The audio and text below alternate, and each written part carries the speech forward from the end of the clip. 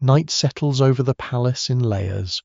Beyond the public courtyards, beyond the marble halls where envoys wait beneath painted ceilings and commanders bow before a throne, there is another boundary, quieter, narrower, more carefully watched.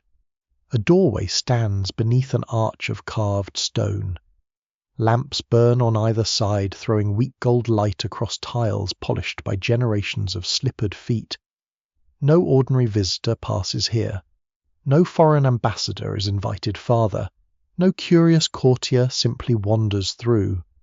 Behind this threshold are rooms whose inhabitants may rarely appear before the wider world, yet from these rooms come future kings, dangerous rumors, marriage alliances, pleas for mercy, secret payments, jealous rivalries, and decisions capable of changing the map of an empire.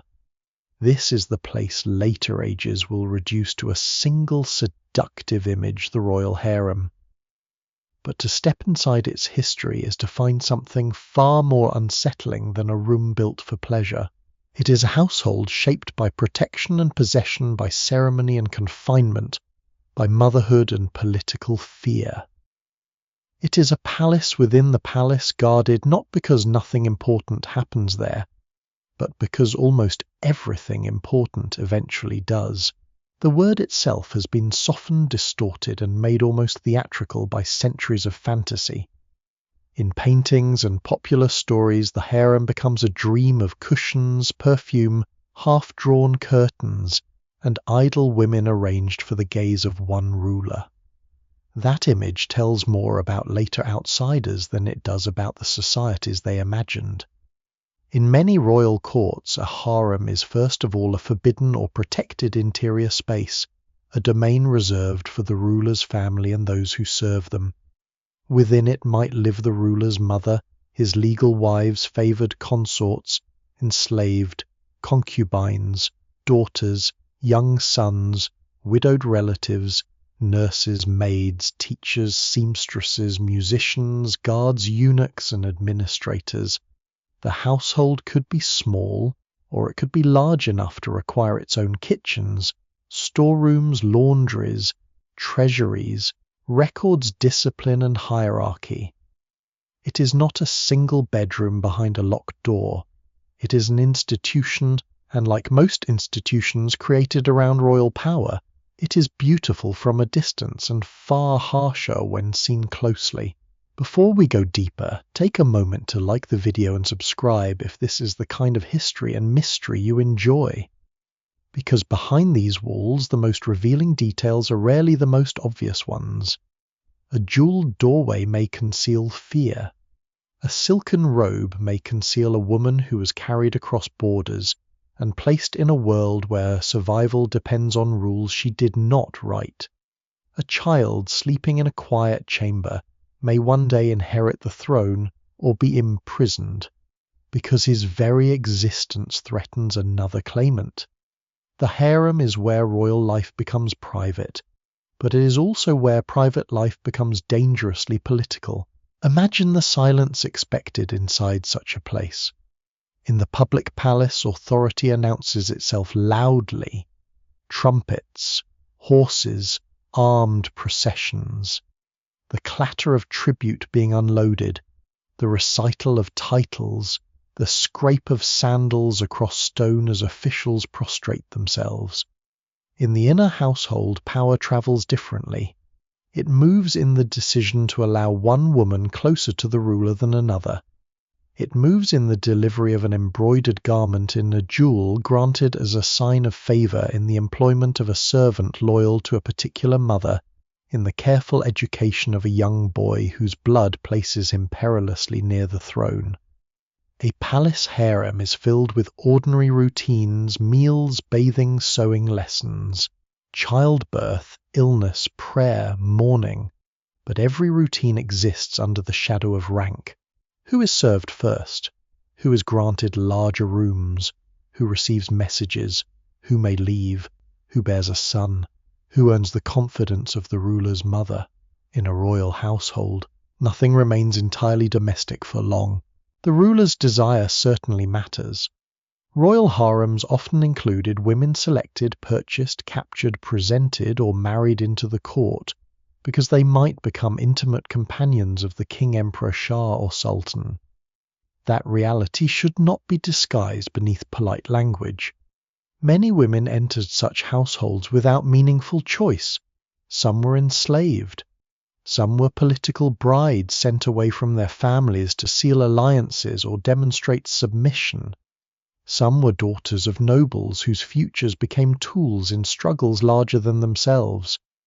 Even a legal queen could discover that her security depended on producing heirs, maintaining influence, and surviving the advancement of rivals. Luxury did not remove vulnerability. Golden bracelets did not turn confinement into freedom. A woman might live among rare fabrics, scented gardens, fountains, and music, and still understand that the gates were guarded partly to keep dangers out and partly to keep her in. Yet the protected household was not only a prison. That is one of its most difficult contradictions. For some women, especially those who learned its customs and gained seniority, the inner palace could provide wealth, education, attendance, property, religious prestige, and access to the ruler unmatched by almost anyone outside the walls. A royal mother could rise from obscurity to become the most influential woman in an empire. A favored consort might secure appointments for allies, arrange marriages, protect charitable foundations, shape the upbringing of a prince, or encourage a ruler toward one faction and away from another. A princess raised within the enclosed court might become a diplomatic asset, a patron of architecture, or the center of a network of gifts and obligations stretching far beyond the palace. What survives in the record suggests that seclusion did not always mean political silence. Sometimes it concentrated influence precisely because access was so limited. That is why the threshold matters so much. The guarded door separates not importance from insignificance, but one kind of power from another. Outside it, men usually dominate the visible structure of rule. Generals, viziers, scribes, priests, governors, tax collectors, ambassadors. Inside it, relationships are built around the ruler's body and bloodline. The question is not simply who commands an army, but who can produce an heir, raise him, protect him, persuade his father, or outlast the women competing against him. Royal authority, for all its public splendor, remains painfully dependent on intimate facts. A king must have descendants. A dynasty must know, or believe it knows, which children belong to whom. A court must decide which mother outranks another. A dead ruler leaves not only a throne, but a cluster of living claims, each carried in the person of a son, a brother, a widow, a concubine, or a powerful mother with servants ready to act. In this sense, the harem is built around a problem every hereditary monarchy eventually faces. The ruler may be absolute in theory, but his death creates uncertainty. A kingdom may survive taxation, war plague, rebellion, and bad harvests, yet still fracture, because several princes have plausible claims, and several palace factions believe their survival depends on the victory of one child over another. The most secure place in the royal residence, therefore, becomes one of its most anxious. Babies are celebrated, but they are also measured by rank. Mothers are honored, but their honor can make them targets. Sons grow surrounded by attendants who kiss their hands while knowing that another prince's success may destroy them all. The harem is full of affection, but it is never free from calculation. Scholars still debate how far the inner life of royal harems can be recovered with confidence, because the surviving sources are uneven and often hostile. Outsiders were fascinated by what they could not see. Male chroniclers might describe secluded women only when scandal, murder, seduction, or political intervention made them impossible to ignore. Foreign visitors often repeated rumor. Later painters invented scenes they had never witnessed. Court histories sometimes blamed royal women for factional chaos, while ignoring the ambitions of male officials who benefited from those same struggles. The evidence remains incomplete, and the private emotions of most women behind the walls have vanished entirely. Their days do not survive in neat detail. Their fears rarely speak in their own voices. Often they appear only as a marriage, a childbirth, a death, a payment, a title, or an accusation. But the walls themselves tell part of the story. In the surviving architecture of great palaces, the inner household is not carelessly tucked away. It is planned.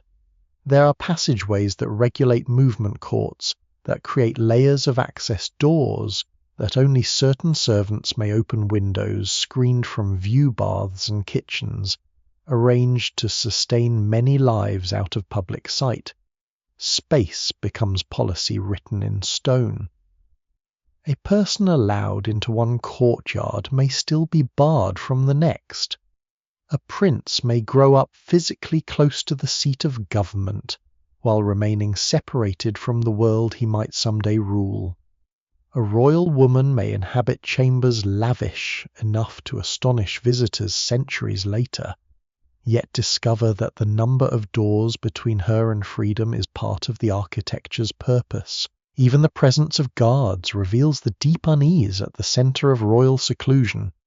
Eunuchs became associated with many royal inner households because rulers sought servants who could move between male authority and female space without creating the same feared threat to sexual exclusivity or dynastic legitimacy.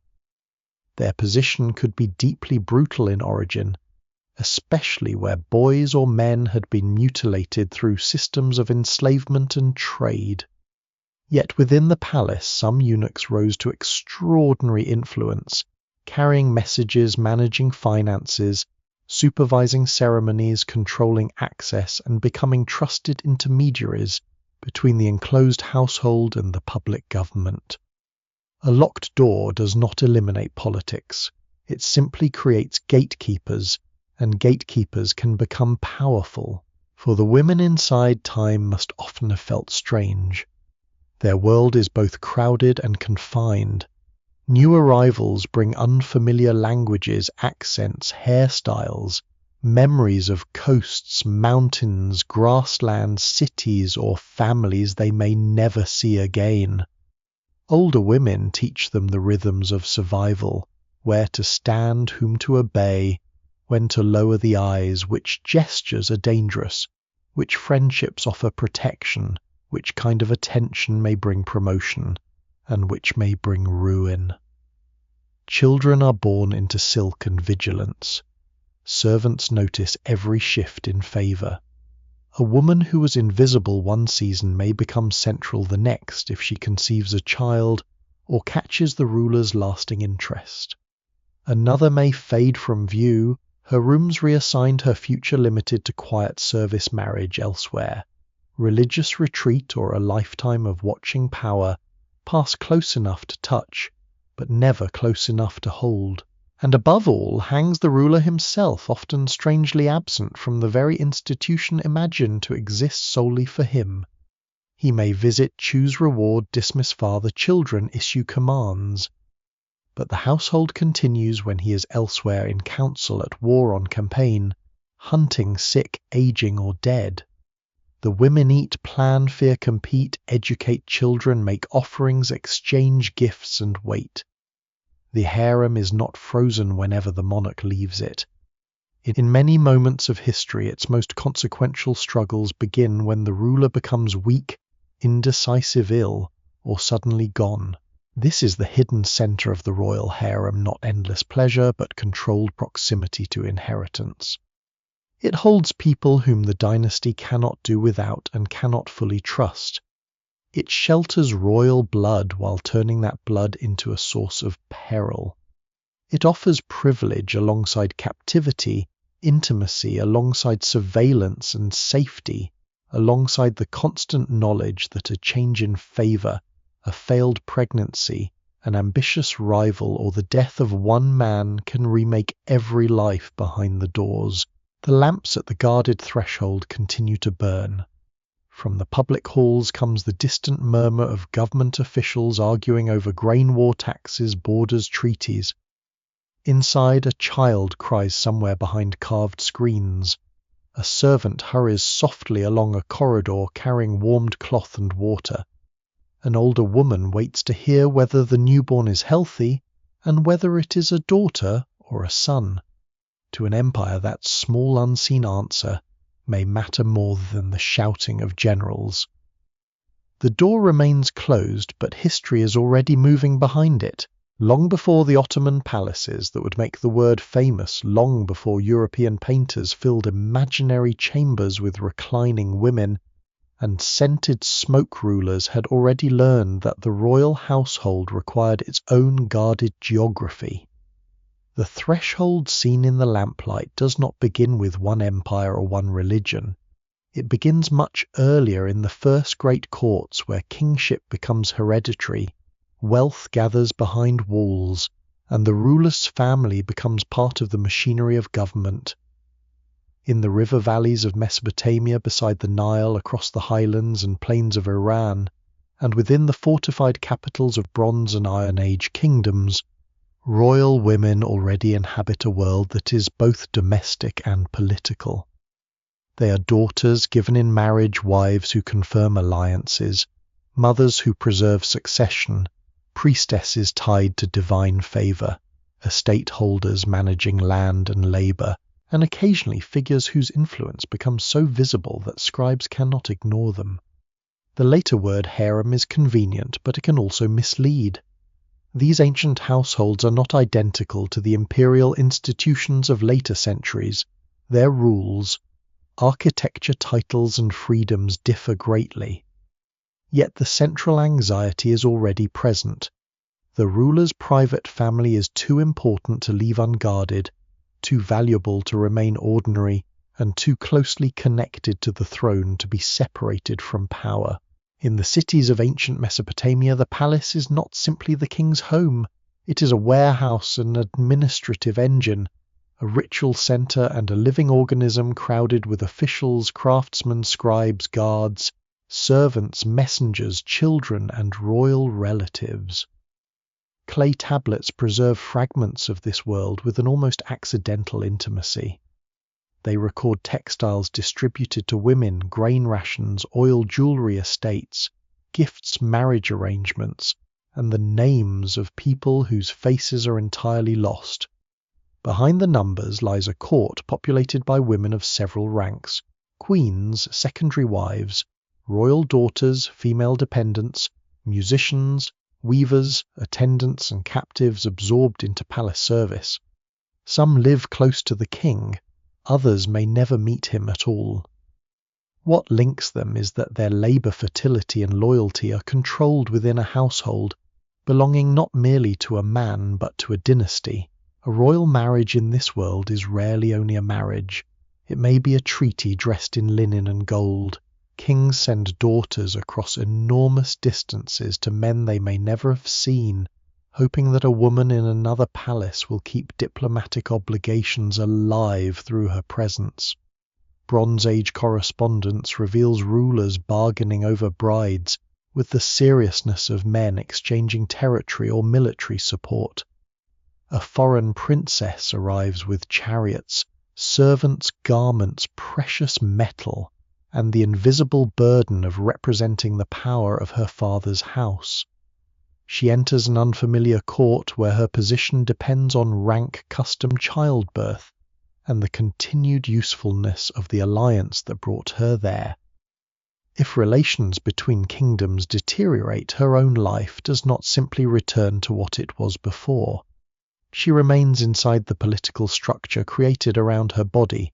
At the same time, palace women are not merely passive packages moving along diplomatic roads. In some Mesopotamian courts, queens hold estates, command personnel, sponsor religious activity, and exchange messages that suggest formidable administrative reach. In the kingdom of Mari on the Euphrates, preserved tablets from the early 2nd millennium before the Common Era allow historians to glimpse royal women navigating marriage, household management, ritual, obligations, and political danger. Queen Shibtu, wife of King Zimri Lim, appears in correspondence not as a decorative figure, but as a woman entrusted with affairs, while the king is absent sending information and receiving instructions within a court alive with uncertainty. Her world is not a later harem, and it should not be forced into that shape, but it already reveals the basic fact that the inner palace can be a place where information gathers and where a ruler depends on women whose authority is grounded in marriage and proximity. Further north, in the harshly disciplined court of the Assyrian kings, the boundary around royal women becomes clearer and more severe. Assyria is an empire built on military force deportation, tribute, and carefully staged terror, but within its palaces another kind of order is enforced through rules written with remarkable precision. Palace decrees regulate contact with women of the royal household. Access is controlled. Behavior is watched. Servants and officials who violate the regulations can face brutal punishment. These texts do not preserve the daily thoughts of the women themselves, but they make the court's fears unmistakable. Royal women might be protected from insult and intrusion, yet they are also treated as potential centers of faction, secret communication, illicit intimacy, or rivalry.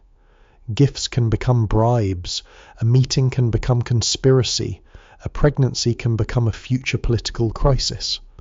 The palace does not build walls around women because they are irrelevant. It builds walls because their relationships matter too much. One of the most striking survivors from this world is Queen Nakia, also called Zakutu, who lived in the 7th century before the Common Era.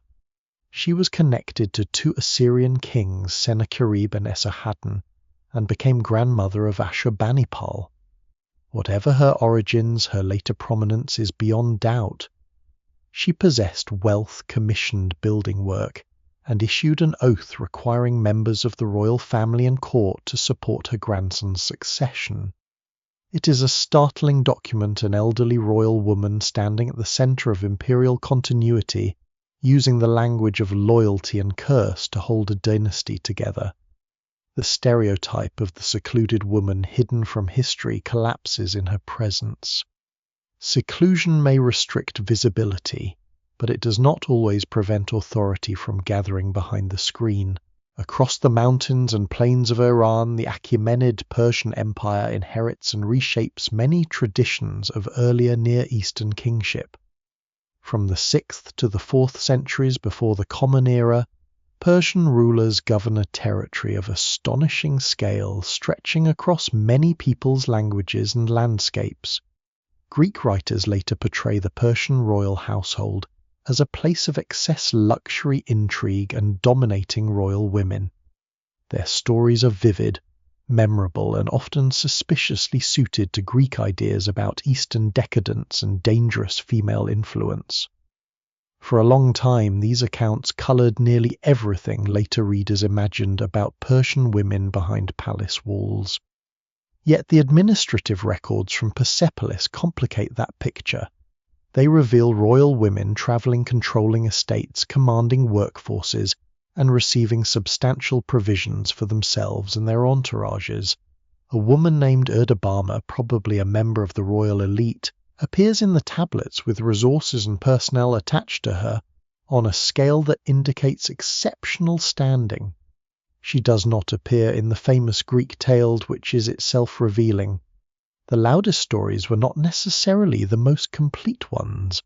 Persian royal women may have occupied protected spaces and moved within carefully controlled courtly systems, but they were not simply waiting in confinement for the king's attention. They could possess economic power grounded in a state's dependence and the vast administrative network of the empire. A king's mother could matter profoundly. A royal wife could represent an important branch of the dynasty. Princesses could be used to bind powerful men to the ruling family through marriage. Scholars still debate precisely how segregated the Achaemenid royal household was, and how accurately later terms such as harem apply to it. The evidence remains incomplete, filtered partly through foreign observers who had reasons to make Persian court life appear strange or morally corrupt. What survives more securely suggests a protected royal household in which women could be both enclosed by status and empowered through it. Egypt offers a different landscape and a different language of kingship. Along the Nile, the royal household grows within a religious universe in which the pharaoh is not simply a political ruler, but a sacred figure whose family participates in the cosmic order surrounding him. Egyptian royal women carry titles connecting them to the king's mother, king's wife, king's daughter, great royal wife. Their identities, at least in official display, are woven tightly into dynastic and divine meaning. Queens appear beside rulers in temple scenes and funerary monuments. Some carry ritual roles associated with goddesses such as Hathor. Some become essential to the symbolism of royal renewal. Here again, the later fantasy of an erotic enclosure misses much of what the court household represents. Egyptian institutions, sometimes translated as harems, were also connected with royal estates, textile production, musicians, children, education and religious service. The same term can cover realities far wider than a residence for sexual partners. The distinction matters because ancient Egypt has produced images capable of misleading the modern imagination in the opposite direction. Its painted walls, carved reliefs, cosmetic vessels, elaborate wigs, jewellery and graceful royal portraits create an atmosphere of elegance so complete that hardship disappears beneath it. Yet the lives of royal women remain shaped by dynastic demand. A queen may occupy a sacred role and still confront competition from other wives. A foreign princess sent to Egypt may be surrounded by luxury, while cut off forever from the political world of her birth. A woman whose child fails to inherit may vanish from prominence. A mother whose son becomes king may be elevated in monument and ceremony, her importance recast as part of the divine story of rulership. The record celebrates what served the dynasty. It is much quieter about loneliness, resentment, miscarriage, displacement, or fear. At times, Egyptian royal women step so dramatically into visibility that they seem to break the structure entirely. Hatshepsut, born a king's daughter and later a royal wife and regent, eventually presents herself as pharaoh, adopting the visual and ceremonial language of kingship. Nefertiti appears in the revolutionary court of Akhenaten with unusual prominence, though the extent of her later authority remains debated. Tia, wife of Amenhotep III and mother of Akhenaten, becomes a respected figure in international diplomacy and royal representation. These women do not prove that ordinary palace life was free or equal, nor that every royal woman held comparable power. They show instead how the dynastic household could produce authority when lineage, ritual, intelligence, and circumstance aligned. A woman born or brought into the king's inner world might remain invisible, or she might become impossible to erase. Beyond Egypt, Mesopotamia, and Persia, similar patterns emerge in other courts. Hittite queens of Anatolia could hold enduring ceremonial and political roles, sometimes continuing in office after a husband's death. The title of the chief queen, the Tawananna, carried authority that could outlast a single reign, creating both stability and conflict within royal families.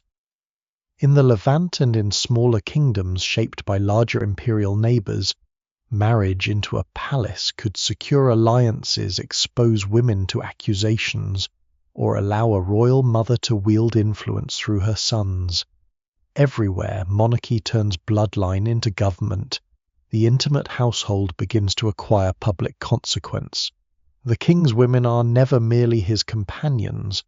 They are diplomatic bridges, ritual partners, producers, and guardians of heirs, economic patrons and potential threats in the eyes of every courtier who fears the wrong succession.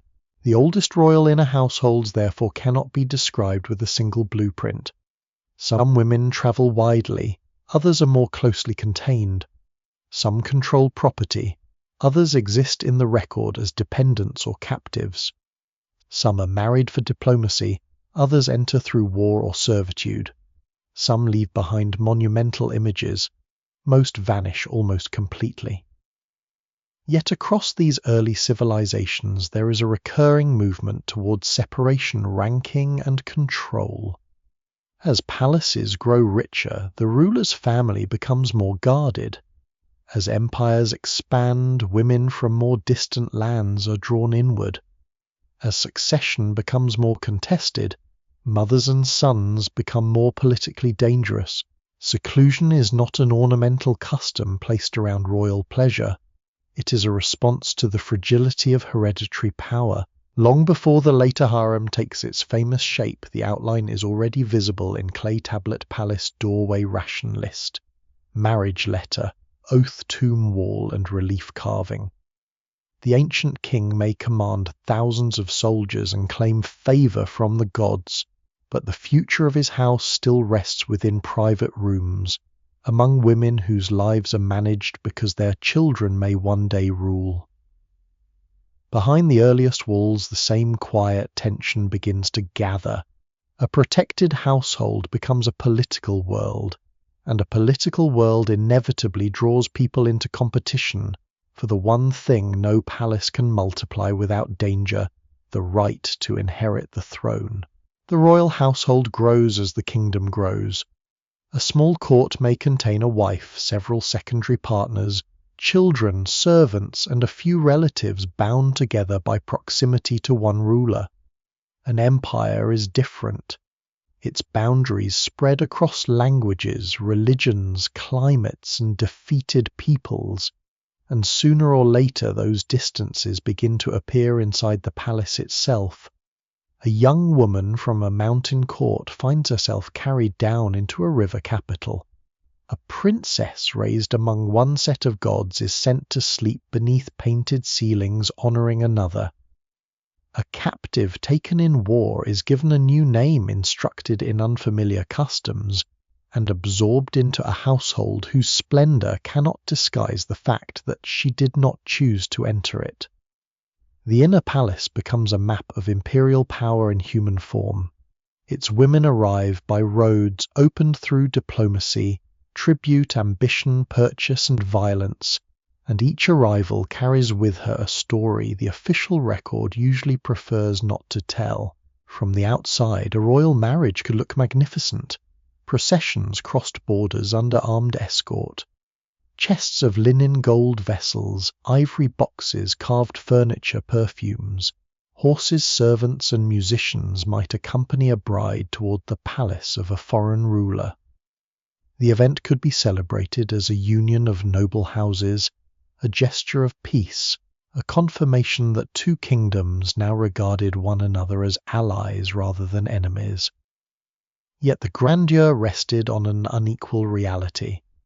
A princess was often leaving behind not simply her childhood home, but the only political world in which her rank, language, and family ties offered immediate protection. Upon arrival, she became a foreign presence within another dynasty, respected so long as the alliance remained useful, watched because her relatives might seek influence through her, and judged according to whether she could produce children whose ancestry benefited the ruler. The surviving diplomatic letters of the late Bronze Age expose how calculating this exchange could be. Great kings addressed one another as brothers while bargaining intensely over daughters, gifts, and status. The rulers of Babylon, Mitanni-Hatti Egypt, and other states traded royal brides as part of the delicate balance that held elite diplomacy together. One striking imbalance stands out. Egyptian pharaohs were willing to receive foreign princesses, but Egyptian royal daughters were not normally sent abroad to marry foreign kings. Egypt accepted women into the pharaoh's household as signs of international prestige, while refusing to let its own royal blood flow outward on equal terms. Foreign rulers complained, negotiated, and sometimes demanded reciprocity. The refusal reveals the hard edge beneath marriage diplomacy. A bride is not merely loved or honored, she is evidence of rank. To receive another king's daughter is to display his recognition of your importance. To give away one of your own may appear to diminish the sacred exclusivity of your dynasty. Some of the women who travel these routes disappear almost as soon as they enter the destination court. Their names survive in a letter announcing a marriage, or in an inventory of goods sent with them, and then silence closes over them. They may have lived for decades. They may have borne children, supervised servants, practiced familiar rituals in private, or quietly adapted to a language once alien to them. They may have died young in childbirth or illness. No single explanation fully accounts for the disappearance of so many women from the record, except the simple fact that royal archives were created to preserve the dealings of kings, not the emotional lives of the daughters they exchanged. The palace remembers an alliance. It rarely remembers the loneliness of the person used to secure it. Not every woman entered through a royal marriage. Below the level of princesses stood another flow of human beings into palaces. Girls and women delivered as tribute, acquired through systems of enslavement, purchased through intermediaries taken from conquered populations, or offered as displays of loyalty by provincial rulers. War did more than expand borders and fill treasuries. It broke households apart. When cities fell, royal courts often claimed the bodies of the defeated along with their silver-grain livestock, furniture, and sacred objects. Elite women captured from an enemy dynasty might be valuable symbols of victory, while less prominent captives could become servants, textile workers, musicians, attendants, nurses, or sexual dependents within the conquering ruler's establishment. The language of palace records often flattens this human catastrophe into categories and totals. There are women received, distributed, assigned, rationed. Behind those administrative verbs lie journeys begun in smoke, fear, and loss. In ancient courts, beauty, youth, musical ability, literacy, noble birth, fertility, and foreign exoticism could all increase a woman's value to those who controlled her future. The palace sought not only potential sexual partners for a ruler, but useful inhabitants for a vast interior economy. Women spun and wove luxurious textiles, prepared cosmetics, trained in song and dance, cared for children, served senior women, managed storage, and performed religious duties. A captive might be selected for labor rather than intimacy. A princess might have attendants who were themselves captives from somewhere else. An enslaved woman might rise because she became the mother of a child favored by the king, but such stories, when they occur, should not soften the structure that made them possible. Advancement within captivity is not freedom. It is survival made visible because most who never rose are almost impossible to recover. The movement of women into royal households also created a peculiar kind of cultural mixing. A palace might contain accents from regions separated by weeks of travel. Foreign brides brought servants who prepared foods from home textiles patterned in familiar styles. Jewelry made according to local traditions, prayers remembered from distant temples, and perhaps lullabies sung to children who would never see their mother's birthplace. Some women remained visibly foreign valuable, precisely because they embodied distant alliances. Others were gradually absorbed into the customs of the court, renamed, retrained, and represented according to the language of the ruler's dynasty. The inner palace could therefore be one of the most cosmopolitan spaces in an ancient capital, while remaining one of its least free. The empire arrived there in miniature but rarely on equal terms. Among the Persian kings, royal marriage and courtly reproduction could help consolidate the ruling house across an immense aristocratic landscape. Marriages with women of powerful Persian families strengthened bonds among the elite, while the presence of numerous royal children created branches of kinship useful in one reign and perilous in the next. Greek accounts delighted in stories of Persian queens, mothers and concubines, influencing rulers, punishing enemies, or advancing favored sons. Some of these accounts may preserve distorted memories of genuine political struggles, others are shaped by hostile storytelling. Yet the basic structure is plausible and supported more broadly. An imperial court full of women connected to powerful families inevitably becomes an arena where kinship and statecraft overlap. A woman's arrival in the royal household might bring not only her own ambitions, but the interests of fathers, brothers, uncles, servants, regional allies, and future children. In later imperial systems, this gathering of women from many regions would become even more organized. In imperial China, women could enter the inner court through formal selection procedures, tribute relationships, palace recruitment, or family ambition, with rank and access governed by elaborate rules. In the Ottoman world, girls and young women of slave origin, many brought from outside the empire's Muslim-born population, could be trained within the palace hierarchy, and a small number might rise through proximity to the sultan and motherhood of a prince. In Mughal India, the women's quarters included wives from politically significant lineages, especially Rajput princesses whose marriages connected regional ruling houses to the imperial family, alongside concubines' attendants, female relatives, servants, and enslaved people. These later courts are not interchangeable, and their rules will demand closer attention. But they carry forward the older logic. The royal inner household grows by drawing women inward from the territory's networks and conflicts that sustain the throne. The women themselves could not all occupy the same position. The daughter of a powerful allied ruler might arrive with wealth, attendants, and negotiated status. Her marriage could preserve elements of her religion and identity, especially when the alliance depended on respecting her family's prestige. A concubine of enslaved origin might begin with no recognized family influence at court, yet potentially rise if she attracted favor and bore a son. A captive servant might spend her entire life maintaining the clothing, food, or chambers of women ranked far above her. A widowed royal relative might occupy an honored but controlled place, politically useful and carefully observed. The term harem, used broadly, can conceal these differences by merging everyone behind one wall into a single fantasy.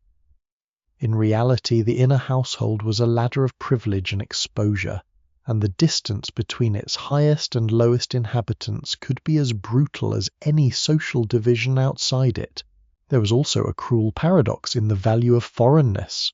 A woman might be desirable to a royal court because she came from somewhere distant, because her appearance, education, lineage, or cultural associations marked her as unusual. Yet those same qualities could isolate her.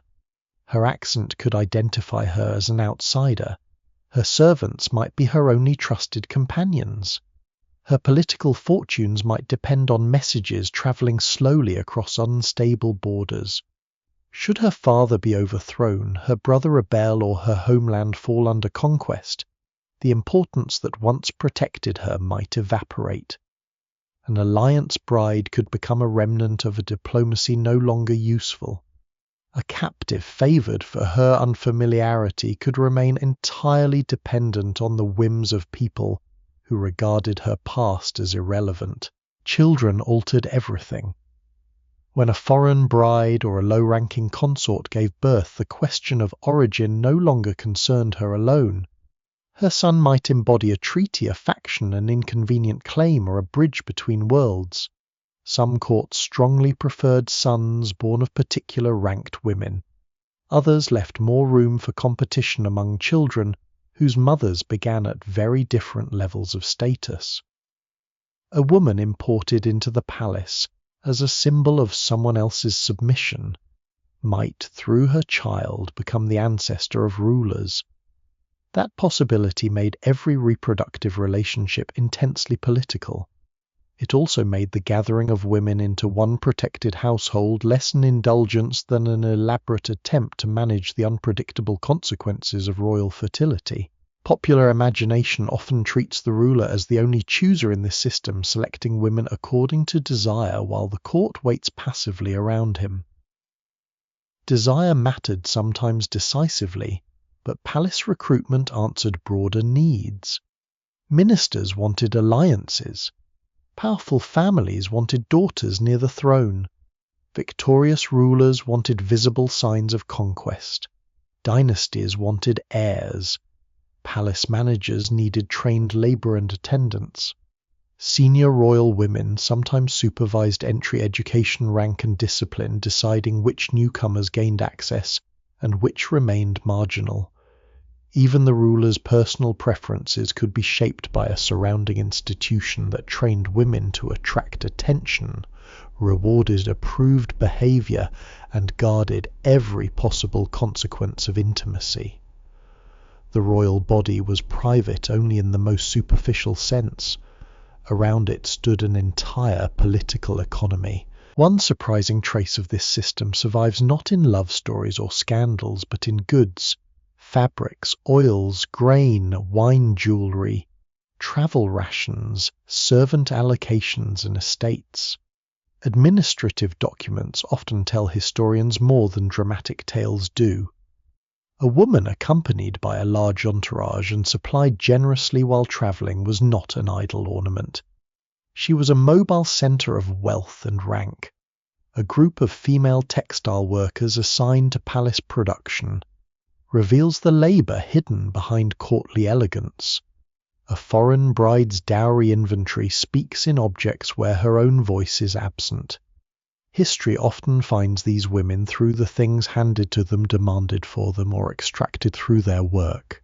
By the time the great imperial harems of later centuries emerge, the palace has learned an old habit very well. It knows how to turn the movement of women into political language. A marriage can mean peace, a captive can mean conquest, a concubine can mean future succession. A servant can mean the invisible comfort of a court that pretends luxury appears by itself. Behind the walls, women from different origins are brought into the same enclosed orbit, but they do not leave the unequal world outside. They carry it in with them. The palace arranges them by status, usefulness, fertility, favour, and danger. From the guarded doorway it's possible to hear only softness. Footsteps, whispered instructions, water pouring into a basin fabric brushing against tiled floors. But behind those sounds lie entire roads of arrival, caravans crossing desert edges, riverboats carrying brides toward capitals, defeated households marched away from burning gates, ambassadors counting gifts beside a young woman whose future has already been negotiated. The royal inner palace may appear still sealed from the movement of history. In truth, it is where the movements of empire come to rest, one displaced life at a time. Once the women have crossed the roads of empire and disappeared through the guarded entrances, the most persistent illusion is that they enter a kind of suspended dream, a few luxurious chambers arranged around the presence of a ruler. But a royal inner palace cannot function like a painted fantasy. It must wake before dawn. It must be heated in winter and cooled as far as possible in summer. It must receive food, water, charcoal, linen, medicine, perfumes, lamps, paper, thread, jewels, cradle cloths, funeral garments, and news. It must educate children, discipline servants, care for the sick, prepare ceremonies, manage births, mourn deaths, celebrate marriages, and contain quarrels before they become political disasters. Behind the walls is not an idle room, but a crowded layered settlement with its own rules, labour rank smells, sounds, and hidden fatigue. A great royal harem is not simply where women live near a monarch.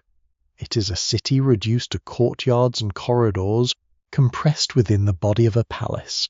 At first light, before the ruler has appeared in audience, and before officials begin crowding public halls with petitions and reports, the inner household is already moving. Servants sweep tiled floors and sprinkle water to settle dust. Fires are coaxed alive. Bakers prepare bread. Cooks supervise pots of rice grain meat, vegetables, milk, syrups, and sweet dishes according to the customs of the court. Water carriers supply kitchens, fountains, baths, washing rooms, and private chambers. Laundresses handle sheets, veils, towels, children's clothes, and garments made delicate by embroidery or expensive dye. Seamstresses repair hems and prepare new clothing according to season, rank, ceremony, pregnancy, or mourning. Nurses tend babies born into privilege but not protected from fever. Physicians and female healers may be summoned through carefully regulated channels. Somewhere an elderly royal woman rises to receive reports. Somewhere else, a young newcomer waits to learn whether she's to be taught music service language etiquette or merely obedience. The physical layout of the inner palace makes this life possible, while also making its hierarchies impossible to forget. In large courts, the secluded household is often arranged through successive boundaries. One gate does not lead immediately to the most private chamber. It leads into another controlled space, and then perhaps into another.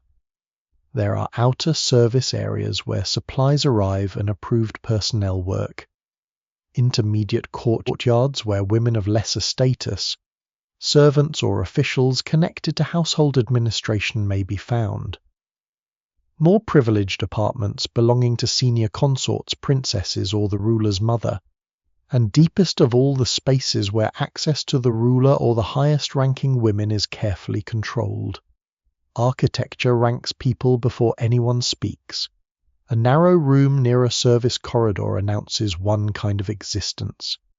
A set of apartments facing a garden with fountains and attendants announces another. The gardens themselves matter. Within enclosed courts, planted courtyards offered shade, fragrance, privacy, and the suggestion of a world wider than the surrounding walls. Fruit trees, flowering plants, pools, carved channels of running water, caged birds and covered walkways could soften life in confinement, especially in climates where heat pressed heavily against stone. Yet even beauty could serve the logic of enclosure. A woman permitted to walk beneath trees and hear flowing water was still moving inside a landscape designed not to expose her to the city beyond. The harem garden is a reminder of the institution's central contradiction. Great care might be taken to make restricted life comfortable, elegant, even magnificent, while the restriction itself remained unquestioned. The largest inner households demanded administration on a scale modern visitors rarely expect. The Ottoman imperial harem at Topkapi Palace in its mature form contained hundreds of rooms and a hierarchy of women, children, eunuchs, teachers, servants, and senior figures, all operating within an intensely regulated environment.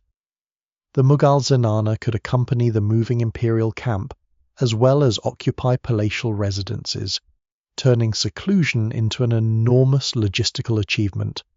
Tents, screens, guards, animals, baggage, cooks, servants, female officials, and noblewomen travelling within a mobile court. In China's imperial palace, the inner court existed within a vast built order that distinguished the emperor's domestic household from the administrative world outside it, while assigning rank residence attendants and ritual duties according to a formal hierarchy. These were not identical institutions. Their laws, cultural ideals, religions, and methods of recruitment varied. Still, each demonstrates how enclosure at the highest level of monarchy required organization rather than mere secrecy. The population behind the walls extended far beyond wives and concubines. The ruler's mother could be the senior presence surrounded by servants, and approached with a deference that revealed her political gravity. Widowed consorts of earlier rulers might remain in the palace, or be moved into designated residences, their lives altered by the death of the man who once determined their standing. Royal daughters grew up among tutors, nurses, maids, guards, and potential marriage arrangements that might someday send them into another court. Young sons lived inside the female household during their earliest years, forming deep bonds with mothers, nurses, and attendants before political expectations began separating them into princely roles. Sisters, aunts, female cousins, foster mothers, wet nurses, entertainers, craft workers, cooks, cleaners, bath attendants, religious specialists, midwives, and scribes could all belong to the enclosed world. Even in a household imagined around one man, much of daily life happened between people who seldom or never saw him. Children filled the inner palace with both ordinary noise and extraordinary tension. They cried, played, fell ill, learned to speak, fought over toys, clung to nurses, ran through courtyards, and grew familiar with corridors that outsiders regarded as mysterious. But every royal child occupied a future that adults measured carefully. Daughters might become tools of marriage diplomacy, or patrons in their own right. Sons might be educated for service, provincial governorship, ritual duties, or the throne itself. A prince's playmates and attendants might remain loyal to him in adulthood, creating networks formed before he understood their significance. His mother's rooms could become the earliest center of his faction. The woman who fed him, taught him, or guarded him through childhood might one day have reason to fear for his life. In dynastic households, childhood was tender, but never politically innocent. Surprisingly, many secluded royal women were educated to a degree that the fantasy of passive idleness obscures. Depending on the court and a woman's status, she might learn religious texts, poetry, calligraphy, music, embroidery, etiquette, estate supervision, languages, genealogies, ceremonial practice, or the arts of correspondence and gift-giving. Education was not always intended to liberate. Often it refined a woman for service within the court, making her more graceful, useful, appealing, disciplined, or capable of managing a household. Yet knowledge could provide tools of influence. A literate woman might maintain connections through letters. A senior consort might supervise instruction. A princess might compose poetry or support scholars. A royal mother might understand the language of petitions, appointments, property, and piety well enough to build authority without ever standing in the public council chamber. Not all work was elegant. Behind courtly splendor stood an enormous amount of repetitive labor, much of it performed by women of low status. Fine robes had to be cleaned and repaired. Bedding had to be aired. Floors stained by childbirth, illness, and ordinary life had to be washed. Meals for large numbers of residents had to be prepared every day, regardless of ceremony or crisis. Cosmetics required mixing and storage. Children required constant attention. Lamps smoked. Baths produced steam and damp. Waste had to be removed. The inner palace smelled not only of rosewater and incense, but of bread soap, sweat medicine, charcoal, damp fabric, blood milk, and crowded habitation. Its most beautiful rooms depended on labor that official histories rarely record except through payments, rations, or lists of servants. For every woman remembered because she became a queen mother, many others spent their lives making powerful people comfortable and vanished without names. The bathhouse, especially in courts shaped by Islamic and older Near Eastern traditions, became an important part of this enclosed world. It was practical, necessary for cleanliness and ritual life, but it could also become a social space within limits, a place where women gathered, assessed newcomers, displayed rank through textiles, or attendants heard fragments of information and experienced moments of companionship away from the most formal rooms. Similar networks formed around kitchens, nurseries, sewing rooms, gardens, devotional spaces, and ceremonial preparations. Seclusion from the external male court did not mean isolation from other women. Quite the opposite. Life was lived intensely among them. Friendship, patronage, affection, dependence, suspicion, cruelty, mentorship, and rivalry all emerged within a world where people could be physically close for years while competing for scarce security. This crowded proximity gave servants unusual importance. A maid who carried garments might also carry news. A nurse who raised a prince might gain lifelong loyalty from him. A laundress, bath attendant, musician, tutor, or older supervisor could observe shifts in health, pregnancy, favor, anger, and alliance long before such matters became visible beyond the walls. Information moved through daily service. A gift delivered to the wrong chamber, a prolonged illness, the summoning of a midwife, the arrival of special food, a new set of rooms prepared for someone rising in status. These details could signal changes in the political weather. Court life trained its inhabitants to read small gestures because larger truths were seldom announced plainly. Control of supplies and access could therefore become a form of power. Senior women who possessed their own revenues or controlled allocations to dependents could build loyal followings. Gifts of clothing, jewelry, money, apartments, or servants were not simply generosity. They created obligation.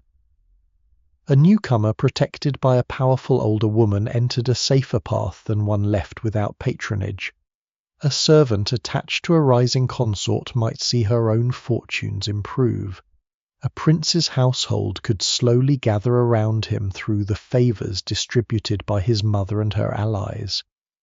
What looks from outside like an enclosed domestic arrangement is already behaving like a political court, only with its influence flowing through cloth food, childcare introductions, and access rather than public offices. There were also moments when the inner household expanded beyond fixed walls. Royal women travelled for marriages, pilgrimages, seasonal moves, military campaigns, hunting expeditions, or transfers between residences. The Mughal court is particularly striking in this regard, for the imperial household could move on an immense scale. Secluded women did not simply remain locked in a permanent chamber while the emperor crossed the subcontinent.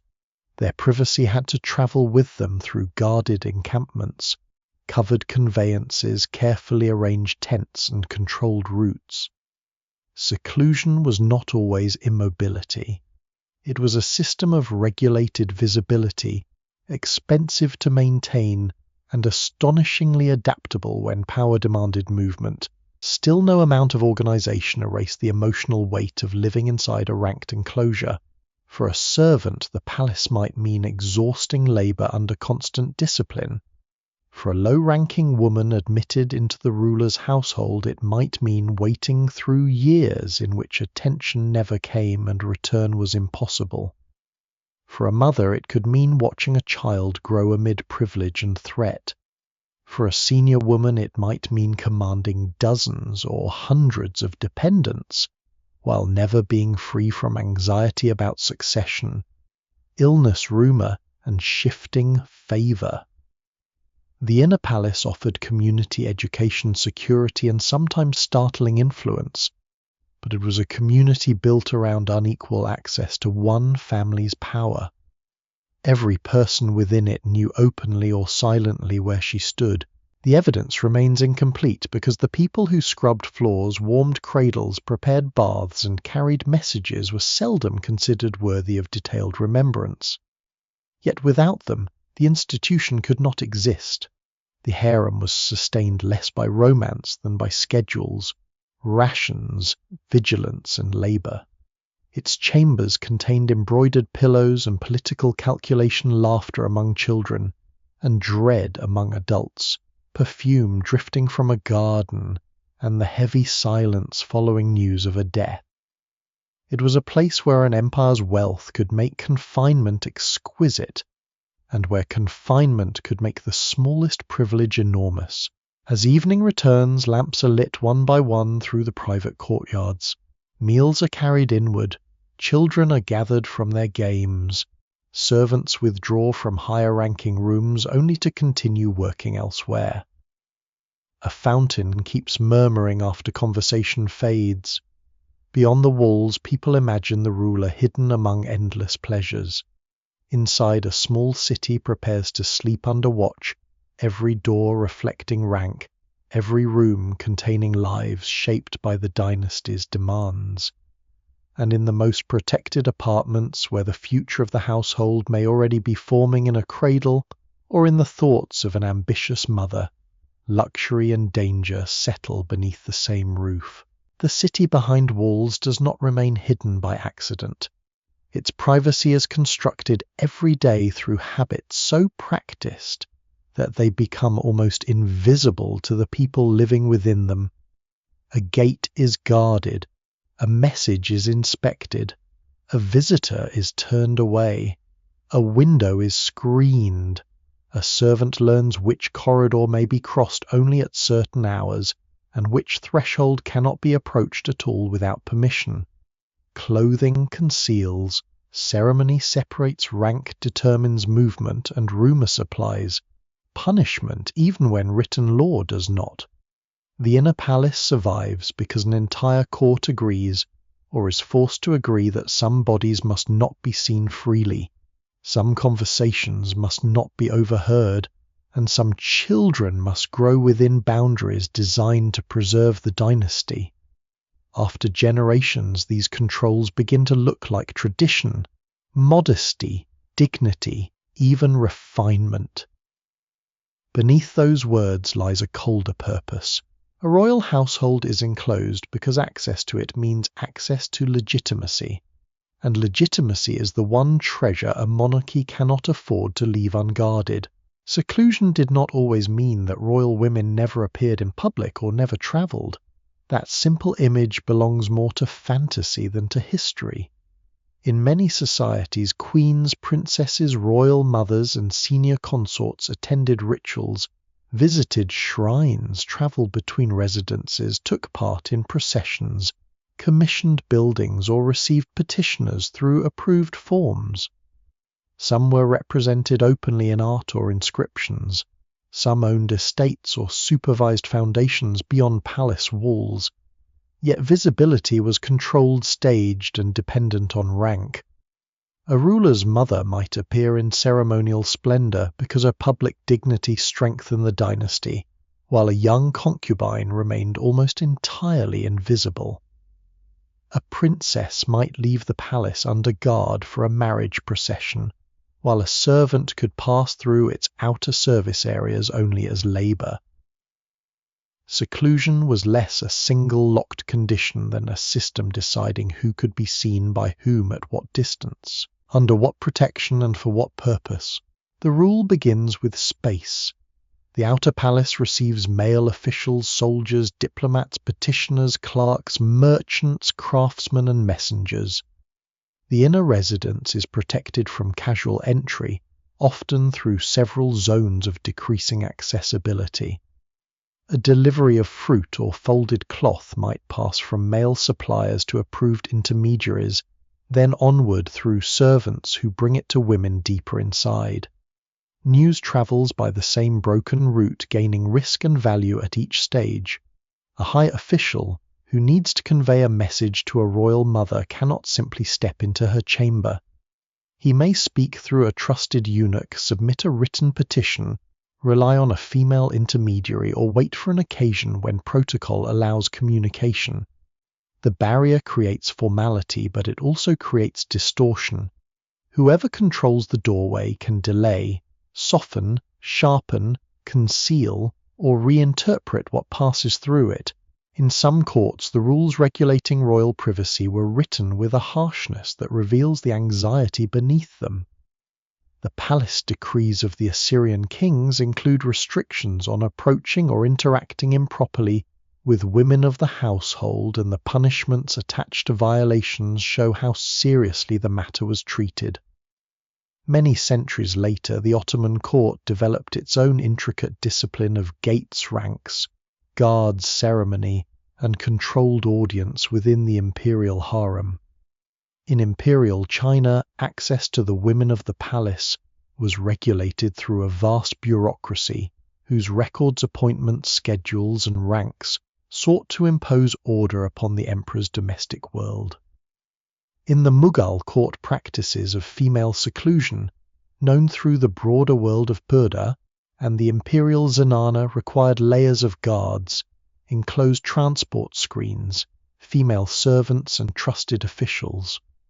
No court applied these controls in precisely the same way, but all understood that the ruler's household had to be both served and sealed visible when majesty demanded display inaccessible when access threatened authority. Clothing became one of the portable walls of seclusion. Veils, curtains, screens, enclosed litters, curtained carriages, covered palanquins, and partitioned tents did not merely reflect personal modesty. In elite royal life, they declared status and transformed restricted visibility into an emblem of prestige. A woman whose face and body were kept from public view might be understood as belonging to a household wealthy enough to protect her from labor exposure and the gaze of strangers. Seclusion could therefore become aspirational among elites imitated beyond the palace, because it signaled honor and privilege. Yet a practice capable of conferring status could also narrow movement and increase dependence. To appear only under prescribed concealment meant requiring attendance, guards, preparation, permission, and resources every time one crossed into the outside world. The silken curtain could express dignity while functioning perfectly well as a barrier. Ceremony reinforced the same lesson. Within the royal household, everyone learned that approach was a privilege. Women of lower status approached senior women according to rules of respect.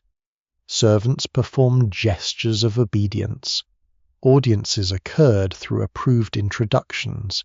Gifts were accepted or refused with meanings far greater than their material value.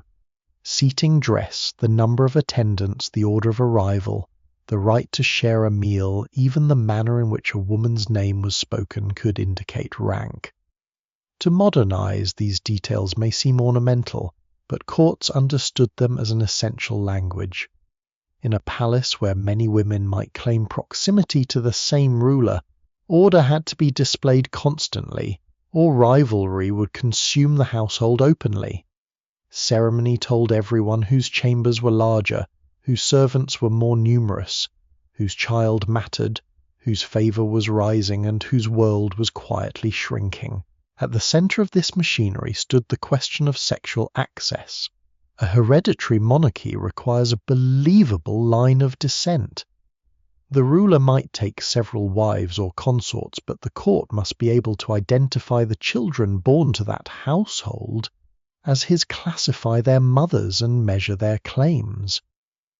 This fear of uncertainty shaped the guarding of women far more deeply than the romantic jealousy often imagined by later storytellers.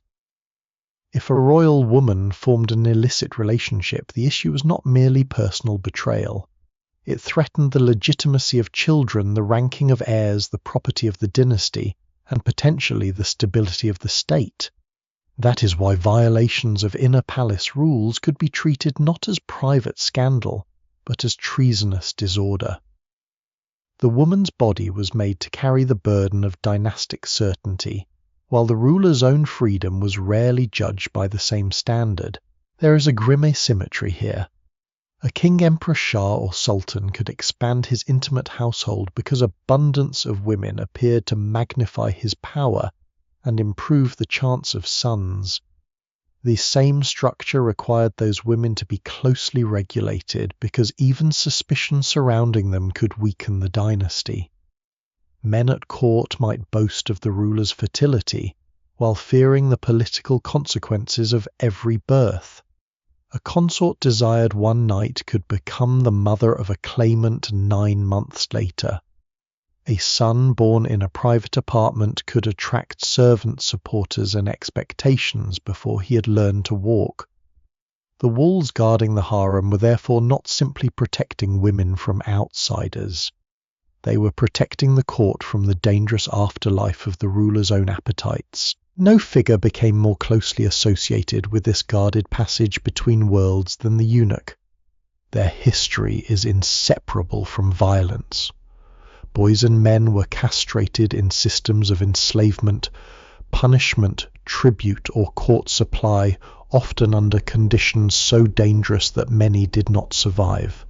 To speak only of the powerful eunuchs who later acquired influence is to risk obscuring the injury on which their role was built.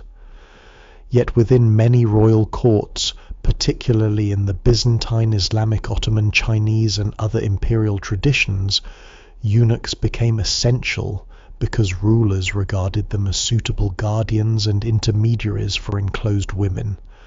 They could enter spaces denied to most adult men, carry commands between ruler and household, supervise servants, watch gates, escort women, oversee children, and guard the routine secrecy on which the institution depended. Their perceived safety was never absolute. Eunuchs were trusted because they were thought unable to father rival children with royal women, but they were feared because access produces knowledge, and knowledge in a palace is rarely harmless. A senior eunuch might know which consort had been summoned, which prince was ill, which royal mother was receiving petitions, which servant carried gifts, which official sought secret favor, and which faction expected advancement. He could be dismissed, bribed, resented, courted, promoted, or accused. In the Ottoman palace, the chief black eunuch eventually wielded immense authority not only within the harem, but also through connections to religious endowments and the holy cities. In China, eunuchs at different moments rose into powerful political roles, provoking repeated attempts to limit them, purge them, or blame them for imperial weakness. The irony is sharp. A system designed to reduce danger by controlling contact repeatedly created officials whose control of contact made them dangerous. The racial and geographic dimensions of eunuch service also exposed the cruelty hidden beneath palace elegance. In the Ottoman imperial household, black eunuchs, many brought through slave routes originating in Africa, were associated especially with the guarding and administration of the harem, while white eunuchs historically served in other palace roles. The polished floors and ceremonial offices of the palace concealed journeys of capture, transport, mutilation, sale, and survival. Some men who entered this system eventually achieved rank and wealth beyond the reach of many free subjects. That does not redeem the institution that brought them there. Like women carried into the palace through slavery, they reveal how royal privacy depended on the forced transformation of other people's lives. Women also guarded women. Senior female officials, matrons, experienced attendants, nurses, and older consorts could discipline newcomers, instruct them in etiquette, arrange service, monitor conduct, and report infractions. Inside the palace, a young woman's most immediate authority might not be a male guard at a door, but an older woman who controlled her clothes duties, lessons, sleeping arrangements, and prospects. This could create bonds of protection and mentorship, particularly when a patron recognized talent or vulnerability in a newcomer. It could also produce severe cruelty. An institution built upon rank encourages those who have survived it to enforce its rules upon those below them. The captive who rises may defend the hierarchy because that hierarchy has become the source of her security. Letters and objects had to negotiate this world of restriction. A message from a royal woman might pass through scribes, eunuchs, servants, trusted relatives, or official channels depending on time and place.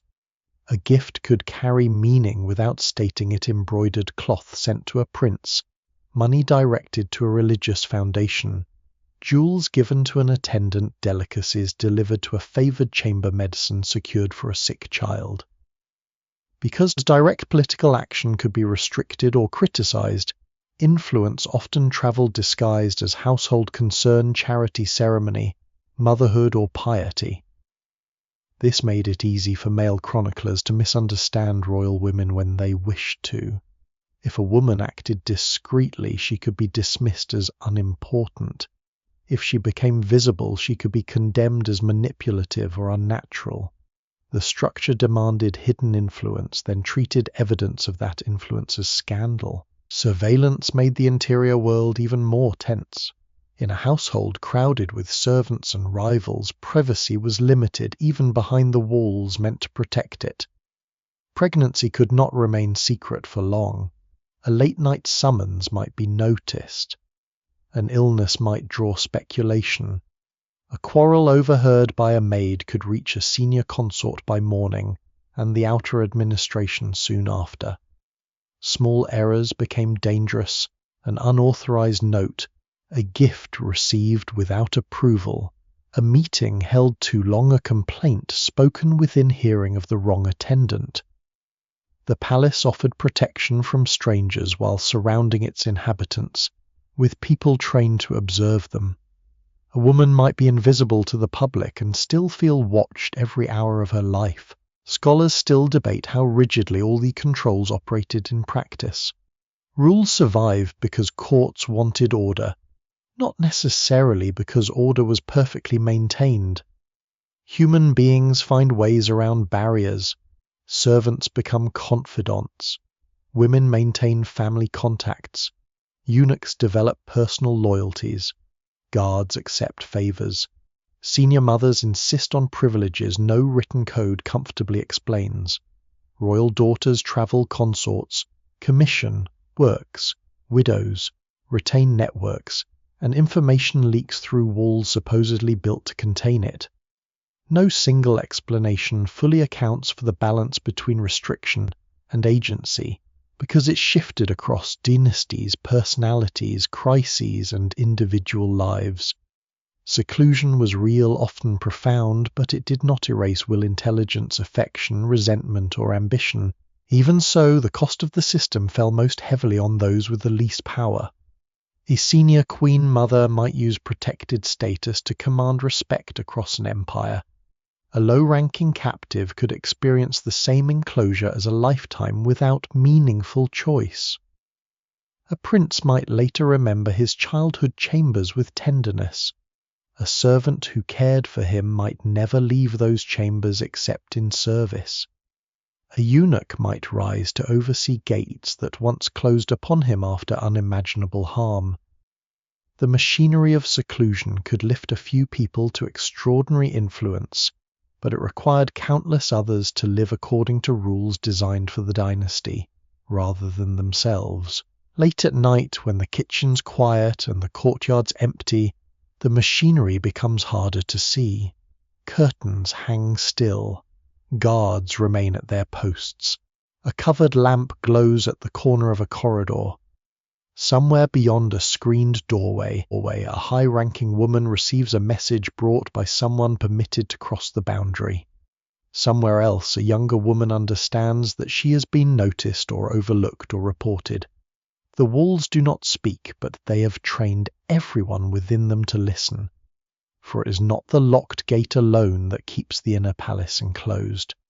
It is the knowledge that every movement carries meaning, every access must be earned, and every private encounter may one day be weighed against the future of the throne. For a young woman brought into the royal interior passing through the gate does not mean that she has already reached the ruler. In many of the greatest courts, entry is only the beginning of a far more deliberate process. The palace does not simply collect women. It sorts them, trains them, tests them, dresses them, teaches them when to speak and when silence is safer, decides where they will sleep, whose service they will enter, what rank they may hold, and whether they will ever move close enough to the throne for their names to matter. Desire may eventually interrupt the order of things, as desire often does, but even desire must travel through an institution prepared to manage it. By the time a woman appears before an emperor or sultan, she may have spent months or years learning how to walk within the hidden grammar of court life. The royal household does not merely enclose women, it remakes them into inhabitants of a world where posture, memory, dress, music, language, grace, lineage, obedience, and luck could determine an entire future. In the Ottoman imperial palace, this process could begin far from Istanbul. Many of the young women who entered the imperial harem in its classical centuries were enslaved girls of Christian origin, brought through networks of war capture, purchase, gift exchange, or the trade in human beings that fed elite households across the region. The details of individual journeys are often lost, and the palace records become clearest only after these girls have arrived within an institution that changes their identities. Some receive new names, some learn a new religion, a new language, and a new set of bodily habits. Their past is not always erased from memory, but it is deliberately made less important than their new place inside the dynasty. The palace takes a displaced child or adolescent and begins training her to become useful within a highly organized household, perhaps as a servant to a senior woman, perhaps as an embroiderer or musician, perhaps as an attendant, perhaps, for a very small number, as someone who might eventually attract the attention of the Sultan. This training was not decorative idleness. A newcomer had to master Ottoman Turkish if she did not already speak it. She could be instructed in Islam prayer palace etiquette, cleanliness, dress embroidery, sewing, music recitation, dance conversation, and the precise forms of service expected in the apartments of women above her. She learned how to stand in the presence of rank, how to carry a tray, how to prepare clothing, how to respond to commands, how to make herself noticeable without appearing forward, and how to avoid mistakes in a household where mistakes could be remembered. Some possessed or developed artistic accomplishment, becoming skilled singers, instrumentalists, embroiderers, or readers. Some remained in ordinary service and might later leave the palace through arranged marriage to members of the Ottoman elite, carrying with them a courtly education that could link households beyond the harem walls. A few entered the narrowing current that led toward intimacy with the ruler. The number of women who rose to that position was always far smaller than the number who lived and worked in the institution. Rank shaped the Ottoman interior almost from the moment of arrival. Women who entered at lower levels were watched and instructed by senior attendants and supervisors. Advancement might come through ability, beauty, discipline, patronage, or selection for closer service.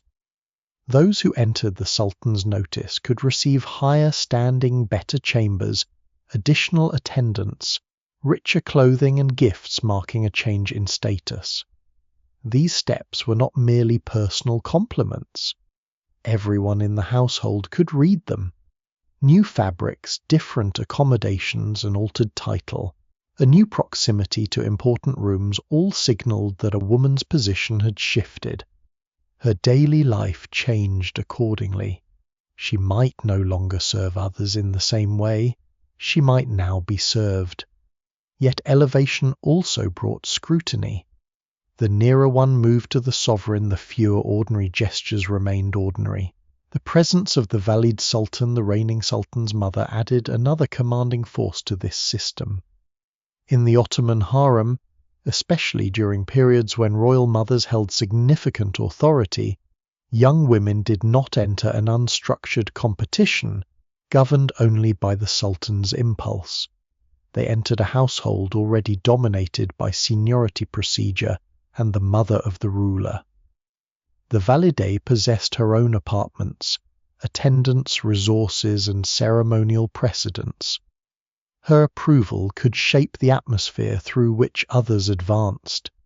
She stood as living proof of what the palace could make of a woman once brought into it, someone who might begin as an outsider and end as the senior woman of the dynasty. but that visible possibility rested upon an immense field of lives that never reached such prominence.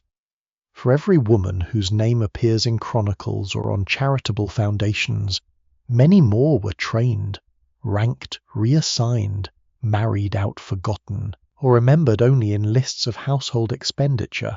Far to the east, the imperial inner court of China followed a different tradition, one rooted not in the same pattern of imported slave concubines, but in a highly formalized vision of household hierarchy, ritual order, and imperial reproduction. The emperor's domestic world could include an empress-ranked consort's concubines, female servants, nurses, palace maids, and dowager figures whose authority might become immense. The recruitment of women varied across dynasties, and no single practice describes the whole sweep of Chinese imperial history. In several periods, young women were selected from eligible families or drawn into palace service through systems tied to status, ethnicity, obligation, and court regulation. For ambitious families, having a daughter enter the palace might open a path toward extraordinary honor. It might also mean surrendering her into an environment where thousands of hopes narrowed around a ruler she might barely encounter. Selection could be exacting because the palace wanted bodies and behavior that met ideals of health, beauty, decorum, lineage, and suitability. Families might regard the summons with mingled pride and dread. A daughter selected for palace examination could become attached to imperial power, but she could also vanish into a ranked interior where she remained minor and remote from the emperor the rest of her life. Those admitted learned the demands of palace discipline, formal gestures, appropriate speech, ritual conduct, dress, according to rank, service to superiors, and the careful observance of an environment where status was built into clothing, residence, attendance, and food allowances. The Chinese inner court was structured not as an uncontrolled gathering of favorites, but as an ordered hierarchy reflecting the larger bureaucratic imagination of the empire. In principle, every woman occupied a place. In practice, favor, family connection, personality, health, fertility, and court politics could disrupt even the most carefully arranged order. The empress stood at the summit of the women's household, ideally responsible for its moral and ritual order, just as the emperor stood above the empire. Beneath her existed levels of ranked consorts, whose titles and privileges differed by dynasty. Their robes, seals, residences, servant ceremonial duties, and allowances could all indicate standing. Lower still were palace women whose labor sustained the court, and whose chances of imperial notice might be slight. The scale could be overwhelming. The romantic fantasy suggests that every woman in an emperor's inner palace waited personally for his attention. The reality is that many were members of an enormous domestic institution closer to the throne in geography than most subjects could imagine, yet separated from it by ceremony, rank, bureaucracy, and sheer numbers. Preparation in this environment was not only preparation to please a man, it was preparation to embody imperial order. A woman of high rank had to appear at prescribed rites, honor senior figures, maintain appropriate dignity, manage servants, understand seasonal observances, and inhabit her status without public disorder. She might supervise weaving ritual offerings, education, or the distribution of favors within her apartments. A lower-ranking woman needed to know how to serve without offense, move through the court without attracting punishment, and build whatever security was available through competence or attachment to a patron. Her days might be marked by long stretches of routine rather than romance dressing. Senior women mending garments, preparing objects for ceremony, memorizing rules, waiting through periods of little change, observing the rise of others with the painful clarity available only to those who remain stationary. The Mughal world presents another inner palace known commonly as the zenana, where rank, education, kinship, wealth, and imperial ambition formed a complex society of their own. Mughal emperors did not rely on only one stream of women entering their households. The zenana included mothers, grandmothers, sisters, daughters, widows' wives from noble Muslim lineages, Rajput princesses married into the imperial family as part of political accommodation and alliance, concubines enslaved women, attendants, guards, entertainers, scholars, artists, servants and women attached to the households of other royal women. A marriage between a Mughal emperor and a princess of a powerful Rajput house could carry immense political significance. It connected ruling families, helped stabilize imperial relationships with regional elites, and brought a woman into the court with a standing unlike that of a low-ranking dependent. She could arrive with her own attendants, wealth, customs, and continuing ties to her birth family. Her place in the household was not identical to that of every other woman behind the screens. The Mughal zenana was secluded, but it was far from inactive. Elite women could possess fortunes, manage estates, sponsor buildings, commission gardens, arrange marriages, undertake journeys, patronize trade, perform religious giving, and participate in the culture of poetry, art, taste, and imperial display. Education among prominent women could be substantial. Some learned to read and write Persian, the language of high Mughal court culture and administration. They could be instructed in poetry, theology, history, music, calligraphy, household management, and the conduct expected of imperial women. One of the less understood truths of the zenana is that it could function as a place of intellectual and commercial activity, as well as domestic containment. Women who lived behind screens were not necessarily detached from wealth or information. The screen restricted visibility, but letters, servants, agents, property ships, gifts, and patronage could carry a woman's reach astonishingly far. For younger women entering such a household, preparation depended greatly on birth and purpose. A princess born inside the Mughal family grew up amid refinement service instruction and the unspoken awareness that her marriage or unmarried status could carry political meaning. A high-born bride arriving through alliance brought an identity already formed by another court, and had to negotiate her position within the imperial one. A servant or enslaved woman faced a far more precarious existence, acquiring skills valued by those above her, and relying on discipline, patronage, and chance. Music, dance, recitation, textile work, perfume, preparation, culinary arts, conversation, personal grooming, and knowledge of etiquette could all belong to the cultivated life of the inner court. Yet these accomplishments cannot be separated from hierarchy. The same song might be an artistic pleasure for a princess and a required performance for a woman whose position depended on entertaining those with power over her. In all three worlds, the Ottoman harem, the Chinese inner court, and the Mughal zenana, the daily transformation of women was achieved through repetition. A newcomer learns by watching older women. She learns that certain colors or ornaments belong to certain ranks. She learns which senior figure is generous, which is feared, which is ignored only at great risk. She learns the timing of meals, prayers, or rites, audiences, baths, lessons, visits, seasonal ceremonies, and celebrations. She learns how to hide exhaustion, uncertainty, homesickness, irritation, or ambition beneath a courtly surface. She learns that ability matters but not always enough, that beauty can draw opportunity but also danger, that noble birth offers protection in some circumstances and makes a woman a political instrument in others. That favor appears personal while its consequences are read by an entire household. The most surprising truth may be that training was often designed to produce not simply lovers but polished extensions of the palace itself.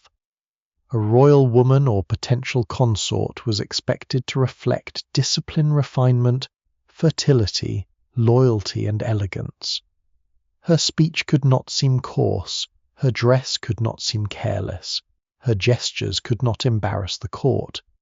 Even intimacy was surrounded by preparation, because the ruler's private preferences belonged to an institution that understood their public consequences.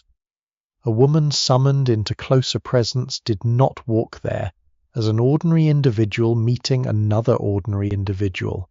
She carried her instructors, her patrons, her rank, her attendants, her rivals, her origins, and the expectations now attached to her future. What survives in the record suggests that some women found pride, friendship, artistic purpose, material, comfort, religious meaning, and real authority inside these systems. Others endured a life selected for them, polished by others, and judged according to standards they could never escape.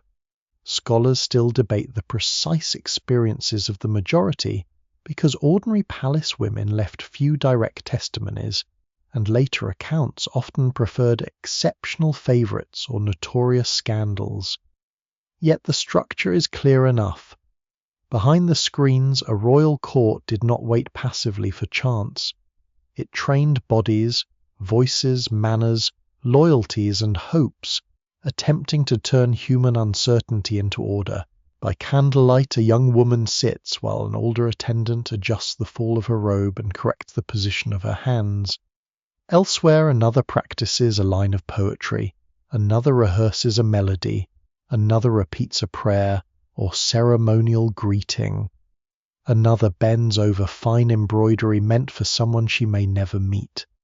In a room of greater privilege, a ranked consort receives new garments, whose quality tells every observer that something has changed. Nothing here is accidental, though almost everything remains precarious. The palace has taken women from many beginnings and taught them one shared lesson. Before anyone can rise within the inner world of royalty, she must first learn how completely that world is prepared to shape her. The training has done its work when a woman no longer needs to be reminded of every rule because the palace has entered her movements. She knows how quickly to rise, how deeply to bow, how long to hold another woman's gaze before respect becomes challenge, how to receive a gift without appearing hungry for advancement, how to accept disappointment without displaying the wound it leaves behind.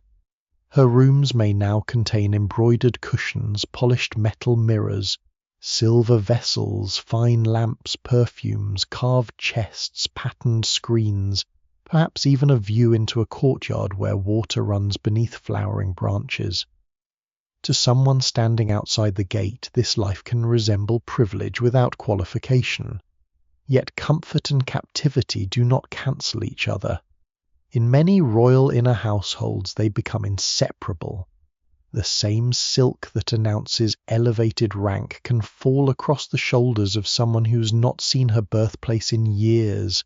The same guarded door that protects her from intrusion can keep her from deciding where her own life should unfold. The palace does not need its residents to be constantly miserable in order to control them.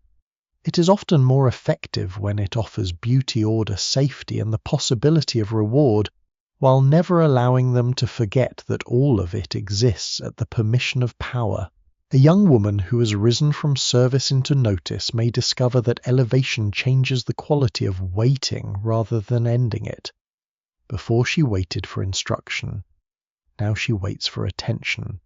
She may have better clothing, softer bedding, additional attendants, finer food, and exemption from tasks once expected of her, but those new comforts carry a message visible to everyone. She has become someone worth watching.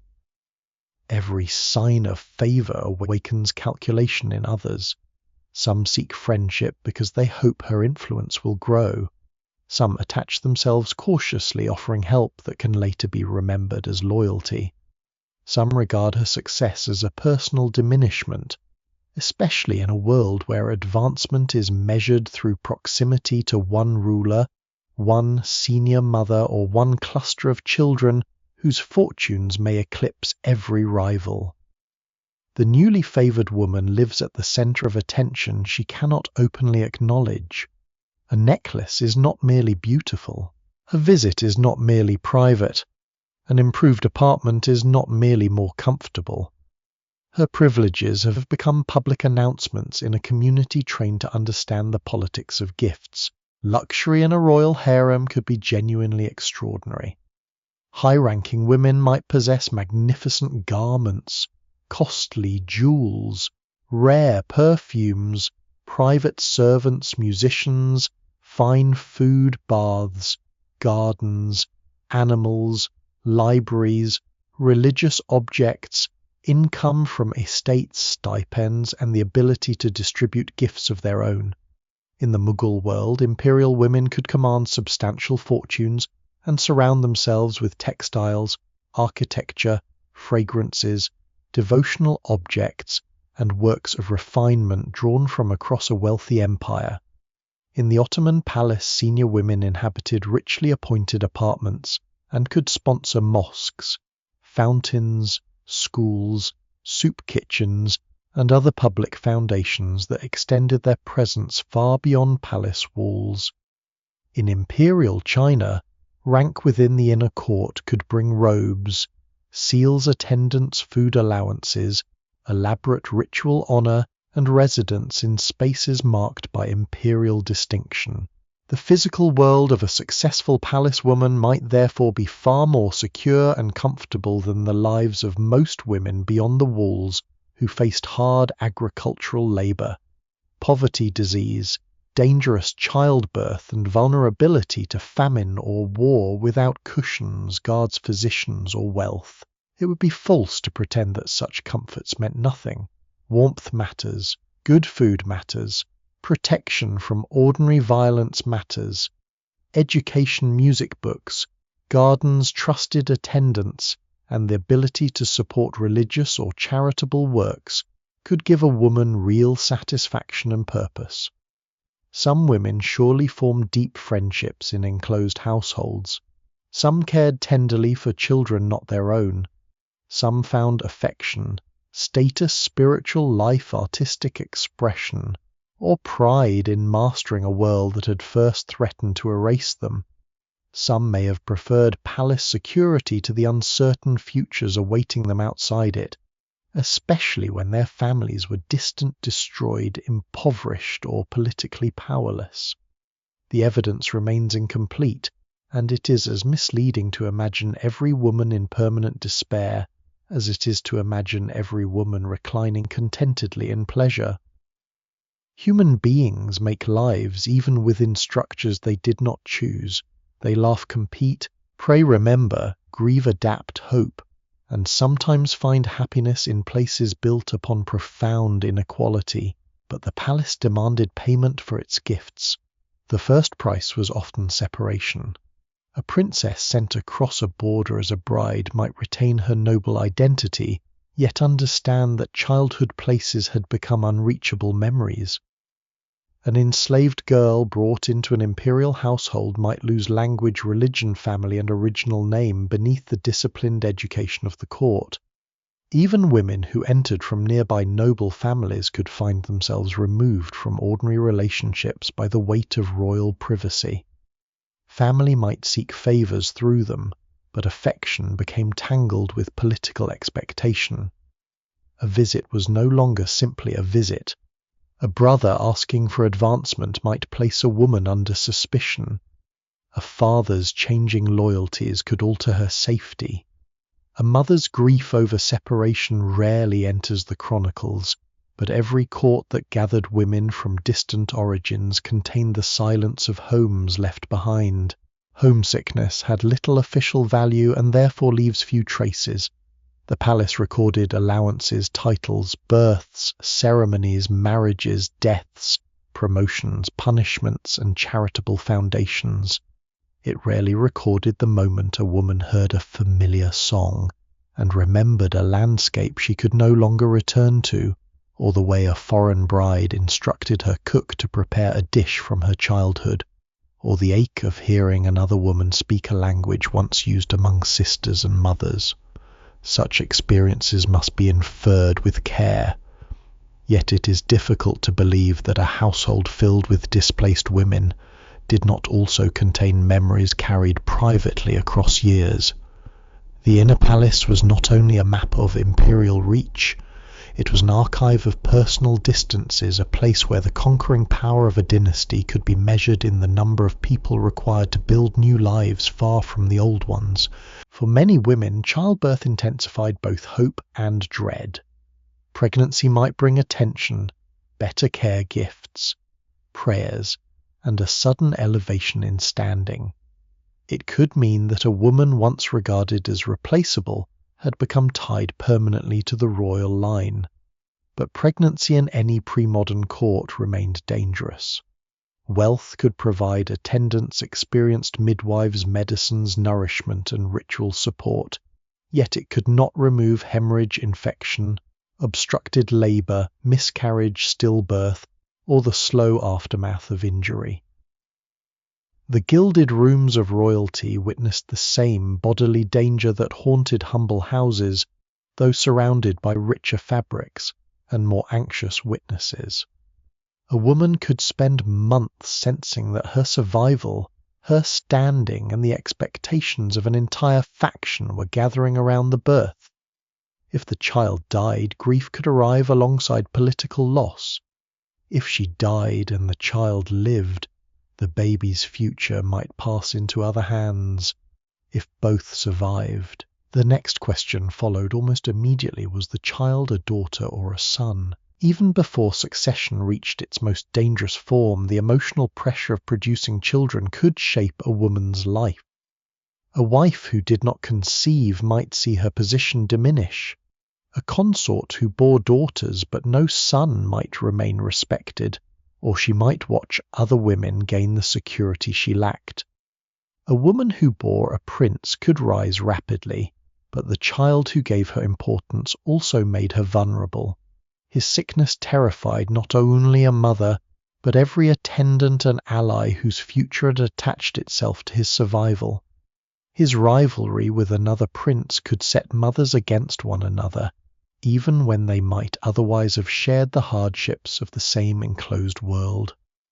The nursery in a royal harem was never merely a nursery.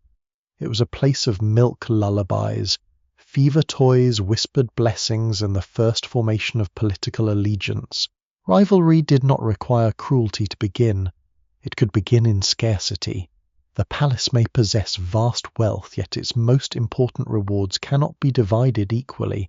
The ruler's lasting affection, the title of principal consort, the respect granted to a royal mother, the security of having one's child recognized as favored, the assurance that a son will survive the next transition of power.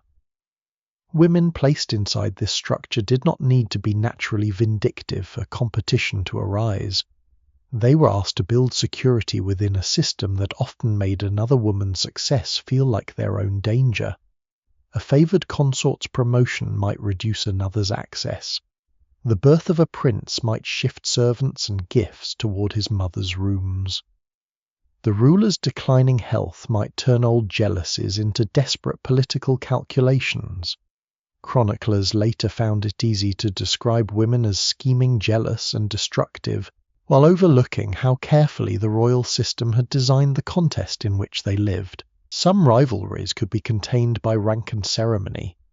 A recognized senior wife or empress might maintain order among lesser consorts, at least outwardly. A powerful ruler's mother could discipline quarrels and remind younger women that their fortunes depended upon obedience. Children might be assigned clear statuses. Separate residences might reduce daily friction. Gifts, rituals, promotions, and marriages could offer outlets for ambition. But order was rarely permanent.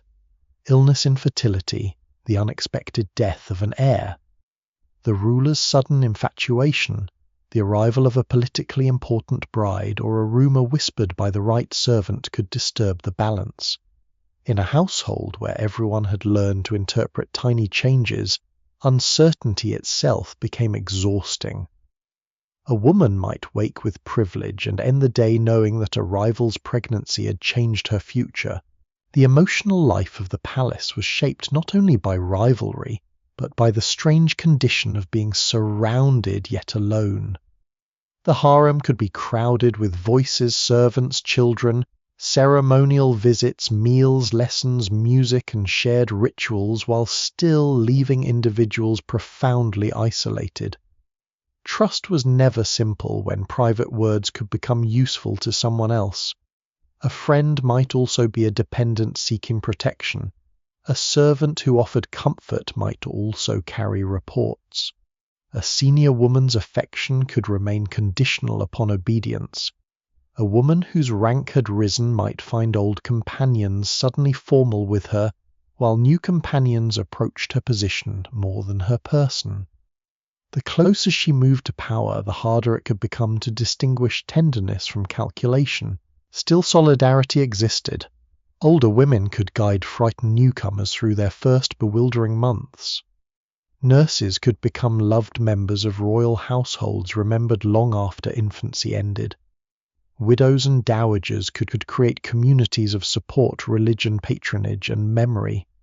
Princesses might remain close to mothers and sisters through marriages, bereavements, and palace changes. Women shared medical knowledge, prayers, music, poetry, food, needlework, stories, jokes, and the practical intelligence required to endure court life.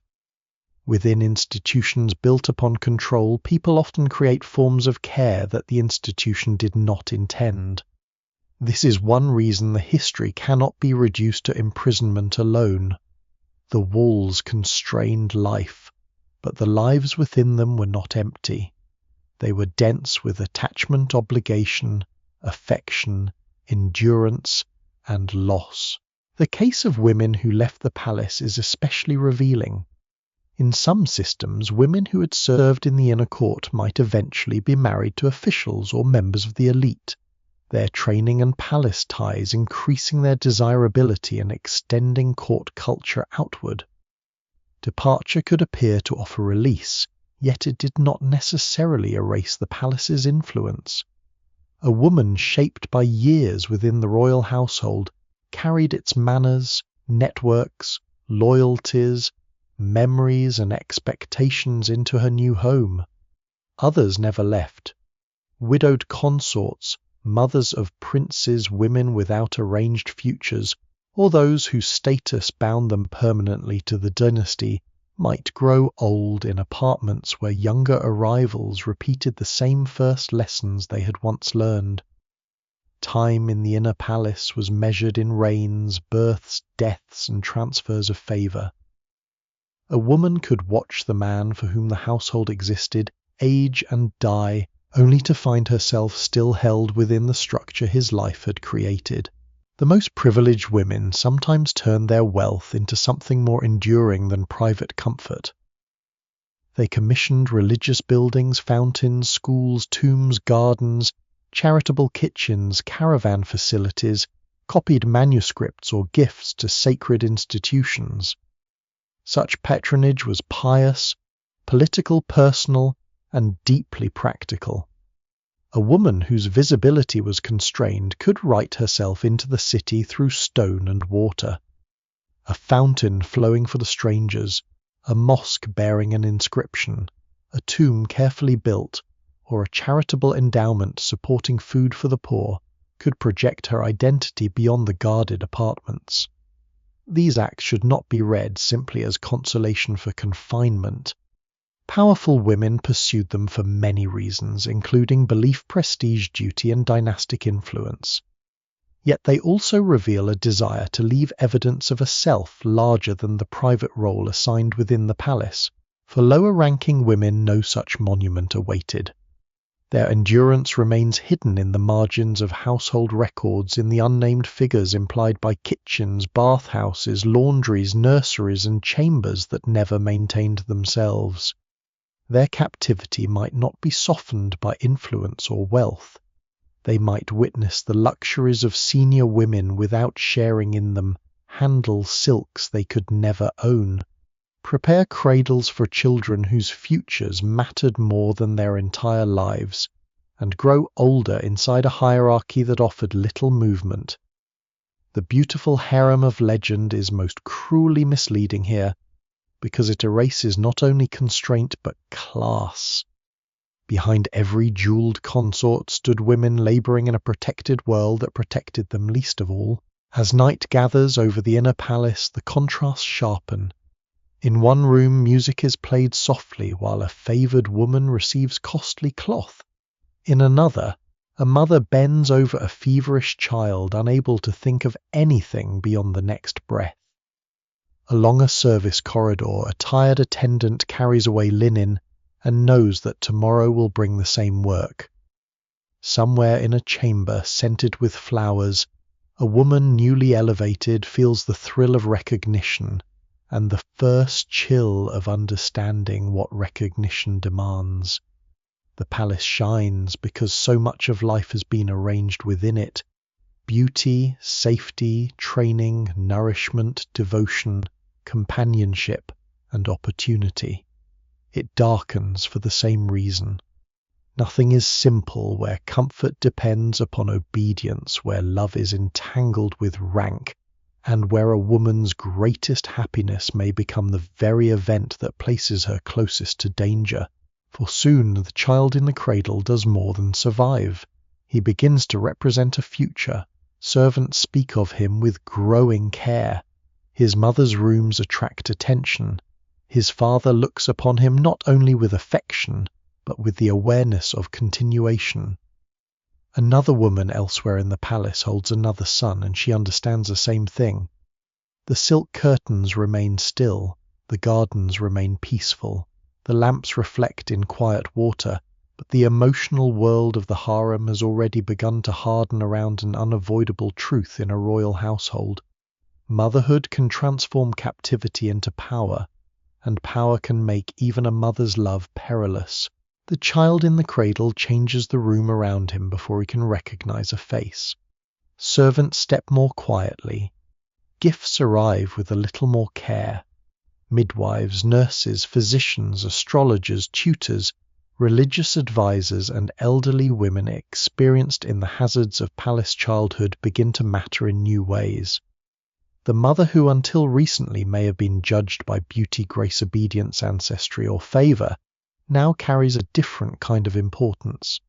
She has brought forth a possible continuation of the dynasty. Her body has produced not simply a son, but a living claim fragile, and sleeping entirely dependent upon others, yet powerful enough to alter the balance of an inner court.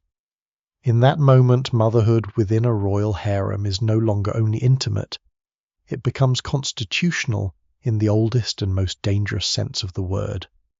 The future of government may now depend on which child survives, which mother gathers protection around him, which father chooses clearly or refuses to choose at all, and which palace faction believes its own survival is tied to one nursery rather than another. For a mother, the first danger was the most universal one, keeping the child alive.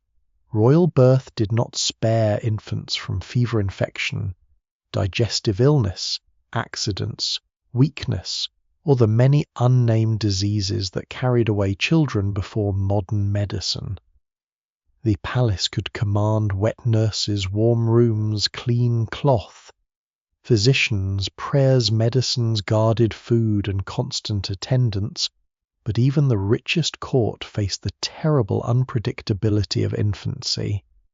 A prince might be celebrated with music, gifts, titles, and congratulations, only to disappear from future records because he died before he could become politically useful. A mother who had briefly risen through his birth could lose not only a child, but the security his survival promised. Her grief was personal, yet the court measured it in altered rank, withdrawn expectations, and attention redirected toward another woman's son. If the boy lived, the world around him hardened into structure. His mother rarely raised him entirely alone. Wet nurses might feed him and develop bonds lasting into adulthood. Female attendants watched his sleeping, washing, clothing, meals, and illnesses. Tutors entered as he grew older, teaching language, religion, royal history, poetry, martial accomplishments, ritual behavior, and the manners expected of someone born near the throne. Eunuchs, guards, and household officers might be assigned to his service. These people did more than care for a child. Over years, they formed the first human circle around a possible ruler. A prince learned whom to trust long before he understood politics, and those who comforted him in childhood could later become advisors, petitioners, intermediaries, or beneficiaries of royal gratitude. His mother knew this, or learned it quickly. To shape the household of a prince was to shape the early roots of a political faction. Across royal courts, the rank of a mother could influence the rank of her son, but rarely in a simple or universal way. A child born to a principal wife, an empress, or a queen might possess a formal superiority that seemed to settle matters. Yet monarchies repeatedly discovered that formal rules did not prevent conflict. A king might favor the son of another woman. An official heir might die young. A prince born from a lesser-ranked mother might prove older, stronger, more capable, better supported, or simply luckier than his rivals. Some dynasties emphasized the standing of the mother. Others placed greater weight on the ruler's choice seniority among sons, military success, factional backing, or palace maneuvering. What survives in the record suggests that every method created its own dangers. Clear preference could provoke rebellion among excluded sons. Ambiguity could turn the ruler's final illness into a race for control of his body-seal treasury guard. And surviving children. In imperial China, the ideal hierarchy gave the empress a supreme position within the inner court, and a son born to her could possess special legitimacy as the child of the principal wife. But emperors did not always produce sons with the empress, nor did affection and politics obediently follow ritual ideals. Consorts of lesser rank could bear princes who later became heirs, or emperors transforming their mother's place within the palace. A woman who had once depended on favor could become an imperial mother, then perhaps an empress dowager commanding reverence from the court. Her authority could be ceremonial, familial, advisory, or during a young emperor's minority or a political crisis openly decisive. Chinese history contains repeated moments when dowager empresses acted as regents, or power brokers, sometimes praised for stabilizing the throne, and sometimes condemned by writers uncomfortable with women exercising state authority. The same action could be described as maternal guardianship when approved and dangerous interference when opposed. The Ottoman dynasty developed one of the starkest systems for understanding the power of royal motherhood. In earlier periods, an Ottoman prince might be sent to govern a province as part of his preparation for rule, and his mother accompanied him, forming a provincial household around a potential future sultan. Her fortunes became tied almost completely to his success. She was not simply one woman among many competing within a central palace. She was the mother and manager of a prince whose survival in an eventual succession struggle could determine whether she rose to the summit or vanished into grief and obscurity. Because Ottoman succession did not initially follow a strict rule of eldest son inheritance, the death of a sultan could unleash competition among his sons. Victory elevated one mother beyond imagination. Defeat could mean the execution of her child. This was not metaphorical danger. Ottoman princes were sometimes killed by brothers who became sultan, a practice justified by dynastic fears of civil war and formally associated with the need to preserve order.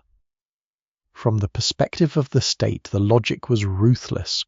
Rival princes could attract rebellion and plunge the empire into destructive conflict. From the perspective of a mother, the system made royal childbirth a wager of almost unbearable stakes. A son was her route to dignity, status, wealth, and perhaps vast influence, but his existence placed him in mortal competition with his own brothers. Later, as Ottoman princes were increasingly kept within the palace rather than sent out to provincial governorships, the danger took different forms, including confinement in the palace environment, often described as the cage. The method changed, but the underlying problem remained.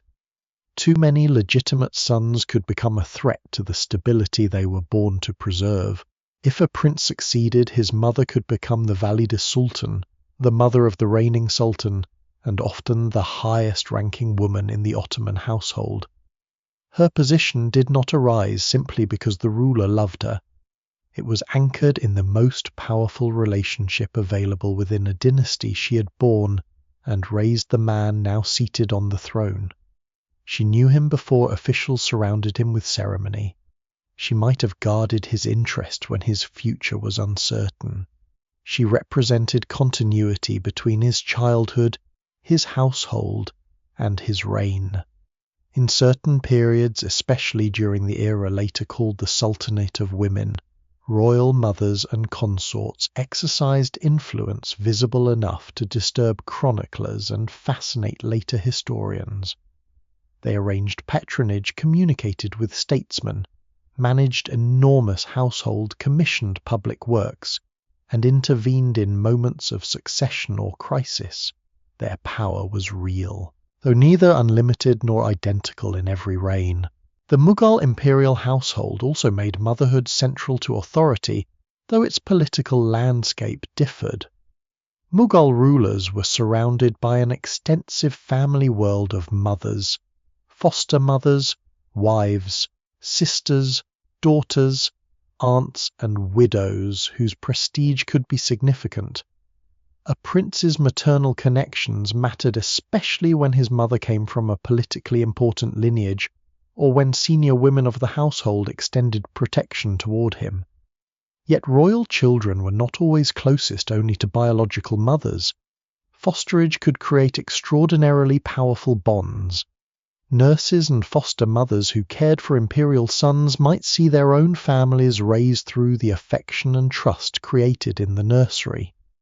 In the early reign of Akbar, for example, his wet nurse Mahamanga became a major figure at court, illustrating the strange political strength that could grow from intimate caregiving. The hand that feeds a vulnerable child may later be remembered by an emperor who controls appointments, wealth, and punishment. In every palace, motherhood was surrounded by other forms of female care that the simple image of competing consorts overlooks. A queen without a surviving son might raise or support another child. An aunt might become a prince's ally. A grandmother could carry immense ceremonial authority. A nurse might know a boy's temper and fears better than any minister who later bowed before him. Senior royal women could arrange marriages, recommend tutors, mediate quarrels, protect vulnerable children, or guide a young ruler after his accession.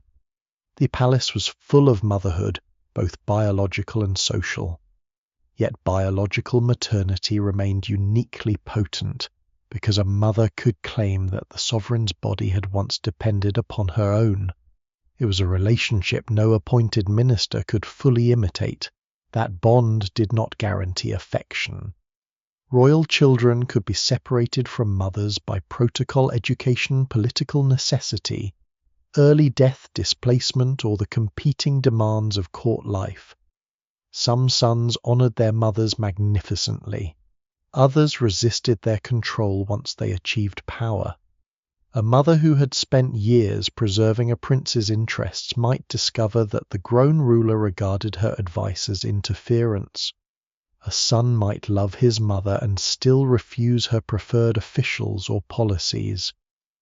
The palace myth of the scheming mother controlling an obedient son is too simple. Royal motherhood created access, authority, and emotional leverage, but it also produced tension between a woman accustomed to protecting a child and a ruler determined to prove that he was no longer one. Nor should every influential mother be imagined as seeking power for its own sake. In a court where the fall of a son could bring imprisonment, exile, execution, or ruin upon his household supporting him was often inseparable from survival. A mother who secured allies, distributed gifts, warned against rivals, protected servants, sought favourable appointments, or resisted another prince was acting in a world that gave her few safe alternatives. To remain detached might not appear virtuous, it might appear fatal. Male officials and commanders built factions around princes for much the same reason, yet chroniclers often described maternal political activity with special suspicion. A prince's mother could be condemned as ambitious for attempting to keep alive the child whose fate determined her own.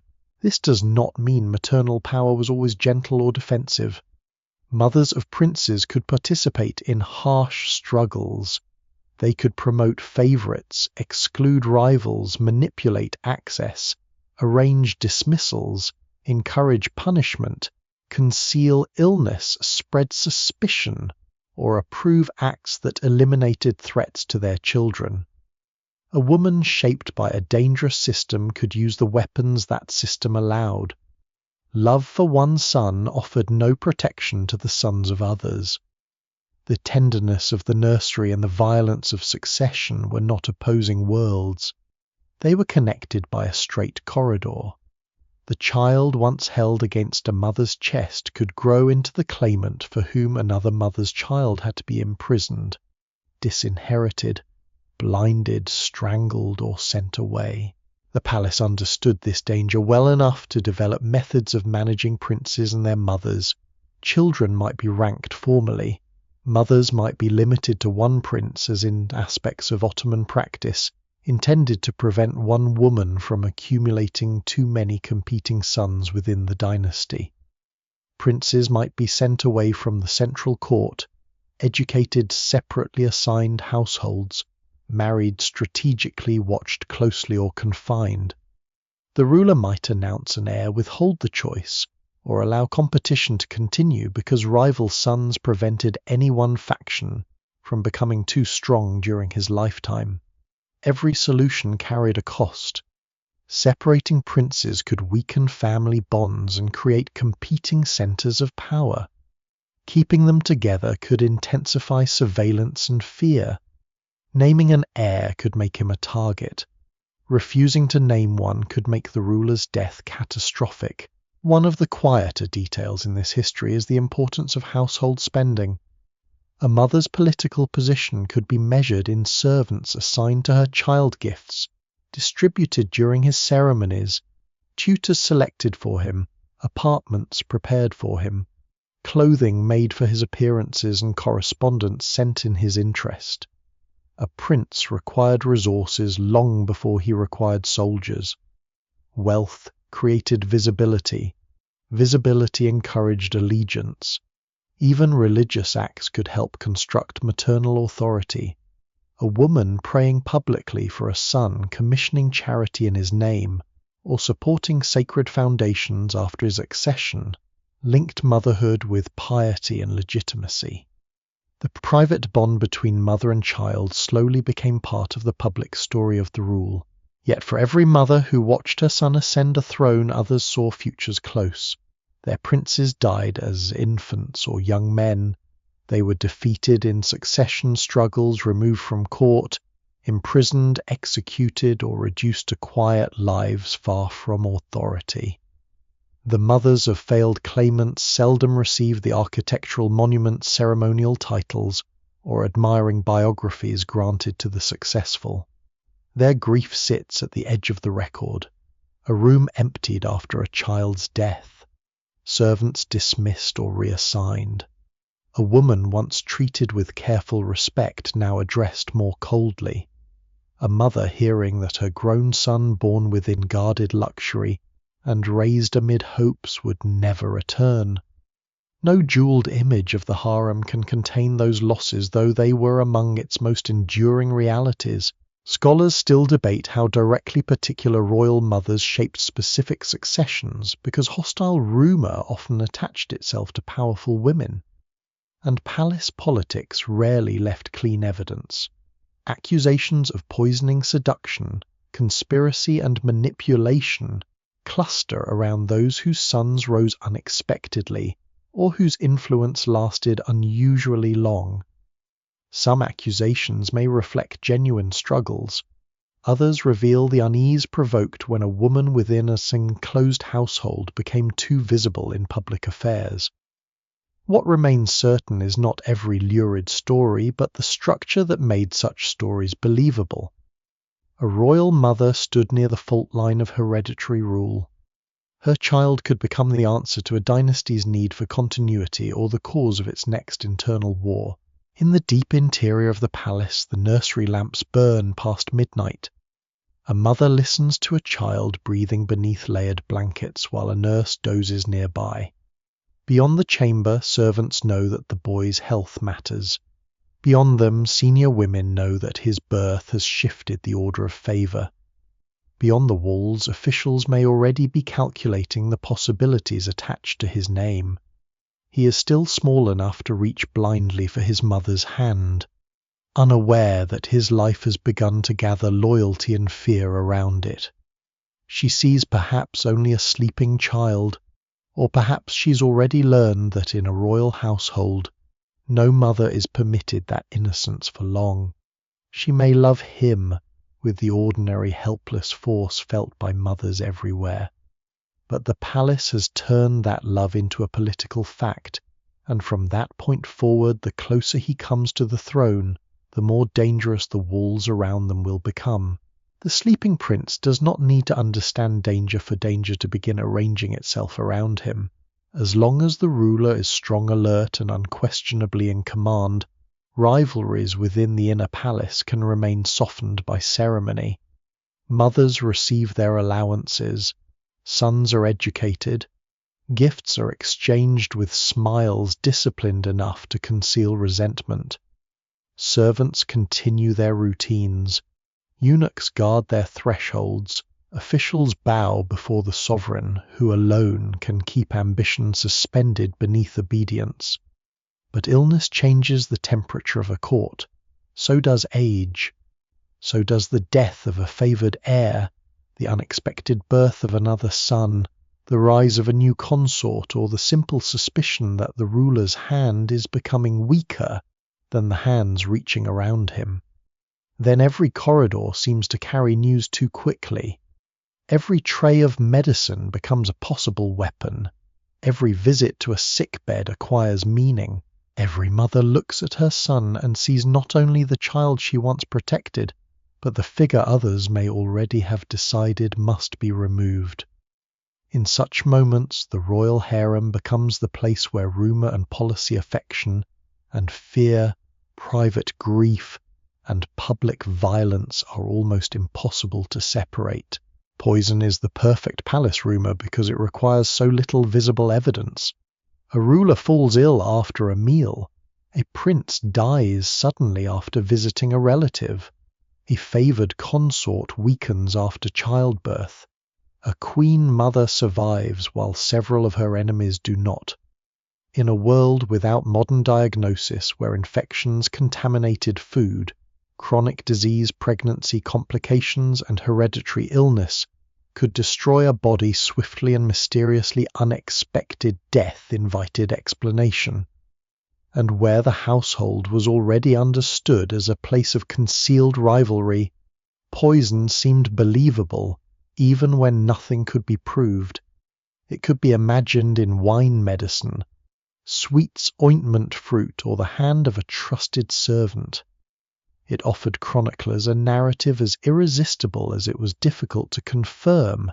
An ambitious woman denied open authority using secrecy as her weapon. Some royal courts developed elaborate precautions, partly because the fear was real whether or not each accusation was true.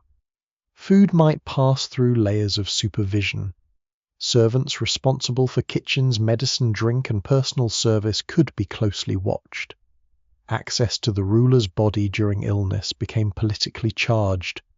A sick monarch might be surrounded by physicians, mothers, wives, sons, eunuchs, guards, and ministers, all apparently concerned for his recovery, while each faction understood that control of information mattered almost as much as control of treatment. Was he truly dying? Could he still speak? Had he named an heir? Had a seal been used honestly? Was a visitor admitted because of affection, or because a decision needed to be forced before rivals arrived? The deathbed of a ruler was often the most crowded private room in the empire, and it was crowded because no one trusted privacy anymore. Ancient sources already display this hunger for inner palace scandal. Greek authors writing about Persian courts filled their accounts with dominant queens, vengeful mothers, mutilations, seductions, secret executions, and poisonous calculations. Some of their stories may reflect genuine court struggles, for the Achaemenid royal family was certainly no stranger to violent competition. Yet Greek writers also viewed Persia through a moral and political lens in which luxurious monarchy, hidden women, and emasculated male courtiers represented everything they wished to contrast with their own ideals. A powerful Persian royal woman became especially useful in such storytelling. She could be presented as proof that the king's household was corrupted from within.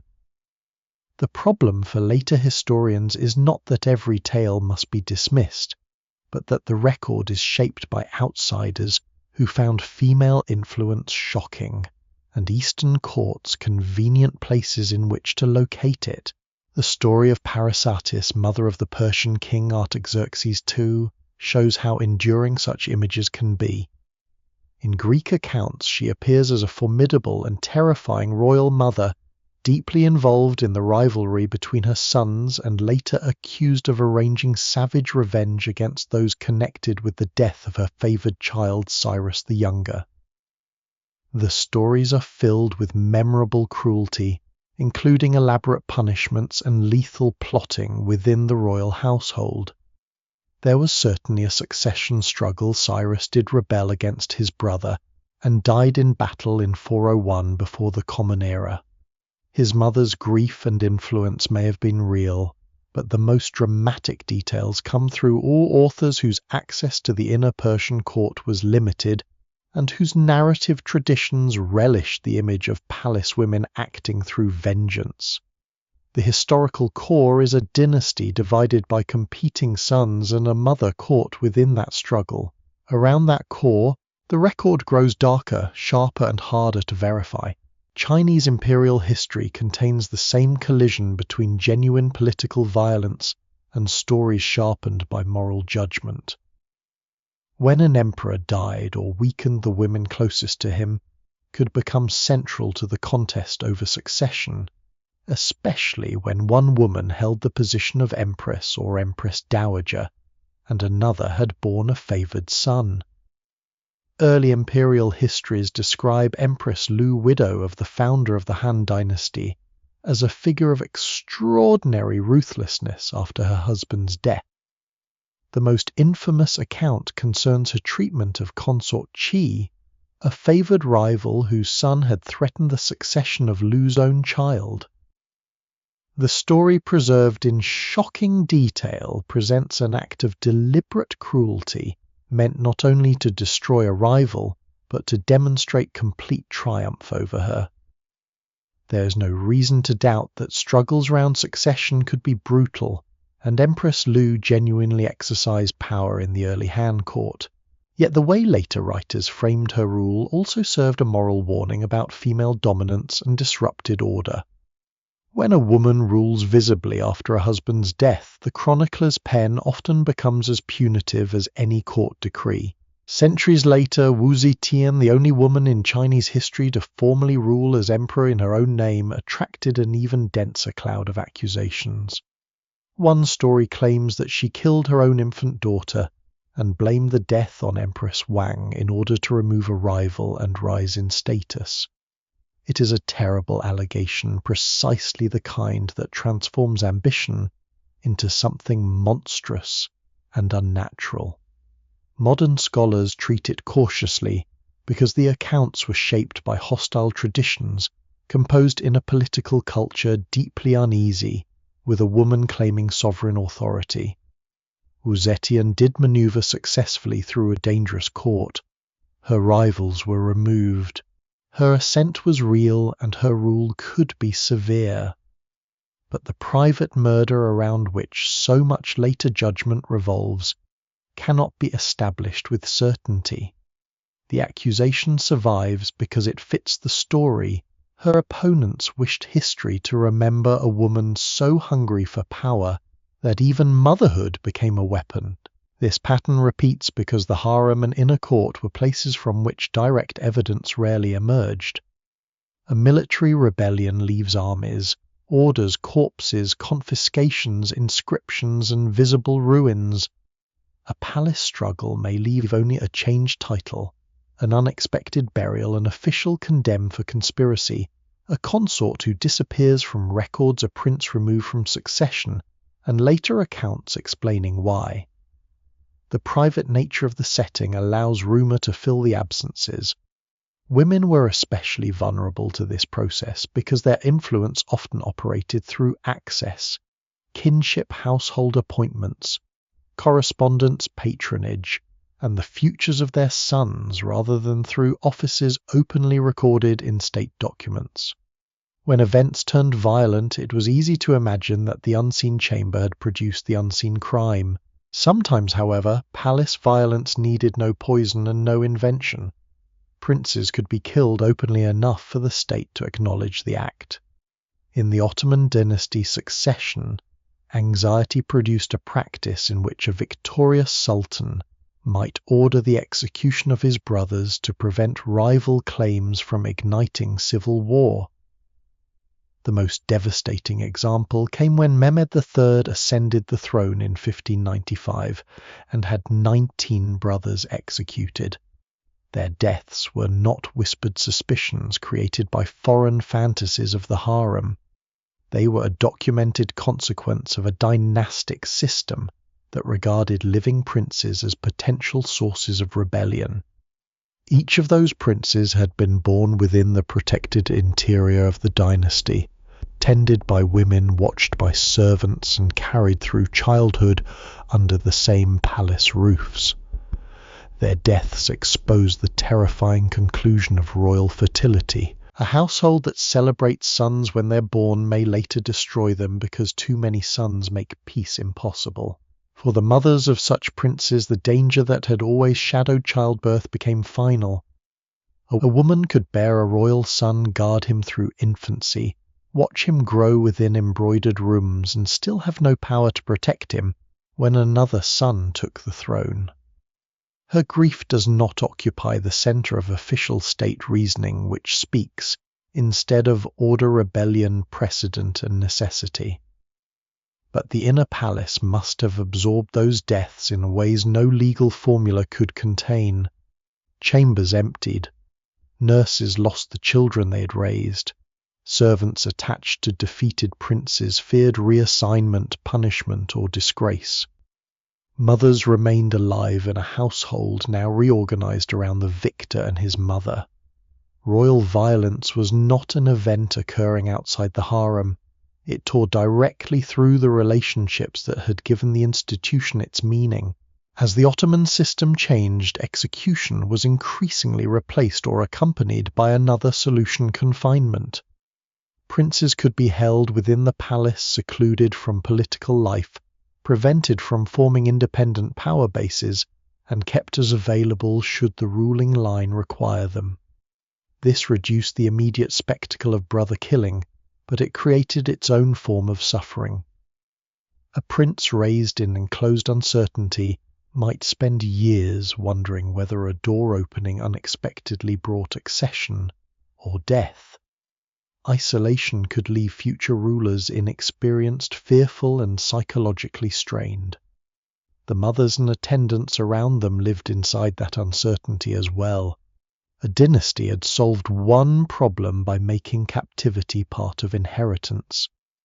The harem that once protected royal children became the place where adult princes might remain trapped, because their blood was too precious to discard and too dangerous to release. The Mughal court offers a different but equally painful picture of princely rivalry. Mughal princes were often allowed military and administrative roles that gave them real followings outside the women's quarters. When succession came, contests could erupt into open war. The illness of Shah Jahan in 1657 triggered a brutal struggle among his sons, each supported by factions, armies, and political calculations. Dara Shikoh, long favoured by their father, was defeated by Aurangzeb, captured and executed. Other brothers were defeated and eliminated or pursued, while Shah Jahan himself spent his remaining years under confinement. Within the imperial women's world, loyalties divided as well. Jahanara Begum, the influential daughter of Shah Jahan, was closely aligned with her father and Dara, while her sister Roshanara supported Aurangzeb. These princesses were not idle observers enclosed away from real events. Their relationships, wealth, information, and access mattered within a succession crisis that consumed their family. Yet even here, later retellings often prefer the most dramatic version of women's roles: the loyal daughter, the scheming sister, the hidden plotter behind a prince. Reality was both more political and more human. Mughal princesses lived in a world where the success of one brother could determine their own standing and safety. Supporting a claimant was not simply a matter of temperament. It could be an assessment of survival, affection, ideology, resentment, and opportunity all at once. The same is true of mothers and consorts across royal history. Rivalry was not caused by women being locked together until they became cruel. It grew from a dynastic structure in which love, security, property, identity, and sometimes life itself depended upon whose son or brother seized power. Rumour remained a weapon within these conflicts even when no one died. A woman could be accused of sexual misconduct, sorcery, disloyal correspondence, theft, insolence, religious error, false pregnancy, harming a rival's fertility, corrupting a prince, or exerting improper influence over the ruler. Some accusations reflected genuine fears. Others provided convenient reasons to remove someone whose presence had become troublesome. Charges of sexual impropriety were especially devastating because they attacked both personal honor and dynastic legitimacy. A consort suspected of unfaithfulness endangered the standing of any children associated with her. A princess accused of secret contact could become a political liability. A widow with too active a network could be portrayed as plotting. In a secluded household where ordinary observers could not easily verify anything, reputation could be destroyed behind the same walls that prevented public defense. Servants and eunuchs occupied treacherous positions in this environment. They knew too much and possessed too little independent protection. A servant might be pressured to carry a message, confirm, an accusation, conceal, a meeting, identify a visitor, tamper with food, or reveal a pregnancy. A eunuch trusted by one faction could be treated as a conspirator by another. When rulers changed the people who had controlled access under the previous arrangement, often faced dismissal or punishment. Some became remarkably skilled political actors. Others became convenient scapegoats when events demanded an explanation. The inner palace created information networks, but information could turn lethal when the person who heard a secret lacked the power to survive it. The most famous stories of murderous rivalry must therefore be handled with care.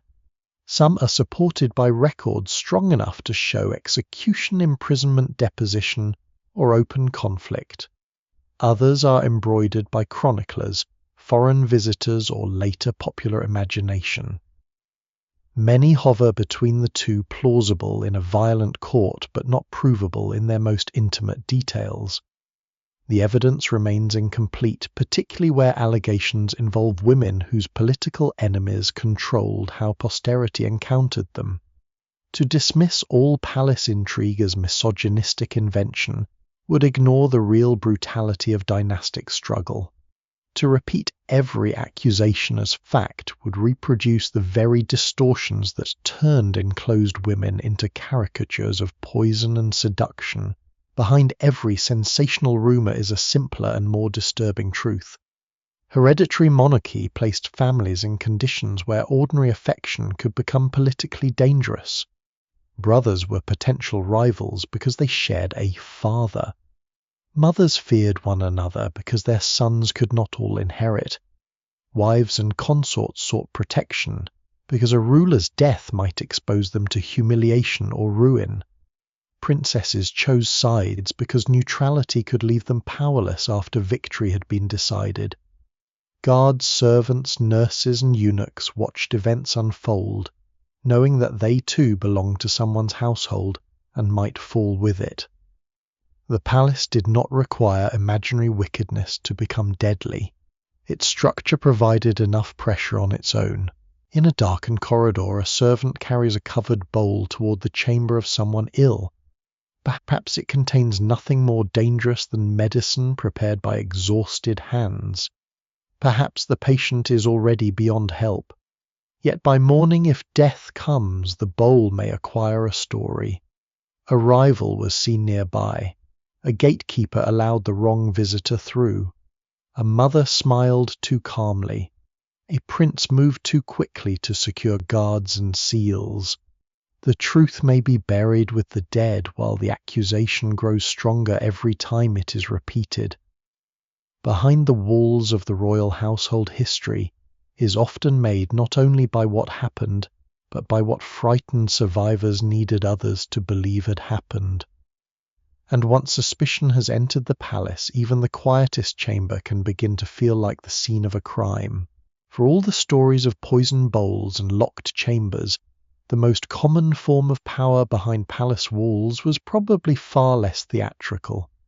It did not require a corpse, a forged succession order, or a servant slipping through a corridor at midnight.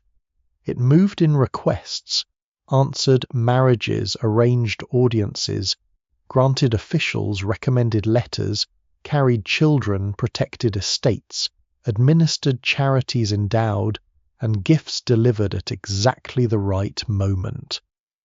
The women of royal inner households did not need to sit openly upon thrones to influence the worlds around them.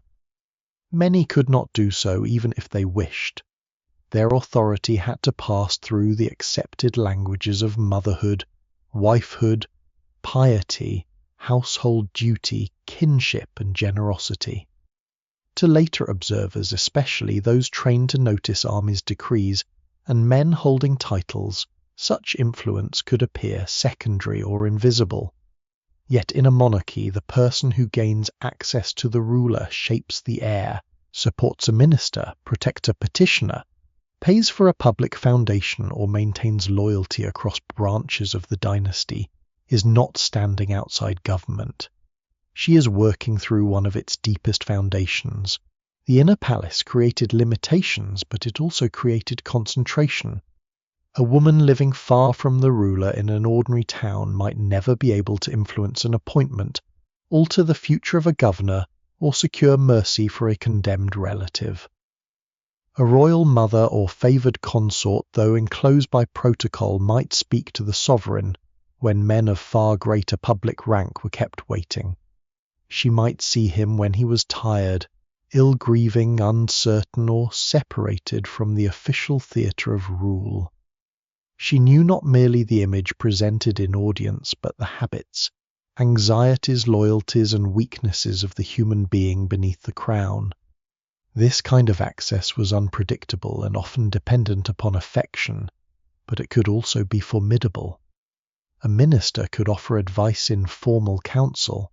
A mother could repeat her warning in the ruler's private apartments, with all the authority of childhood memory and family obligation behind her. Royal women had been doing this long before the best-known imperial harems. In the Hittite court of the 13th century before the Common Era, Queen Puduhepa stands out as one of the most visible royal women of the ancient Near East. Born into a religious family and married to King Atasili III, she appeared beside him in diplomacy, exchanged correspondence with foreign rulers, participated in treaty politics, and continued to hold authority after his death.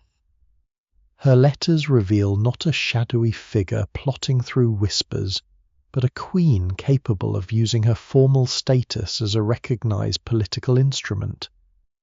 She corresponded with the Egyptian court after the famous peace between Hatti and Egypt, helping manage royal marriages and the delicate pride of two great dynasties. Puduhepa did not represent every woman in a palace household. Her visibility was exceptional, but her life reminds us that the protected royal interior could produce women whose authority crossed borders precisely because marriage placed them at the center of dynastic diplomacy. In Assyria, Nakia, remembered from the earlier shadows of the palace, provides another glimpse of maternal power becoming something almost public. Having survived through the reigns and struggles of her family, she was not merely honored as a royal elder. She possessed resources, sponsored building, and attached herself forcefully to the security of her grandson, Ashurbanipal's succession. Her loyalty oath did not speak in the gentle language later imagination might assign to a grandmother. It bound court figures to support the chosen ruler with the gravity of imperial command and divine punishment.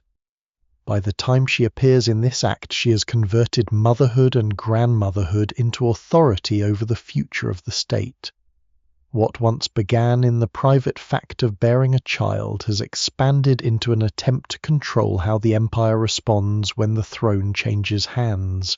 This form of influence could grow from marriage, but it did not end with a husband's death. In fact, widowhood sometimes liberated a royal woman from one kind of dependence, while increasing her importance as the mother of a reigning king or guardian of a young one.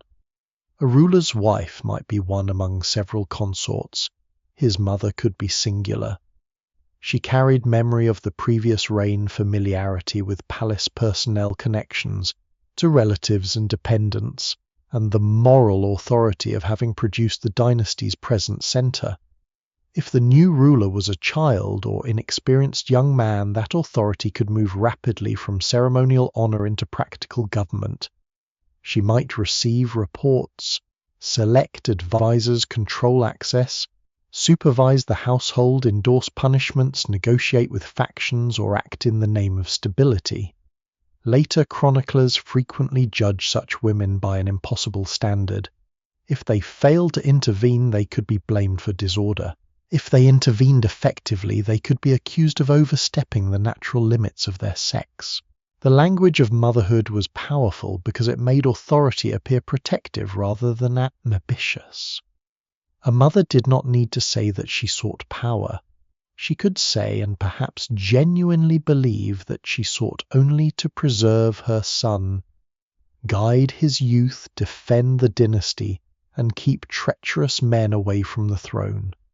Sometimes these claims masked personal appetite for control.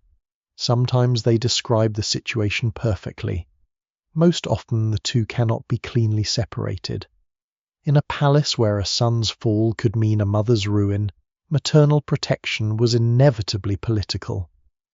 The woman who recommended one official over another, removed an unsafe servant, cultivated military loyalty, maintained communication with regional governors, or arranged the marriage of a daughter, was building a structure around her child's rule. Whether that structure saved the dynasty or suffocated it depended on circumstances rarely clear even to those living through them. Wives and consorts could wield influence before motherhood or without it. Affection itself created openings.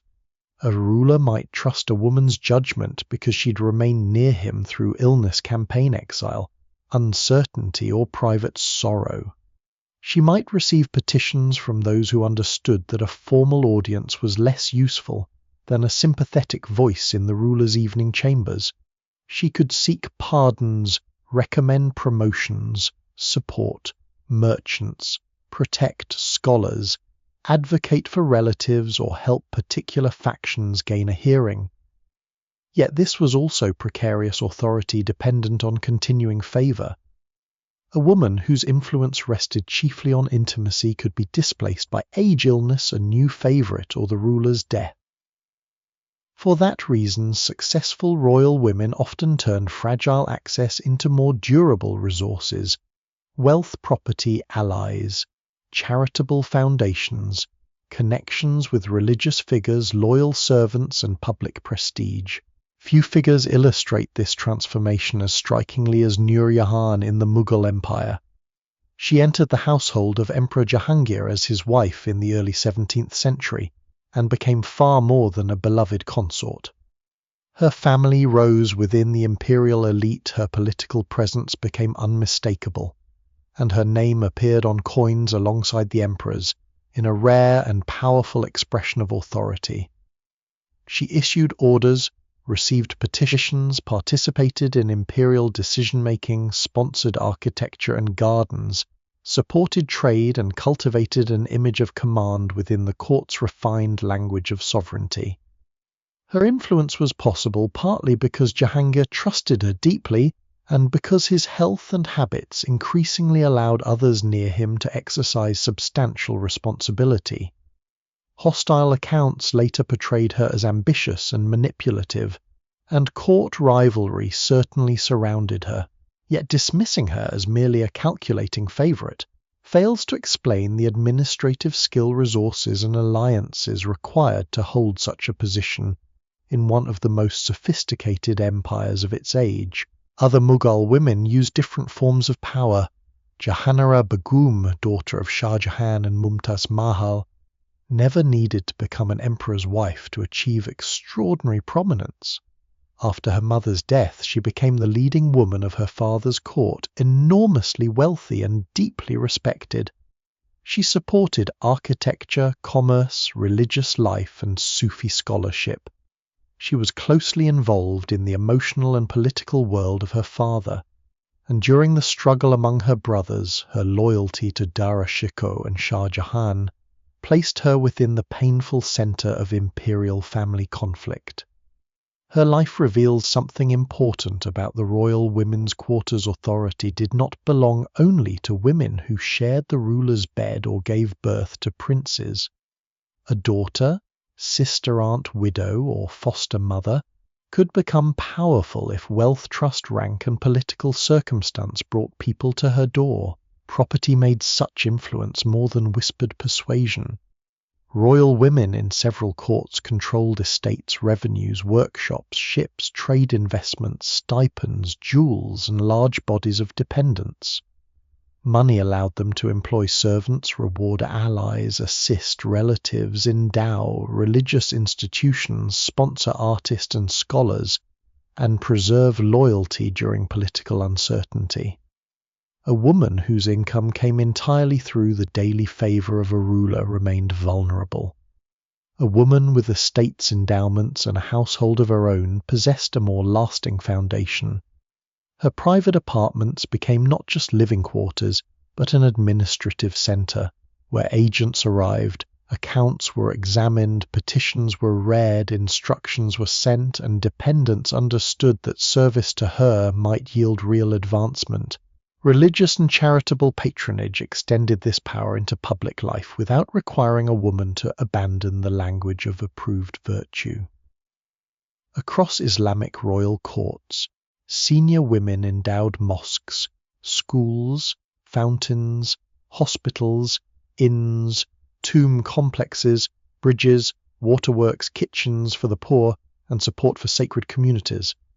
In South Asia, imperial women commissioned gardens, markets, caravan facilities, religious buildings, tombs, and works of urban improvement. In China, palace women and dowagers supported temples, rituals, art architecture, relief efforts, and projects associated with imperial legitimacy. In older Near Eastern worlds, queens participated in temple patronage and sacred service that tied their status to the welfare of the kingdom. These works were not simply decorative acts by women seeking something pleasant to do with surplus wealth. A fountain placed on a crowded road, a charitable kitchen feeding subjects, a mosque or temple bearing a woman's association, or a garden attached to a tomb established memory, gratitude, piety, employment, and presence beyond the walls. A woman whom strangers could rarely see might nevertheless shape the streets through which they walked and the water from which they drank, Patronage also offered a form of protection after death. Favor disappears rapidly in a palace. The ruler dies, a son loses a rival, rises, and rooms once crowded with petitioners fall quiet. But an endowment carefully established might endure beyond a change of reign. A tomb might keep a name attached to prayer. A public building could turn a secluded woman into a benefactor, remembered by generations who knew little of her private life. These monuments do not tell us everything. A beautiful foundation can conceal ruthless politics. Pious giving does not prove gentleness. But it does show that many royal women imagine themselves not only as companions or mothers within a household, but as historical actors capable of leaving a durable mark on the world outside it. Letters were another path through the wall. A royal woman who could not sit freely in council might communicate through correspondence with rulers, officials, relatives, religious leaders, merchants, ambassadors, or provincial allies. The letter itself travelled where she could not. It could offer congratulations, request a favour, warn against a threat, arrange a marriage support, an appointment express diplomatic goodwill, protect property, or gently remind a recipient of debts owed to her household. Letters might be drafted by scribes or phrased through formal conventions, but that does not make them meaningless. In cultures where direct physical access was restricted, controlled writing became one of the ways women stretched their reach across distances. A screen limits the body more easily than it limits a network. Even gifts could function as messages more subtle than letters. Fine cloth to the wife of an official jewellery for a useful attendant money toward a scholar's work. A robe granted to a loyal servant. Provisions sent during a religious festival, an invitation to a garden, a position secured for someone's son. Such acts built webs of obligation. The political world of royal women often relied less on issuing commands than on creating relationships people hesitated to betray.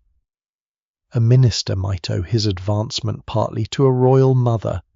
A merchant might thrive because a princess invested in his trade. A religious establishment might pray publicly for the woman who sustained it. A household servant might guard a secret because her family's future had been secured through patronage. Influence accumulated not only in great decisions, but in small acts, repeated until they formed allegiance. Scholars still debate how much direct political control should be attributed to individual royal women, because later sources often either exaggerate their domination or minimize their role. Male officials had reasons to blame women when policies failed, just as courtly praise had reasons to magnify the generosity of a successful patron.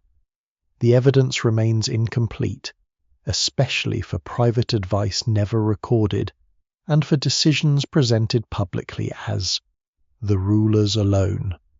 Yet architecture, endowments, seals, coins, accounts, appointments, correspondence, memoirs, property records, and the alarm of hostile chroniclers together make one point difficult to deny: the inner palace was never politically empty. Its women did not all possess authority, and most lived far below the level of famous queens and princesses, but some learned to work through the exact structures meant to contain them. Their power could preserve, enrich, or injure. A royal mother might steady a young reign or allow favourites to exploit her access. A consort might sponsor trade and architecture, or help concentrate offices among relatives. A princess might mediate within a wounded family or intensify a succession struggle through loyalty to one claimant. The fact that women faced unjust suspicion does not require turning every influential woman into a benevolent heroine. Power behind screens was still power, subject to vanity, fear, generosity, intelligence, greed, devotion, vengeance, and error. What makes these women remarkable is not that they were purer than the men surrounding them, but that they governed in institutions designed to deny that governance was happening. By daylight, an official decree may bear the name of a king. An army may march under a prince's banner. A court historian may praise the wisdom of a male minister. Yet elsewhere behind screened windows, a royal woman receives an account from an estate, sends a donation to a foundation, approves a marriage, forwards a petition, rewards an attendant, advises a son, remembers an old ally and declines to help a man who had once insulted her household. No trumpets sound when these choices are made. They do not always produce a scandal large enough for chronicles to preserve. But taken together they reveal the other government of the palace, quieter than the council chamber, harder to measure, and often close enough to the throne that even men who mocked it understood the danger of ignoring it. Nowhere did the quiet government of the inner palace become more visible, more feared, or more distorted by later imagination than in the Ottoman Empire. On the ridge of Istanbul, where the old imperial city looks toward the Bosphorus, the Golden Horn, and the Sea of Marmara, Topkapi Palace rises not as a single overwhelming building, but as a sequence of gates, courtyards, pavilions, chambers, gardens, kitchens, treasuries, audience halls, and private passages. It was designed to make approach difficult and rank unmistakable. An official entered one world, a page of the inner service entered another. The Sultan occupied spaces set apart from both, and behind protected doors attached to the heart of this political architecture grew the imperial harem, not an ornamental annex to Ottoman rule, but eventually one of the places where Ottoman rule was felt most intimately and at times most powerfully. Topkapi was begun after Mehmed Seka conquered Constantinople in 1453 and turned the city into the center of a new imperial order. The early palace reflected a ruler who valued distance. Government unfolded through controlled ceremony. Entry toward the sovereign narrowed through gates and ranks. The women of the dynasty were not at first installed at the center of the administrative palace, in the form later visitors would associate with Topkapi. They were housed chiefly in the old palace elsewhere in the city, separated from the principal setting, in which the Sultan received officials and supervised government. That arrangement expressed a particular idea of sovereignty. The ruler's household existed, but the political palace remained guarded from its constant physical presence. Over the 16th century, that separation weakened. The harem moved into Topkapi, expanded there, and by doing so changed the balance of imperial life. Women whose influence once travelled between palaces now lived close to the chambers, courtyards, passageways, and human channels through which rule was exercised. The figure most associated with this transformation is Hürrem Sultan, known in Europe as Roxolana. Her life became one of the most extraordinary rises in Ottoman history. Probably brought into slavery from the region of Ruthenia, she entered the household of Suleiman the Magnificent as a young woman with no dynastic pedigree recognizable to the Ottoman elite. Yet she became his favored consort, bore several of his children, corresponded with him when he was away on campaign, and eventually became his legal wife in a break from established patterns of sultanic household practice. Earlier, Ottoman rulers had often avoided allowing one intimate relationship to reshape the dynasty too completely. Concubines who bore princes could be sent with their sons to provincial postings, distributing the family across territories where princes learned rule and competed for succession. Hürrem remained close to Suleiman and bore more than one son, drawing the center of maternal and princely competition increasingly toward the capital and toward herself. It is tempting to tell her story as if a single captivating woman simply bewitched a ruler and took command of an empire. Her enemies and many later storytellers did almost exactly that. Yet the deeper truth is more revealing. Hürrem's rise coincided with transformations already possible within the Ottoman system. The increasing importance of the central palace, the value of access to a monarch whose rule was vast and intensely personal, the dangers of princely succession, and the ability of an intelligent consort to turn affection into correspondence, patronage, family strategy, and public legitimacy. She commissioned charitable buildings, including a major complex in Istanbul with facilities serving worship, education, and the poor. She exchanged letters with foreign royalty and cultivated a public identity not merely as the Sultan's beloved companion, but as a woman embedded in imperial piety and diplomatic life. Her relocation into Topkapi mattered because physical nearness to the ruler was never simply domestic. The harem, once concentrated beside the spaces of command, stood closer than before to the living pulse of government. The palace rooms themselves still suggest this shift. The imperial harem developed through connected courtyards and apartments with quarters for eunuchs, concubines, favorites, princes, the sultan, and above all the sultan's mother. Its most beautiful chambers are covered in patterned tile and calligraphy, their fireplaces, fountains, painted ceilings, stained glass, and carved doors creating an atmosphere of private magnificence. Yet the architecture does not allow a visitor to forget restriction.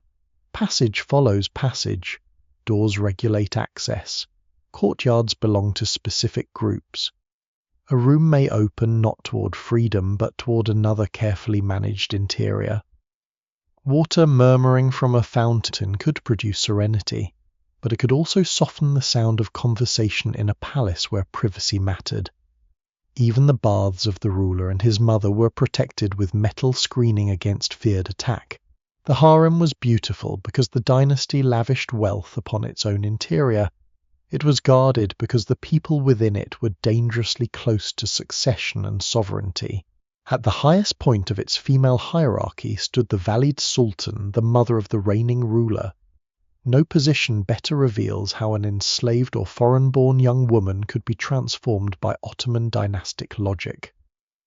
A woman might enter the palace possessing no recognized power, become a consort bearer, prince, endure uncertainty, while his fate remained undecided, and then, if he succeeded, emerge as the senior woman of the empire. Her son's accession changed her surroundings immediately. She could occupy grand apartments, receive significant income command attendants, supervise aspects of the harem act as patron, distribute gifts, maintain contacts with officials, and serve as a figure of reverence within the dynasty. Her authority did not mean that she ruled the empire freely from behind curtains. Sultans, grand viziers, military households, religious authorities, provincial power holders, and palace factions all mattered. But the Valide possessed something none of them could reproduce: intimate, legitimate ceremonial access to the ruler as the woman who had given him life. The woman who stands especially near the beginning of this mature form of maternal power is Nurbanu Sultan. Probably of Venetian or Greek origin, though details of her early life remain disputed, she became the favoured consort of Selim II and mother of Murad III.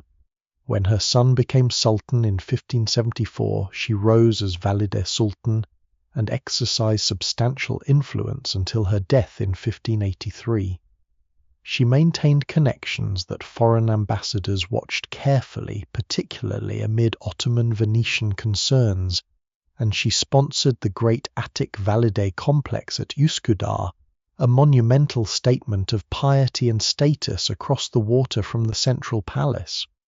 Her career demonstrates that the authority of the Valide was not confined to managing domestic quarrels. It extended outward through diplomacy appointments, wealth, public construction, and the watchful interest of foreign states that recognized influence even when Ottoman political language did not describe it as formal sovereignty. After Nurbanu came Safiye Sultan, another consort whose rise followed the path from favorite to royal mother. As the mother of Mehmed III, she became valist upon his accession and remained deeply involved in palace politics and foreign correspondence. European ambassadors, especially those from Venice and England, followed her carefully, because access to the palace could pass through women as well as ministers. Elizabeth I of England and Safiye exchanged gifts and letters in a diplomatic world where textiles, jewels, carriages, mechanical curiosities, and courteous language carried commercial and political intention. Such exchanges capture the strange visibility of the supposedly hidden woman. Safiye lived within the guarded interior of the Ottoman dynasty, but her name travelled across seas, entered ambassadorial reports, and mattered to rulers whose merchants and diplomats sought advantage in Istanbul. The screen did not make her absent.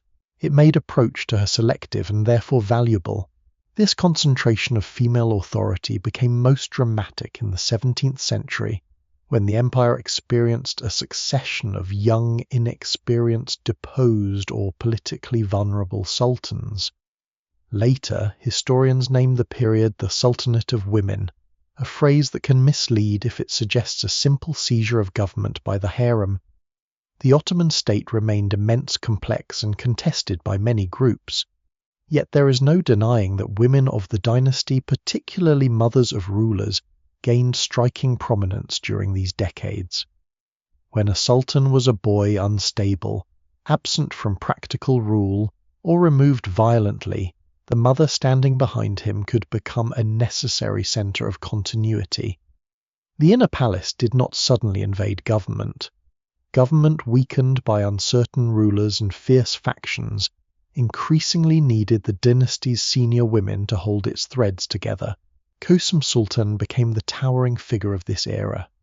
Brought into the imperial household and favoured by Ahmed Rem, she became the mother of future sultans Murad IV and Ibrahim, and grandmother of Mehmed IV. Her life traversed repeated crises or changing succession system, the enthronement of young rulers, court rivalries, military unrest, deposition executions, and the dangerous uncertainty produced whenever the throne passed to someone not yet capable of mastering the people around him. When Murad IV came to the throne as a boy in 1623, Kösem served as a central power during his minority. Later, after the troubled reign and deposition of Ibrahim, she again occupied a commanding position when her young grandson Mehmed IV became sultan. Few women in any royal household remained so close to the throne across so many transitions. Kösem's authority was not based on one private romance surviving across time. Ahmed Thian was long dead while her influence continued. Her position rested on motherhood, seniority, wealth, patronage, experience, household loyalty, and the simple political need for someone connected to the dynasty to navigate moments when rulers were children or governments fractured. She maintained networks, supported charitable works, communicated with officials, and became a figure around whom loyalty and fear gathered. But the same palace that allowed her ascent also made her final position dangerous. By the reign of Mehmed IV, another royal mother had entered the centre, Turhan Sultan, the young sultan's mother. Two women could not indefinitely possess the authority of maternity around the same reigning child without conflict. Kösem was the powerful grandmother and seasoned valide of earlier reigns. Turhan was the mother whose son now occupied the throne. The struggle ended in 1651 when Kösem Sultan was killed inside the palace after a factional conflict in which she was accused of plotting to replace Mehmed IV with another prince, whose mother would be easier to control. The details, as with so many inner palace crises, emerged through reports shaped by political interests and later narration. But her death is not a romantic tragedy invented by painters. It marks the violent limit of harem power. A woman who had survived the rise and fall of rulers and who had reached authority almost unimaginable at the beginning of her life, died within the guarded environment that had made her.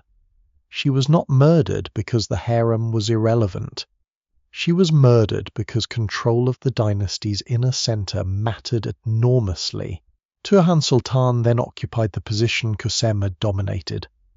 Her own authority grew during a period of severe Ottoman difficulty, including war, fiscal strain, factional conflict, and unrest. Eventually, she supported the appointment of Köprülü Mehmed Pasha as Grand Vizier in 1656, granting him unusual freedom to impose order, a decision often regarded as significant in stabilizing the government. Turan also completed major architectural patronage, most famously the new mosque complex at Eminönü, a project begun under Safiye Sultan and ultimately associated with Turhan's public legacy. Rising beside the crowded commercial waters of Istanbul, the complex gave monumental form to the authority of women who were theoretically secluded. Ships arrived, merchants traded, worshippers entered, the poor received aid, and above them stood an architectural statement, funded and completed through the wealth of a royal mother. The chief black eunuch was central to this world, standing near the controlled passage between the harem and the wider machinery of state. His office grew in prestige as the harem itself became more central to dynastic politics. He supervised access, carried communications, held responsibility in relation to palace women and princes, and later exercised influence connected with major religious endowments. Like the women he served and guarded, his position embodied contradiction. He might command wealth and access, yet he had entered a structure rooted in enslavement and mutilation. The Ottoman harem's most powerful networks depended not only on intelligent royal women, but on intermediaries whose own lives had been violently appropriated by imperial demand. Scholars still debate the proper meaning of the Sultanate of Women. Some older interpretations treated it as evidence of Ottoman decline, a period when supposedly improper female interference weakened a once disciplined empire. More recent understandings recognize that this judgment was shaped by the assumptions of chroniclers and later historians who regarded female authority with suspicion.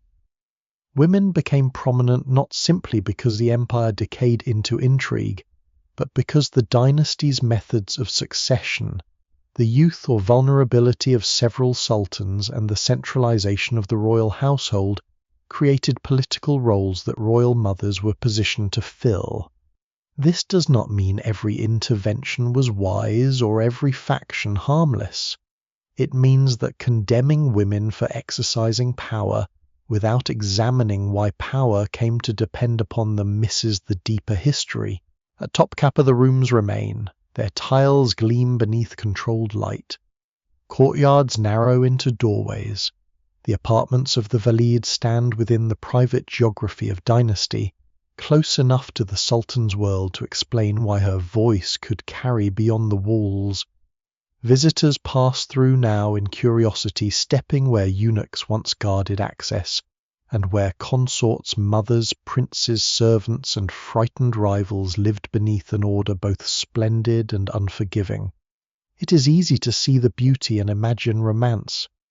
Harder, but far more truthful, is to imagine Hürrem calculating the future of her sons Nurbanu, building her standing in the shadow of imperial succession, Safiye receiving gifts tied to distant diplomacy, Kösem enduring reign after reign until violence reached her own rooms, and Turhan emerging from that conflict to place her mark upon the city outside.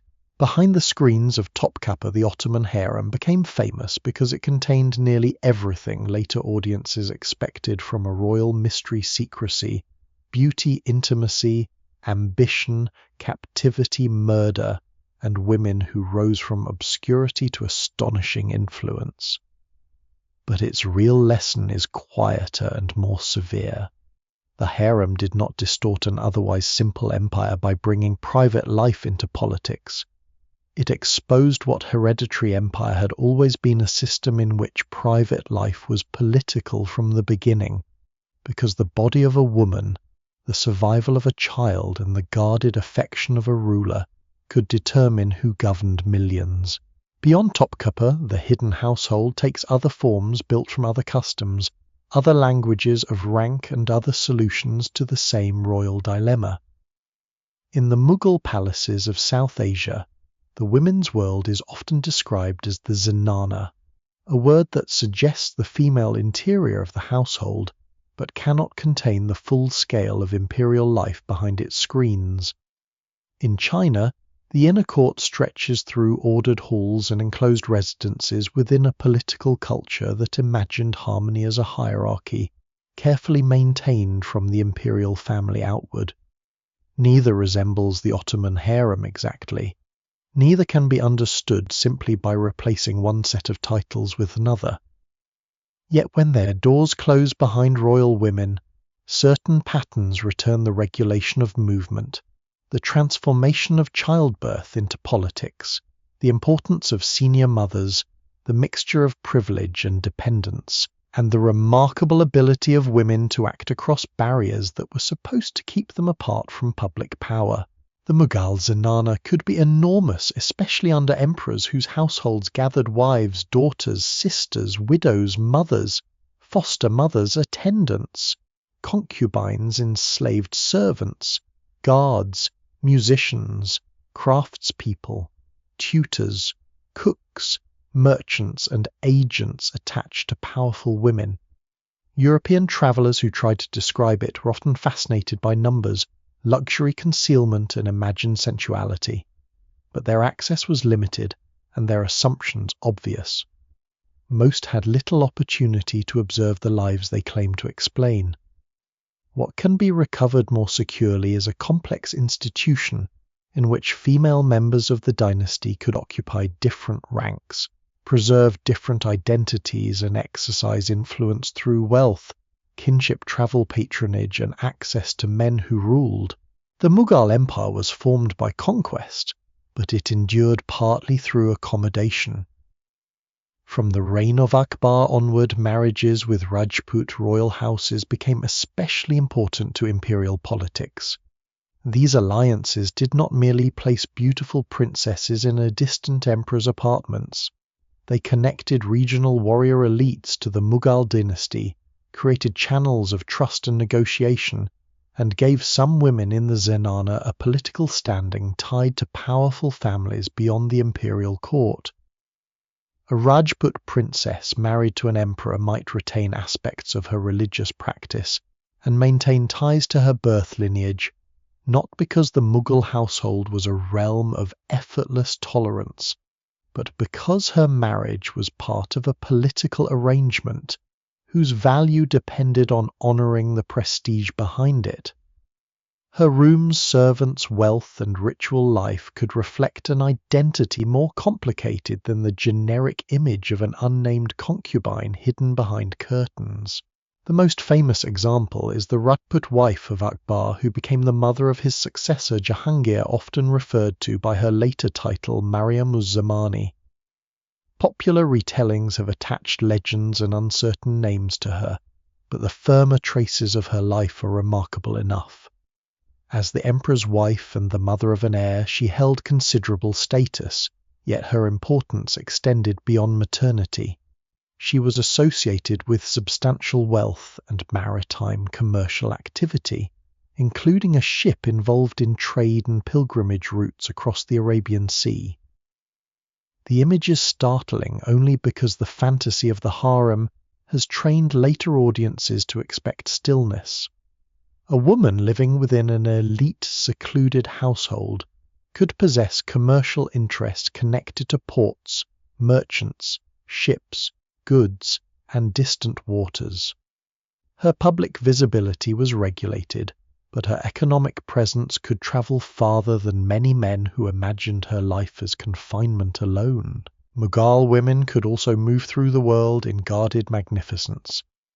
The imperial camp itself was a travelling capital capable of shifting across immense distances with armies, scribes, craftsmen, animals, treasuries, cooks, servants, and the households of royal women.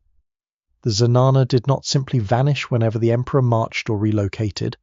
It moved within its own protected order, with tents, screens, guarded pathways, covered conveyances, female attendants, eunuchs, and trusted servants preserving the rules of privacy, even in a temporary city of canvas. This required wealth on an extraordinary scale. A secluded woman could therefore witness forests, river crossings, deserts, gardens, hunting grounds, pilgrimage roads, military encampments, and provincial courts, while remaining separated from public gaze. Mobility and restriction existed together. She travelled across an empire without moving through it as a free traveller. For the highest-ranking Mughal women, education could be serious and refined. The court valued Persian literary culture, poetry, calligraphy, theology, history, memoir, painting, architecture, gardens, perfume, fine textiles, and the careful performance of cultivated life. Gulbadan Begum, daughter of Berber and aunt of Akbar, left one of the most valuable female-authored accounts connected with the Mughal dynasty, the Humayun-Nama. Her writing offers something rare, a royal woman's perspective on family movement, exile, reunion, rivalry, marriage, grief, and the unstable early decades of Mughal rule. She does not present the women of the dynasty as ornaments waiting off stage while men make history. They travel, advise, quarrel, reconcile, perform, pilgrimage, preserve family memory, and endure the consequences of male ambition. Her text survives as a reminder that the inner household had its own witnesses even if most of their voices were not preserved. Other Mughal women shaped memory through buildings and urban life. Jahanara Begum, whose authority survived the death of her mother and the catastrophe of her family's succession war, was not merely wealthy within private apartments. She sponsored major architectural and commercial works, including the development associated with Chandni Chowk in Shah Jahanabad, the imperial city now woven into Old Delhi. The daughter of an emperor secluded according to elite practice helped shape one of the most active public spaces of the capital. Her influence reached markets, gardens, religious patronage, maritime interests, and Sufi devotion. She never married, a circumstance that preserved her extraordinary place near her father and allowed her wealth and authority to remain attached to the imperial household rather than being transferred into another marriage alliance. Her life shows that the zenana could produce a woman whose power rested not upon sexual favour or motherhood, but on daughterhood, fortune, intellect, trust, and careful public patronage. Yet the zenana was not a society of princesses alone. Its beauty and accomplishment depended on layers of female labour and service. Armed female guards could play a role in maintaining internal security. Servants washed, stitched, prepared meals, watched children, carried objects, assisted at ceremonies, arranged bedding, attended baths, and managed the countless tasks required by elite privacy. Enslaved women and low-ranking attendants lived in conditions far removed from those of imperial daughters with estates and endowments. Even within the guarded women's world, there were vast differences in freedom, comfort, and possibility. A princess could use seclusion as a protected platform for patronage. A servant might experience it simply as a place of obedience from which almost no record of her life would escape. If the Mughal zenana appears expansive, mobile, and threaded with family alliances, the Chinese imperial inner court often appears as a more formalized universe of ritual hierarchy. In Beijing's Forbidden City, built under the Ming dynasty and occupied through the Qing architecture itself, divides the outer realm of official state ceremony from the inner realm of imperial residence. The great halls of public sovereignty face south with monumental confidence, but beyond them lies the more private palace world, where emperors, empresses, consorts, children, Dowagers, maids, and eunuchs lived within ordered enclosures. The inner court was not hidden because it lacked political importance. It was hidden because the moral and dynastic order of the empire was believed to depend on regulating the emperor's family as carefully as his bureaucracy. At the formal summit stood the empress, ideally the principal wife and ritual head of the women's household. Beneath her were ranked imperial consorts, their titles, residences, clothing attendants, ceremonies, and material allowances governed by systems that varied between dynasties, but repeatedly expressed the same concern with order. In the Qing court, the ranks of imperial women were carefully distinguished from empress through levels of noble consort, concubine, and attendant status. Such distinctions were not empty names. They determined housing numbers of servants, food allocations, ritual privileges, mourning observances, the right to receive obeisance, and the prospects of children. An emperor's affection might raise a woman, but her new place had to be formalized within a hierarchy legible to the entire palace. Selection into the Qing imperial household was itself deeply shaped by the ruling Manchu order. The draft system selected girls from banner families for possible palace roles, including marriage, consort service, or assignment within elite households. This was not simply a beauty contest staged for an emperor's pleasure. It was embedded within social classification, political loyalty, ethnicity, family standing, and the state's regulation of elite marriage. Families whose daughters were eligible could not treat marriage as purely private until palace selection requirements were satisfied. For some, selection promised honor and proximity to power. For others, it meant uncertainty and the possibility that a daughter would enter a severe competitive world where her future depended on forces her family could barely influence once the gates closed. Life inside the Chinese inner court could be highly repetitive. A woman might occupy assigned rooms and participate in prescribed ceremonies while waiting for an emperor who visited irregularly or barely at all. Routine involved dressing according to status, honoring senior women, seasonal rituals, festivals, offerings, needlework, instruction, meals governed by rank, and the careful maintenance of household discipline. Palace women were not all imperial companions. Many served within an enormous labor system, carrying out tasks that sustained the comfort and ceremonial appearance of those above them.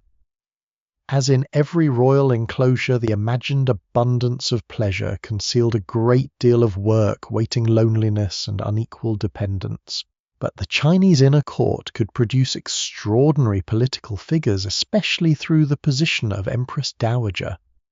A consort who bore a future emperor might rise after his accession, and if the new ruler was young, ill-pliable, or politically besieged, his mother could become a decisive presence.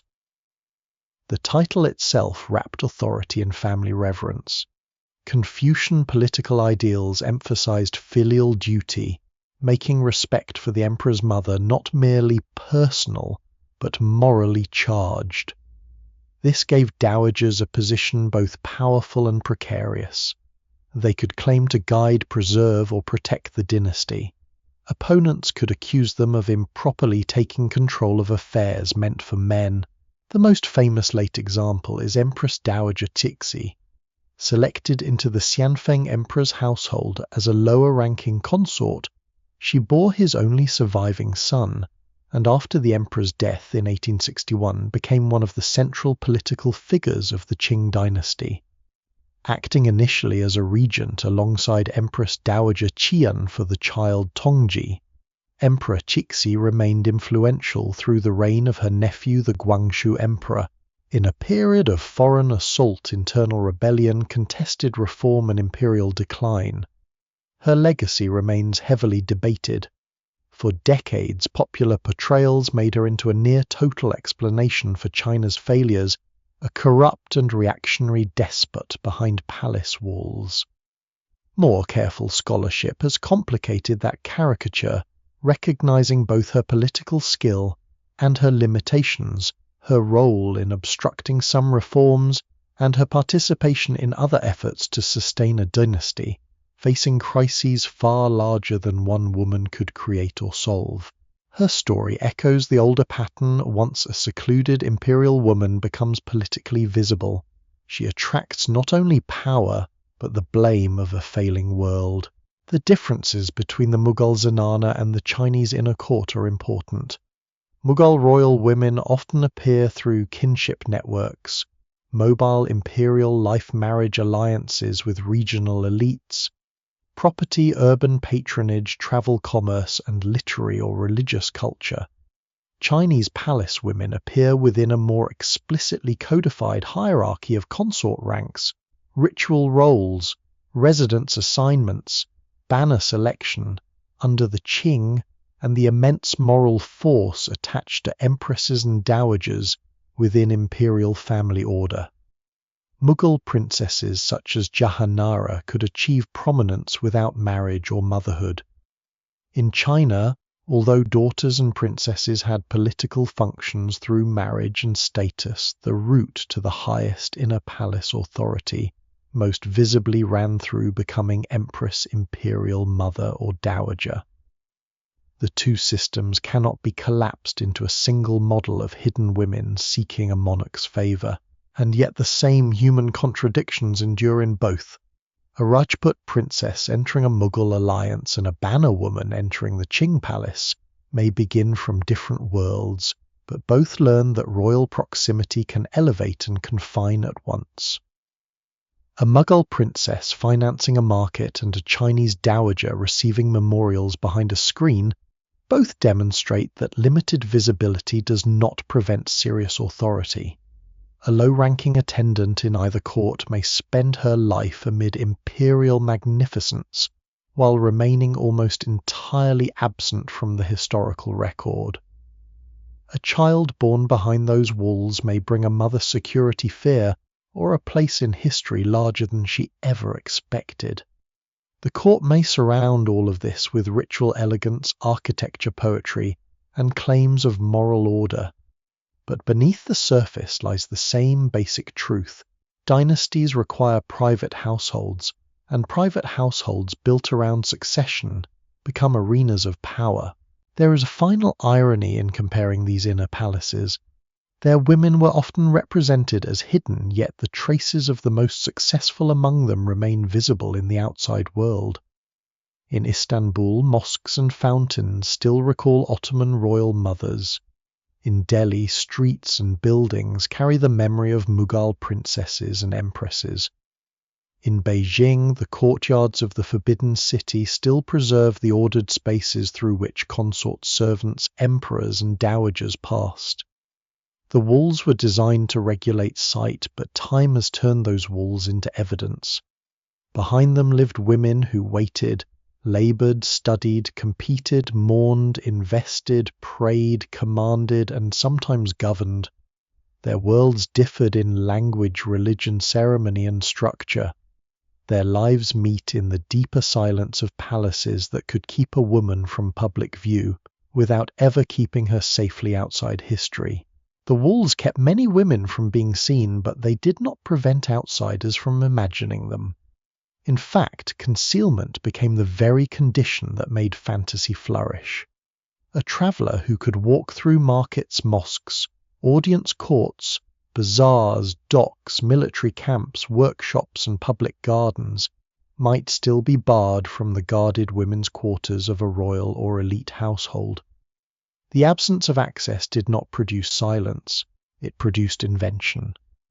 Beyond the doors that foreign men could not cross, they placed whatever their own societies most wanted to fear: envy, condemn, or desire, languid beauty, unchecked, sensuality, jealous cruelty, luxurious idleness, captive innocence, despotic appetite, and the secret moral weakness of empires they wished to describe as exotic and inferior.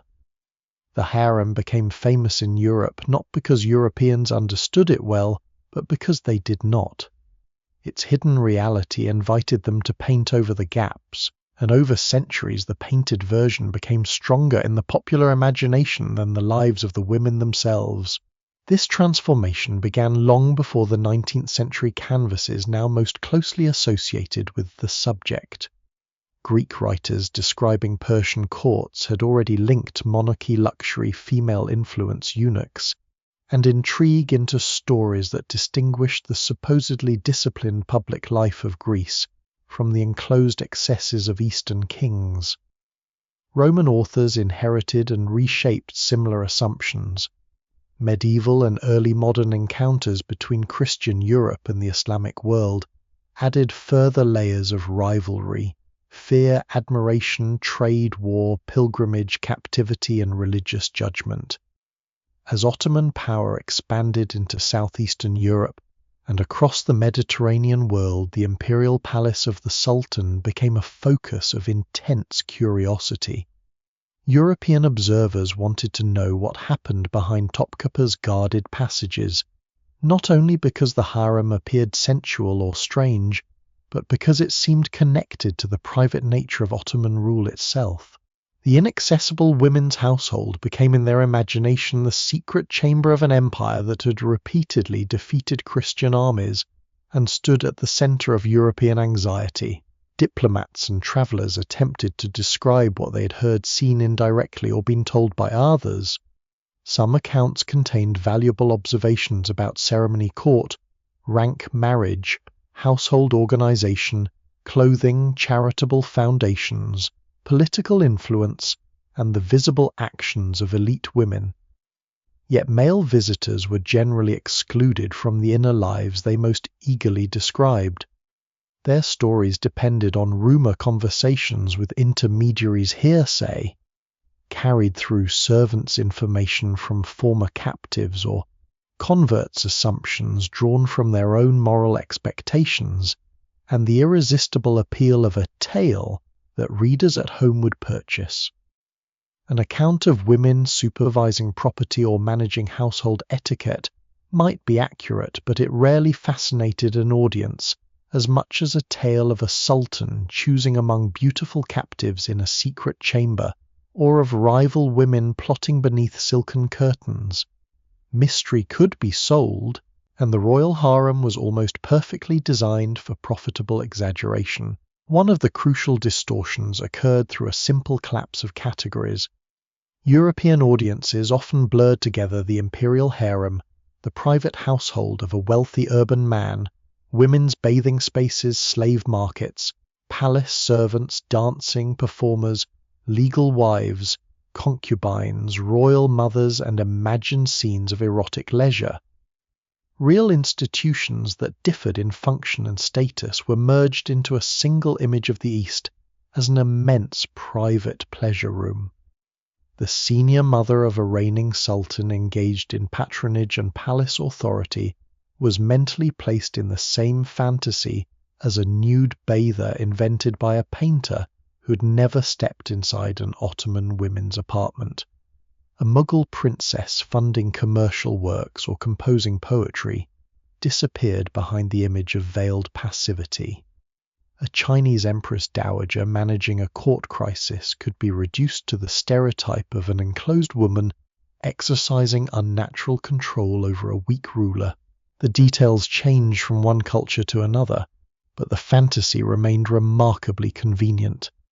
Hidden women existed primarily as spectacles for outsiders, even when the entire point of their environment was that outsiders could not see them. This fantasy hardened during the age of European imperial expansion. By the 18th and 19th centuries, European powers were not merely trading with fighting or negotiating alongside societies in North Africa, the Middle East, South Asia, and East Asia. They were conquering territory, imposing unequal treaties, occupying cities, collecting artifacts, classifying peoples, and producing vast bodies of writing and art that claimed to explain the lands increasingly subjected to European power. Within this world, the harem offered a compelling symbol.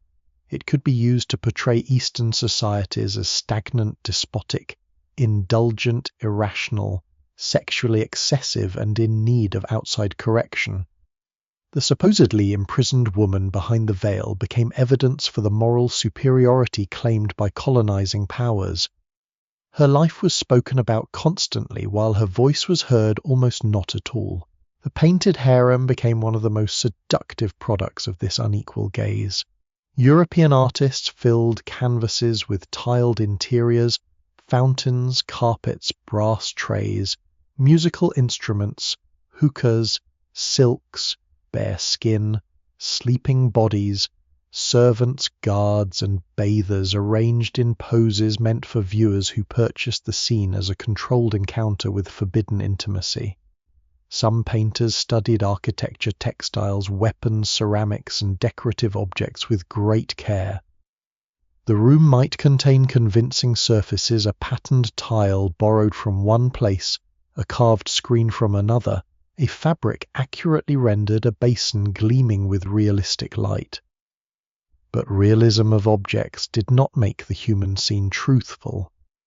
Many of the most famous images were constructed in European studios using models and props to create a fantasy of private life unavailable to the artist. The careful rendering of a carpet gave authority to an invention. The harem bath was especially irresistible because it allowed the painter to convert the very concept of restricted female space into public consumption. Baths did exist as important female social environments in many Ottoman and other urban societies. Women gathered there for cleanliness, ritual preparation, conversation, celebration, observation, matchmaking, rest, and companionship. Their significance was ordinary and intimate, embedded in community life. But in European painting, the bath often became a stage of exposed bodies, arranged for a male viewer who imagines himself seeing what local customs deny him. A space where women might experience a degree of sociability away from unrelated men was transformed into proof that their secluded world existed for male pleasure. The viewer was granted the position of invisible intruder, and the women who in reality would have controlled or rejected such a gaze were painted as unaware of it or passively available to it. One surprising challenge to this tradition came from women travelers who could sometimes enter female spaces denied to European men. In the early 18th century, Lady Mary Wortley Montagu, wife of the British ambassador to the Ottoman Empire, visited women's baths and encountered Ottoman elite domestic life more directly than most male travel writers. Her letters criticized the exaggerated fantasies circulating in Europe and described women's social environments with far greater attentiveness to their actual manners and dignity. She was still an aristocratic foreign observer, seeing only certain aspects of Ottoman life through her own assumptions, but her account reveals the enormous difference made by access. Where male imagination had filled closed rooms with secret erotic performance, a woman who entered some of those spaces found social order, conversation, self-possession, and a complexity that scandalous tales flattened beyond recognition. Even female access, however, could be absorbed into the machinery of fantasy. Later audiences sometimes used women travelers' descriptions not to correct erotic images, but to enrich them with apparently authentic detail. A bath, a garment, a style of greeting, a chamber, a perfume, a domestic custom, all could be extracted from observation and placed back into a scene built for voyeurism. The problem was not merely ignorance, it was desire, the desire to possess a hidden world, imaginatively to turn inaccessible lives into pictures, stories, and commodities. A truthful detail could become another ornament in a larger lie. Literature participated just as powerfully as painting. Tales of sultans, enslaved beauties, jealous favorites, cruel eunuchs, secret corridors, forbidden love, rescue, punishment, and luxurious decay circulated across European culture. Some drew loosely from diplomatic encounters or translated story traditions. Others belonged almost entirely to fantasy. The royal harem became a setting in which European writers explored their own anxieties about sex, tyranny, race, religion, masculinity, female desire, and freedom. An imprisoned woman waiting to be rescued by a European hero served one kind of fantasy. A dangerously alluring woman manipulating a weak Eastern ruler served another. A ruler surrounded by women became a symbol of indulgence so excessive that political decline seemed inevitable. In every case, the inhabitants of actual inner palaces disappeared beneath roles assigned to them by foreign observers. The invented harem did not merely exaggerate sexuality, it also erased work. No painter's dream easily accommodated the kitchens, account books, childhood illnesses, pregnancies ending in grief, servants lifting water, old women enforcing protocol, tutors instructing children, royal daughters, financing buildings, eunuchs managing guarded communication, widows calculating survival, or mothers terrified for sons caught in succession struggles. Such details interrupted the fantasy by making the women human and the institution political. A room filled with people living ordinary, difficult, unequal lives is harder to consume as an exotic image than a chamber frozen in sensual waiting. The fantasy required time to stop. No one aged unless tragedy demanded it. No one worked unless serving beauty. No one became powerful except through seduction. No one mourned a son executed for dynastic security. No one sat with an estate ledger or dictated instructions about a fountain meant to provide water long after her death. It also erased the difference between seclusion and sexual availability. The irony is severe. In many royal and elite households, women were screened and guarded precisely because their access was restricted, their sexuality tied to honor and dynastic legitimacy, and their visibility governed by rigid rules. Outsiders then interpreted that concealment as an invitation to imagine unlimited sexuality behind the barrier. The inaccessible woman became desirable because she could not answer the gaze directed at her. Her enclosure was transformed from a system of control into an erotic promise. The actual injustice of her restricted life became obscured by a false version in which she existed not as someone constrained by power, but as an object concealed for the pleasure of uncovering her. Colonial politics deepened the harm. European powers repeatedly presented themselves as defenders or liberators of women. In societies they sought to dominate while ignoring the violence, exploitation, and inequality of their own empires. The secluded woman became a political symbol whose imagined oppression could be invoked to condemn entire cultures. This did not mean that practices of forced marriage, slavery, concubinage, confinement, unequal education, and legal dependence were harmless or should be protected from criticism. Many women within royal and elite households truly had little choice over their movement, sexuality, marriage, or fate. The problem was that colonial descriptions often cared less about understanding those women or supporting their agency than about using them as evidence that conquered people were unfit to govern themselves. The harem fantasy could therefore operate in two directions at once, eroticizing women as forbidden objects while claiming moral concern for them as prisoners. Local observers also criticized inner palace politics and female seclusion, though from different positions and with different aims. Ottoman chroniclers could blame palace women and eunuchs for faction corruption or disorder. Chinese writers could condemn dowager authority or consort influence as violations of proper government. South Asian moralists and later reformers could debate purdah education, marriage, and the condition of women in elite households. These critiques cannot simply be merged with European Orientalist fantasy because they arose from internal political, ethical, and social struggles. Yet they sometimes supplied outsiders with stories easily detached from context. A court chronicler attacking a royal mother for supporting the wrong faction could be read abroad as proof that all secluded women were manipulative. A reformer demanding better education or freedom for women could be appropriated as proof that foreign rule was benevolent. Reality was repeatedly simplified according to the needs of whoever controlled the telling.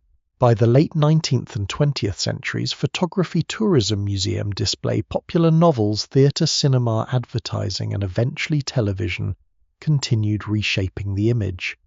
Historic palace rooms became attractions through which visitors wandered while carrying centuries of expectation with them. The word harem became shorthand for male abundance and female availability, detached even from the guarded royal households from which its most famous associations arose. Films and illustrations returned again and again to veils, cushions, jealous beauties, secret dances, and all-powerful rulers selecting among women as if browsing treasure. Even when presented as harmless spectacle, these images preserved the old erasure. They taught audiences to expect fantasy where they should have looked for social hierarchy, coerced movement, family politics, material culture, women's patronage, and the long human cost of dynastic survival. The recovery of a more truthful picture requires patience, because fantasy leaves evidence too. A famous painting may tell us little about actual women in a palace, but a great deal about the society that wished to imagine them. A traveller's dramatic account may contain fragments of observation wrapped in desire, fear, prejudice, and the demands of publication. A hostile court chronicle may preserve genuine political information while making an influential woman into the moral villain of events produced by many men and women together. Scholars still debate how best to weigh these sources, especially when direct voices from inside royal households are scarce. The solution is not to refuse every image or story, but to ask continually who was permitted to see, who was denied speech, who benefited from a particular description, and what ordinary realities the glamorous version removes. Behind the paintings are chambers where women did not arrange themselves for strangers' eyes. They woke tired. They managed servants. They learned poems and prayers. They carried children. They lost children. They worried over letters delayed from distant relatives. They resented rivals and loved friends. They aged. They bought endowed, advised, endured, commanded, and sometimes failed. Some benefited from systems that oppressed others. Some gained astonishing authority. Some knew only service and confinement. The inner palace was never innocent, but neither was it the dream space made by those who could not enter it. For centuries, the locked door seemed to offer outsiders permission to imagine anything. Now the door stands differently. Its secrecy is no longer an invitation to invention, but a warning about evidence. The painted silk curtain, the reclining body, the jeweled chamber, the whisper of scandal. These are not windows unless they can be tested against the records and structures of actual lives. The royal harem did contain beauty, desire, jealousy, cruelty, and longing. It also contained administration, education, enslavement, kinship, childbirth, ritual architecture, commerce, mourning, and power. The fantasy machine selected what pleased the eye and abandoned what troubled the conscience. To step beyond it is not to destroy mystery. It is to discover that the real hidden world was far larger and far more human than the fantasy ever allowed. Once the painted curtain is pulled aside, the real difficulty begins. Fantasy is easy to recognize when it is excessive.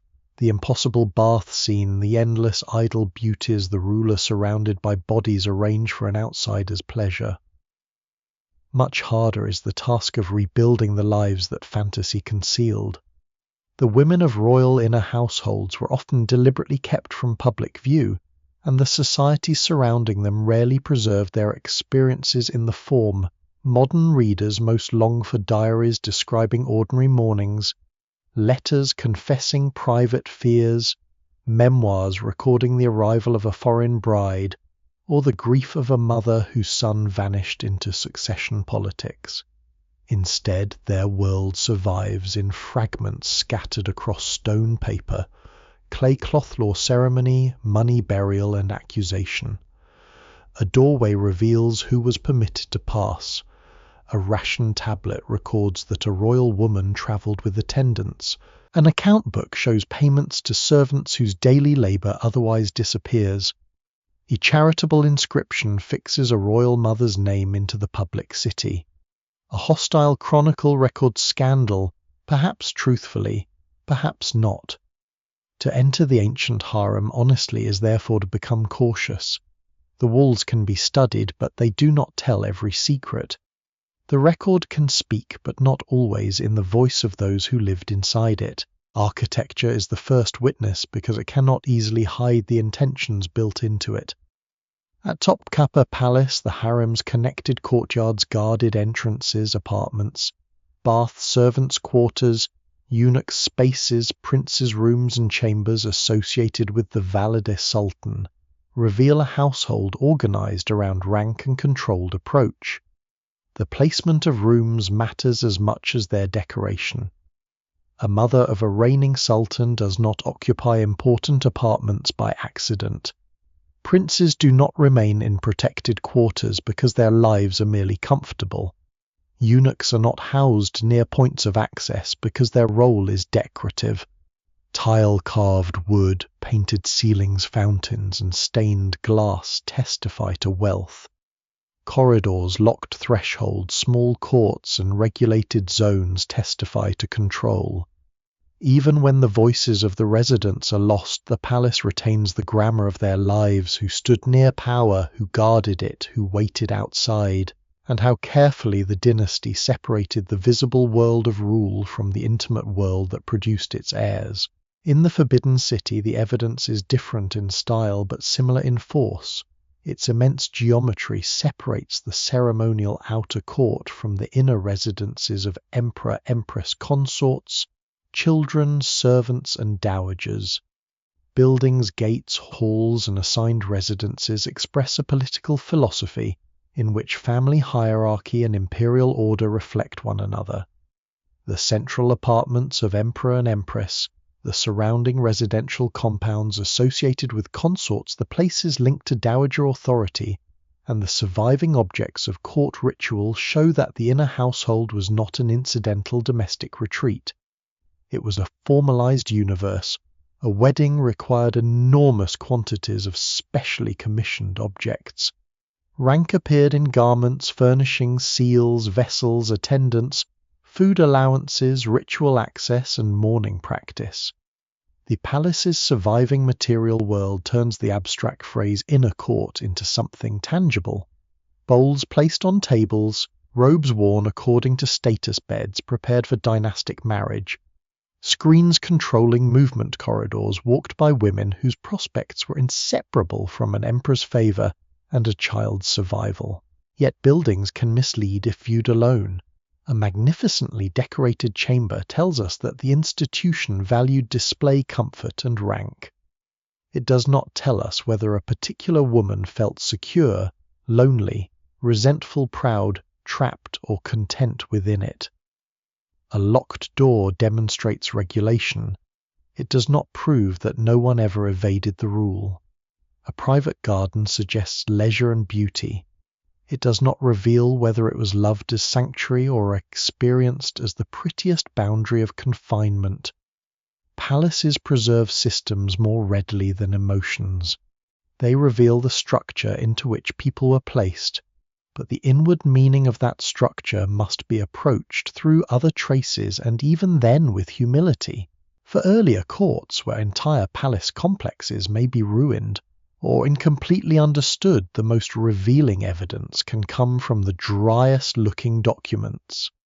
Clay tablets from Mesopotamia and the Persian world rarely offer dramatic narratives of royal women gazing through screens or plotting over wine.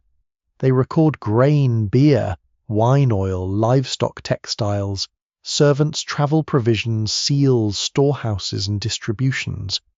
Yet in those records, women suddenly emerge not as fantasy figures, but as economic presences.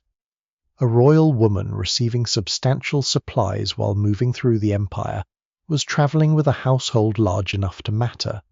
A woman associated with estates workers and repeated allocations was not simply sitting invisibly in a king's chamber.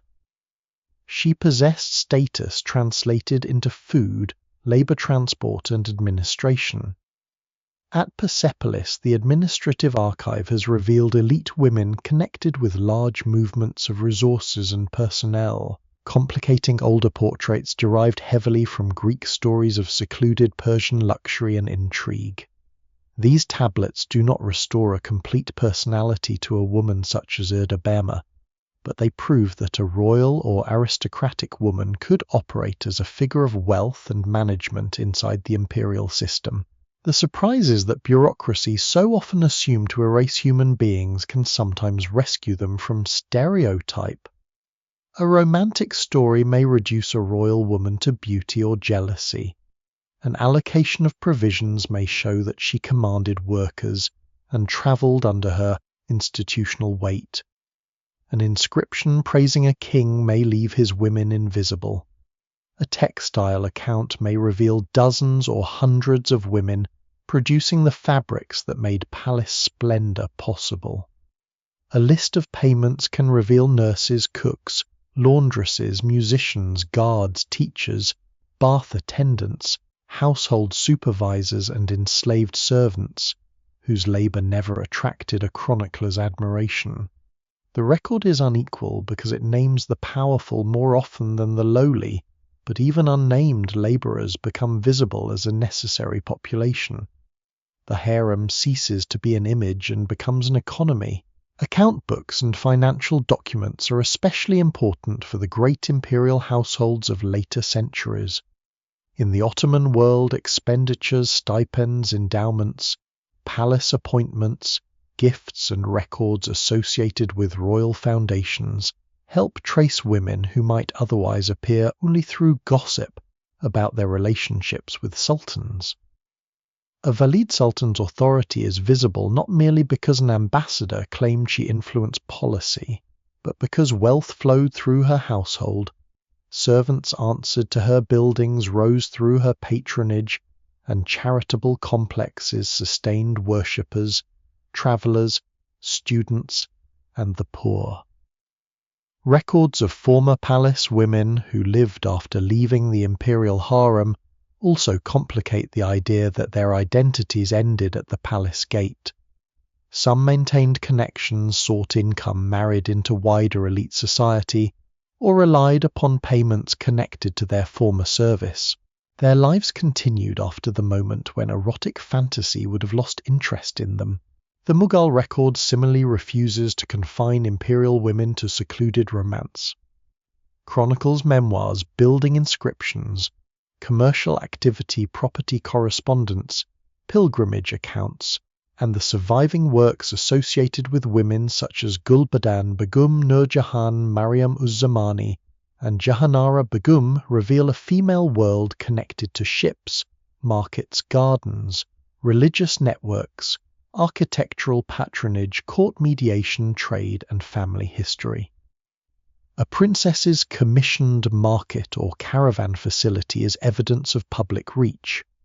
A royal woman's association with maritime commerce is evidence that the zenana could participate in economic life extending across oceans.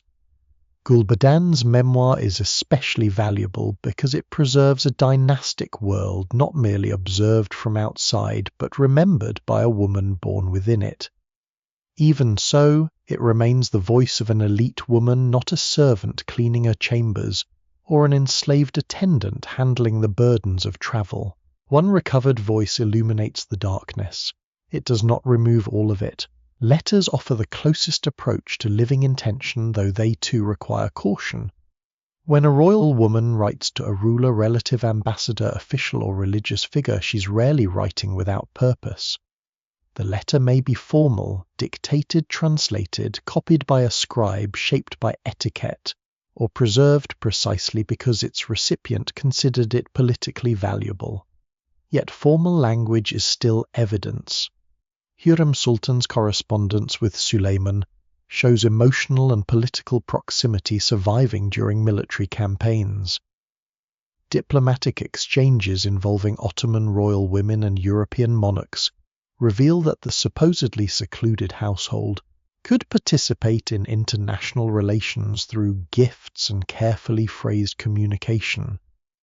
Letters from ancient royal women when they survive may reveal marriage negotiations, anxieties about status disputes over gifts, family obligations, or the practical management of a court during a king's absence.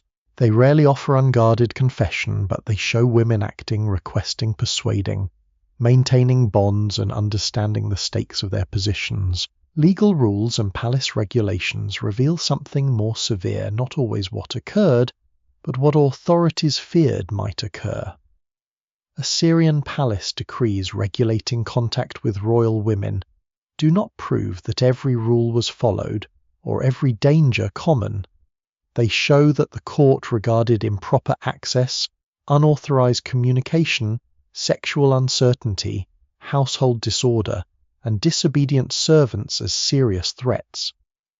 Ottoman protocols surrounding access to women, princes, eunuchs, and rulers reveal the same underlying concern in a very different society. Chinese regulations establishing ranks, rights, residences, selection procedures, and allowances demonstrate the ideal order the court attempted to impose upon imperial family life. Rules must never be mistaken for perfect reality. People disobey rules, officials evade them, favorites receive exceptions, emergencies overturn custom. But a rule is still a fossil of anxiety. It preserves the shape of what a palace wanted to prevent. Objects speak in quieter ways. A jewel can mark favor, marriage, reward, inheritance, or pious donation. A robe can embody rank. A seal can authorize property or confirm status. A cosmetic container may belong to bodily care, ceremony, luxury, or daily routine. A cradle object, toy, embroidered covering, or child's garment reminds us that the political drama of succession began in rooms occupied by babies. Ceramic wedding wares prepared for an imperial marriage in China translate dynastic expectation into thousands of crafted objects covered with auspicious symbols of fertility, harmony, and descendants. Ottoman textiles and jeweled possessions reflect both the elegance of palace life and the systems of distribution through which hierarchy became visible. Mughal luxury objects, gardens, tombs, manuscripts, and architectural foundations reveal women who participated in a refined court culture while negotiating the demands of lineage and enclosure. Objects do not disclose motives easily, but they show the material stage upon which lives were performed. Tombs can speak with unusual tenderness and unusual deception. A burial identifies status, family association, religious hope, artistic taste, and the desire of survivors to remember someone in a particular way. A royal mother interred in a monumental complex has clearly achieved a legacy far beyond anonymity. A princess whose tomb becomes attached to poetry, devotion, or public memory continues to inhabit the cultural landscape. Yet graves are also curated images. The dead do not control every story carved above them. A grand tomb may conceal a difficult life, political defeat, or the suffering of those who produced its beauty. The absence of a monumental burial does not mean a woman was unimportant to the people who knew her. It may mean that she lost, that her child lost, that her household lacked resources, or simply that time destroyed what once stood. Then there are chronicles, the most vivid and most dangerous witnesses. Without them, much of the drama of royal households would vanish. Names, conflicts, ceremonies, disputed successions, unusual promotions, the fall of favorites, the intervention of mothers, the execution of princes, the deaths that changed reigns. But chroniclers were not neutral mirrors. Some wrote to justify a victorious dynasty. Some blamed the influence of women or eunuchs for failures caused by wider political crisis. Some repeated scandal because scandal made moral instruction memorable. Foreign observers might exaggerate what confirmed their expectations about decadent courts. Male writers could admire female piety while condemning female authority. A queen who supported a successful heir might become wise and virtuous in one account. A mother whose faction lost might become poisonous and unnatural in another. The document survives, but truth must be separated from the uses to which the author put it. This is why the darkest stories remain the hardest to settle. Did a rival consort poison a prince? Did a mother arrange an execution? Did a favorite secretly direct the ruler's decisions? Did a woman accused of sexual misconduct truly violate palace law? Or had her enemies discovered the most effective accusation available? In some cases, records of execution deposition, imprisonment, confiscation, or public disgrace established that violence occurred. In others, the private crime exists only in hostile narration written after the result was known. Scholars still debate many such episodes because the evidence was incomplete from the beginning. The inner palace was designed to restrict witnesses. Its secrecy protected dynasty and reputation during life, then left later generations vulnerable to rumor. There is one further absence more haunting than any disputed scandal: the overwhelming silence of ordinary women. The royal mother who builds a mosque may leave an inscription. The princess who writes memoirs may preserve her thoughts. The favored consort who affects diplomacy may appear in ambassadorial correspondence. But the maid assigned to a chamber, the girl brought into captivity, and never selected for advancement, the laundress, nurse, cleaner, cook, embroiderer, guard, aging servant, or forgotten concubine rarely survives as an individual life. She appears through the category of her labor, through a payment or ration, perhaps through a burial without story. The palace depended on her, but history trained its attention on people closer to the throne. When imagining the royal harem, the greatest act of honesty may be to remember that most of its inhabitants are not the women whose portraits or foundations remain. They are the missing population surrounding every famous name, and so the evidence gathers without ever becoming complete. The architecture gives walls and roots, the accounts give goods and labor, the tablets give movement and resources, the rules give fear, the letters give intention shaped by formality, the objects give texture, the tombs give memory, the chronicles give drama mixed with judgment. Together they dismantle the painted fantasy and restore something far more complicated, not a secret paradise, not simply a prison, not merely a battlefield of ambitious women, but a living institution populated by people of unequal status, whose possibilities were shaped by monarchy, gender, slavery, kinship, wealth, and succession. Late afternoon falls across an empty palace room preserved for visitors centuries after its last royal occupant has gone. A tiled wall catches the fading light. Behind glass rests a small object once handled. In a daily routine no record explains. Somewhere in an archive an account entry notes cloth, delivered grain, allotted servants, paid a journey, supplied a foundation, supported a death, recorded.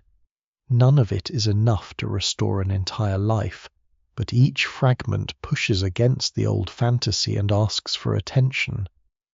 The women behind the walls were not waiting for outsiders to invent them. They were living within history, leaving traces wherever the guarded world allowed their hands to reach.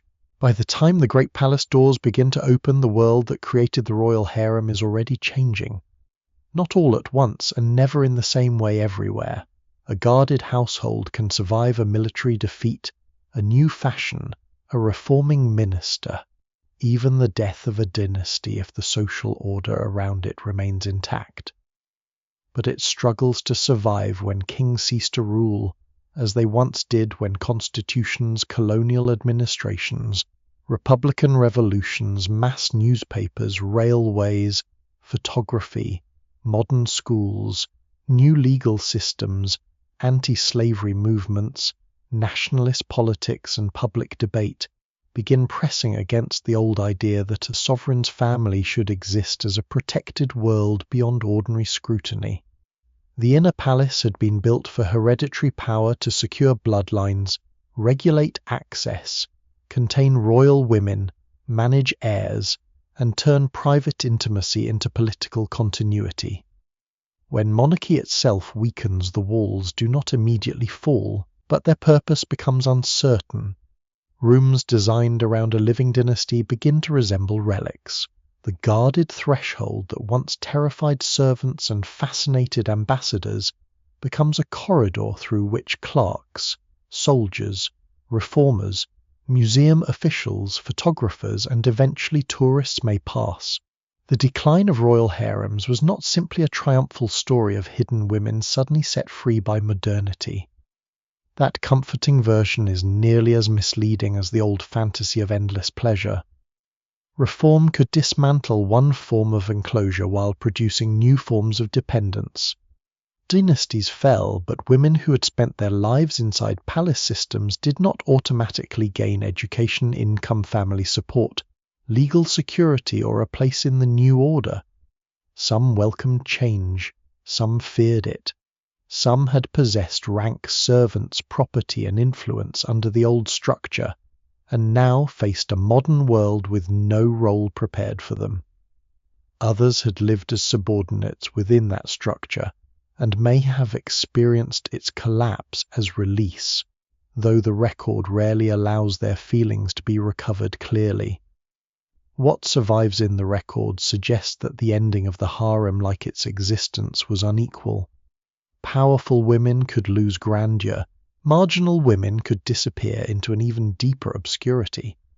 A door opened, but not everyone stepping through it knew where to go. In the Ottoman Empire, the end came through a long erosion of the palace world before the dynasty itself was abolished. During the 19th century, Ottoman rulers increasingly resided in newer palaces along the Bosphorus, especially Dolmabahce and Yildiz, where European architectural tastes, modern bureaucracy, diplomatic pressure, and changing court practices reshaped imperial display. The imperial harem continued. Royal women, mothers' consorts, princesses, servants, and eunuchs remained part of dynastic life. But it existed in an empire struggling to reform itself while confronting debt, territorial loss, nationalist movements, foreign intervention, and intense arguments about modern education law, slavery, and the proper place of women in society. The old harem had once been interpreted by the dynasty as a protected center of sovereignty. Increasingly, critics, journalists, reformers, foreign observers, and political opponents treated it as evidence of a past the empire either had to defend, revise, or abandon. Slavery, which had supplied many women and eunuchs to elite Ottoman households, came under growing pressure in the 19th century through changing law, diplomacy, internal reform, and shifting social practice. The system did not vanish overnight, nor did legal restriction immediately end human trafficking or household dependence. Yet the palace institution could no longer rest as comfortably upon the assumption that girls and boys could be purchased, trained, altered, and absorbed into elite households as part of normal imperial life. The cruelty previously hidden beneath ceremony became harder to keep outside public moral debate. A harem deprived of the older streams of enslavement, ruled by a dynasty under constitutional and political strain, and watched by an increasingly public world, could continue for a time, but it no longer stood beyond question. Then came the final rupture. After the Ottoman defeat in the First World War and the rise of the Turkish nationalist movement, the Sultanate was abolished in 1922 and the Caliphate followed in 1924. Members of the Ottoman dynasty were expelled from the new Republic of Turkey. The women of the imperial family, including princesses and former palace residents, whose lives had been shaped by rank attendance, protocol, and inherited identity, suddenly faced exile. Some had jewels or connections. Others endured financial difficulty and deep displacement. They moved through European cities, Middle Eastern capitals, rented apartments, temporary refuge, family marriages, and the fragile dignity of people trained for a court that no longer existed. The end of the imperial harem did not occur simply when visitors first entered its tiled rooms. It occurred in the lived shock of women who had been born into a dynasty and then required to survive without the world that had defined them. The eunuchs who had guarded and administered the Ottoman interior also faced the disappearance of the institution that had given some of them status after taking so much from them at the beginning of their lives. Their presence had embodied the brutality and intimacy of the imperial household. When the palace ceased to function as a royal residence, their roles lost meaning in the new state. Some lived on as remnants of a vanished order remembered through curiosity or pity, rather than the authority they had once possessed. The guarded doors of Topkapi no longer required the same keepers, yet the absence of guards does not undo the history of those who stood there, nor the trade and mutilation that had made their service possible. In Mughal India, the disappearance of the imperial zenana took a different path because the empire itself was gradually hollowed out under the expanding power of the British East India Company, and then broken decisively after the uprising of 1857. Long before that final collapse, Mughal emperors had lost much of the commanding reach enjoyed under Akbar, Jahangir, Shah Jahan, and Aurangzeb. The court at Delhi retained ceremony, memory, poetry, household rank, and dynastic pride, but the political world around it had shrunk. Royal women still lived within the extended family structure of the palace, preserving routines and relationships whose meaning reached back centuries. Yet the wealth and authority that once allowed Mughal women to patronize cities' trade routes, gardens, architecture, and spiritual communities had become diminished by imperial decline and colonial encroachment. When British forces captured Delhi in 1857 and ended the last Mughal emperor's reign, the destruction was not restricted to a ruler and his sons. The extended palace world was scattered, dispossessed, searched, humiliated, imprisoned, killed, exiled, or forced into poverty. Women who had belonged to the imperial household were expelled from the protective enclosure that had constrained them, but also sustained their identities and material lives. British accounts frequently treated the palace as a nest of decadence and conspiracy, repeating familiar ideas about Eastern domestic excess, while participating directly in the destruction of the people within it. The zenana ceased to be a living imperial institution not through gentle reform but through conquest. The emptying of its rooms belongs to the history of colonial violence as much as to the history of changing gender customs. Yet seclusion in South Asia did not vanish with the Mughal emperor. Elite women's quarters, purdah practices, arranged marriages, and gendered domestic spaces continued in many forms across princely states, aristocratic households, urban communities, and religious settings. The imperial zenana was gone as the center of a ruling dynasty, but the social ideas connected to female honor, privacy, family rank, and restricted visibility survived far beyond it, adapted and contested through colonial rule reform movements, nationalism, education campaigns, and women's own writing and activism. The decline of one palace does not erase the customs the palace once exaggerated to monumental scale. It leaves them to be debated in households, schools, courts, newspapers, reform societies, and memories. In China, the imperial inner court endured until the Qing dynasty fell in 1911, and even then its ending unfolded with an eerie delay. The young Puyi abdicated as emperor in 1912, but Under the arrangements that followed, he continued for years to reside within the Forbidden City, surrounded by remnants of imperial household life, eunuchs, attendants, consorts, and rituals belonging to a state that no longer officially existed. Outside the walls stood a republic unstable and divided. Inside, elements of the vanished empire lingered as if time had failed to deliver the news fully. This strange afterlife ended in 1924 when Puyi was expelled from the Forbidden City. The palace that had organized centuries of imperial domestic hierarchy ceased to be a living royal enclosure and moved toward its new identity as a public monument and museum. For the women connected with the final Qing household, modernity offered little simplicity. The last imperial consorts were not characters stepping cleanly out of an ancient drama into liberation. They lived through political turmoil, reduced status, public scrutiny, family unhappiness, Japanese manipulation of the former emperor in Manchuria, war revolution, and the collapse of every system that had once made imperial rank meaningful.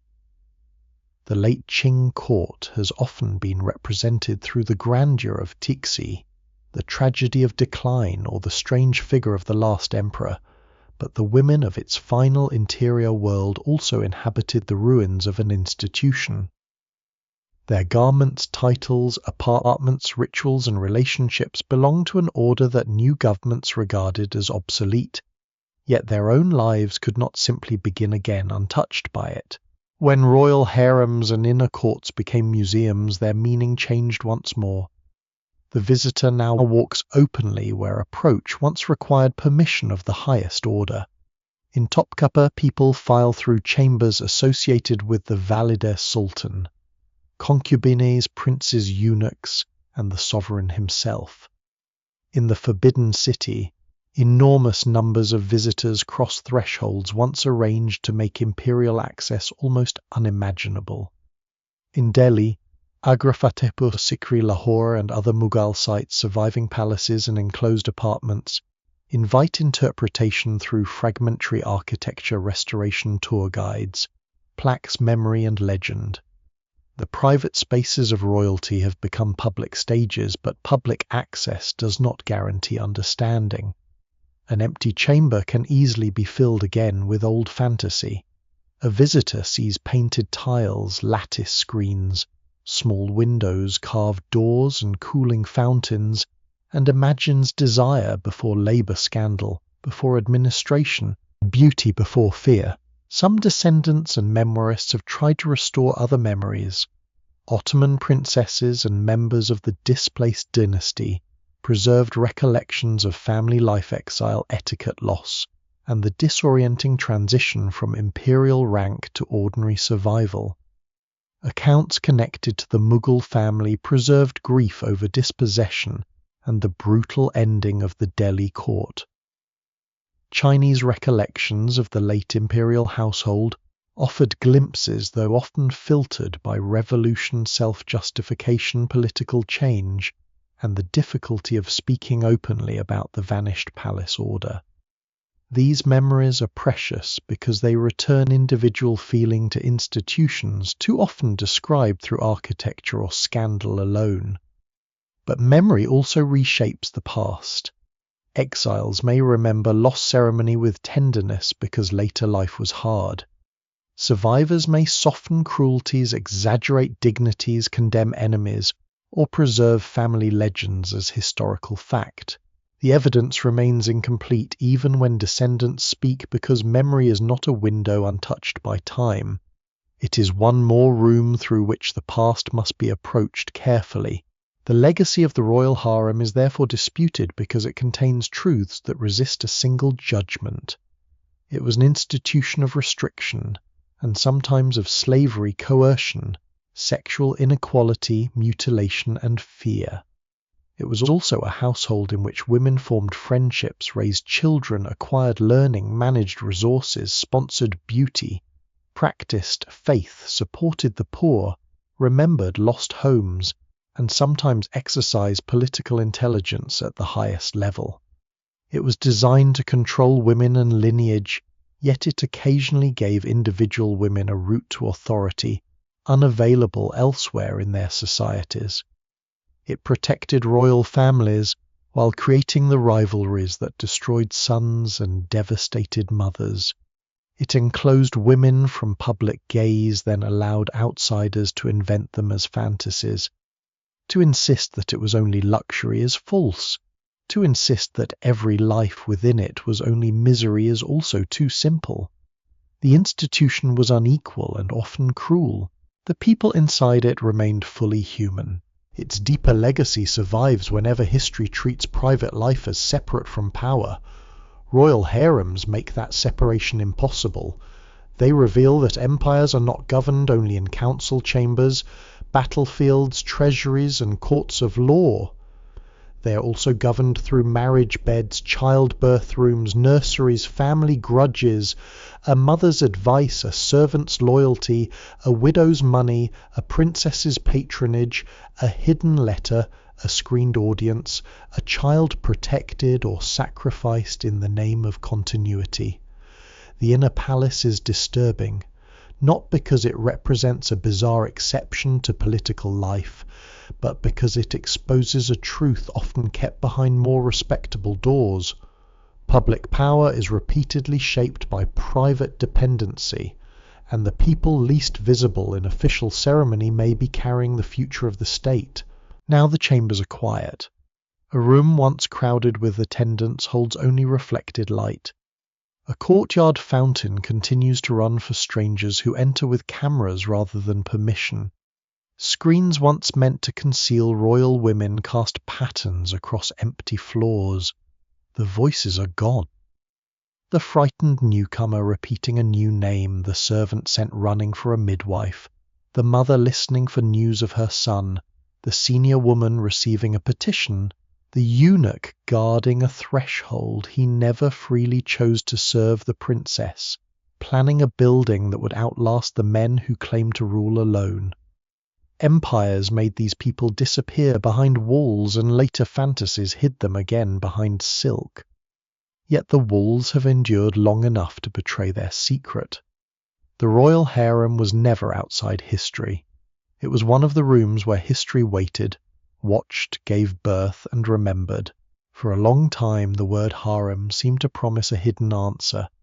A secret room where rulers indulged themselves, where women waited behind screens, where the private life of empire took on the colors of myth. But the farther those doors open, the less the old image survives. The silks remain, the fountains remain, the guarded passages and painted ceilings remain. Yet among them now stand the lives that fantasy pushed aside, the bride sent from a distant court and never brought home again, the servant whose hands maintained splendor she could never possess, the mother whose joy in a newborn son was shadowed by the knowledge that he might one day become either ruler or victim, the princess who used wealth and intelligence to leave a mark upon streets she could not walk unguarded, the eunuch who stood beside a locked gate because power had first taken freedom from him. The palaces themselves have fallen silent, but they have not become empty. In Topkapi, a visitor passes through chambers where royal mothers once measured the uncertain futures of sons. In the old Mughal world, screens and courtyards still catch sunlight over places once crowded with family servants, calculation, devotion, and grief. In the Forbidden City, the inner residences endure beneath the vast symmetry of an empire that believed order could be built into walls. What remains is beautiful, and beauty is part of the truth, but it is only part.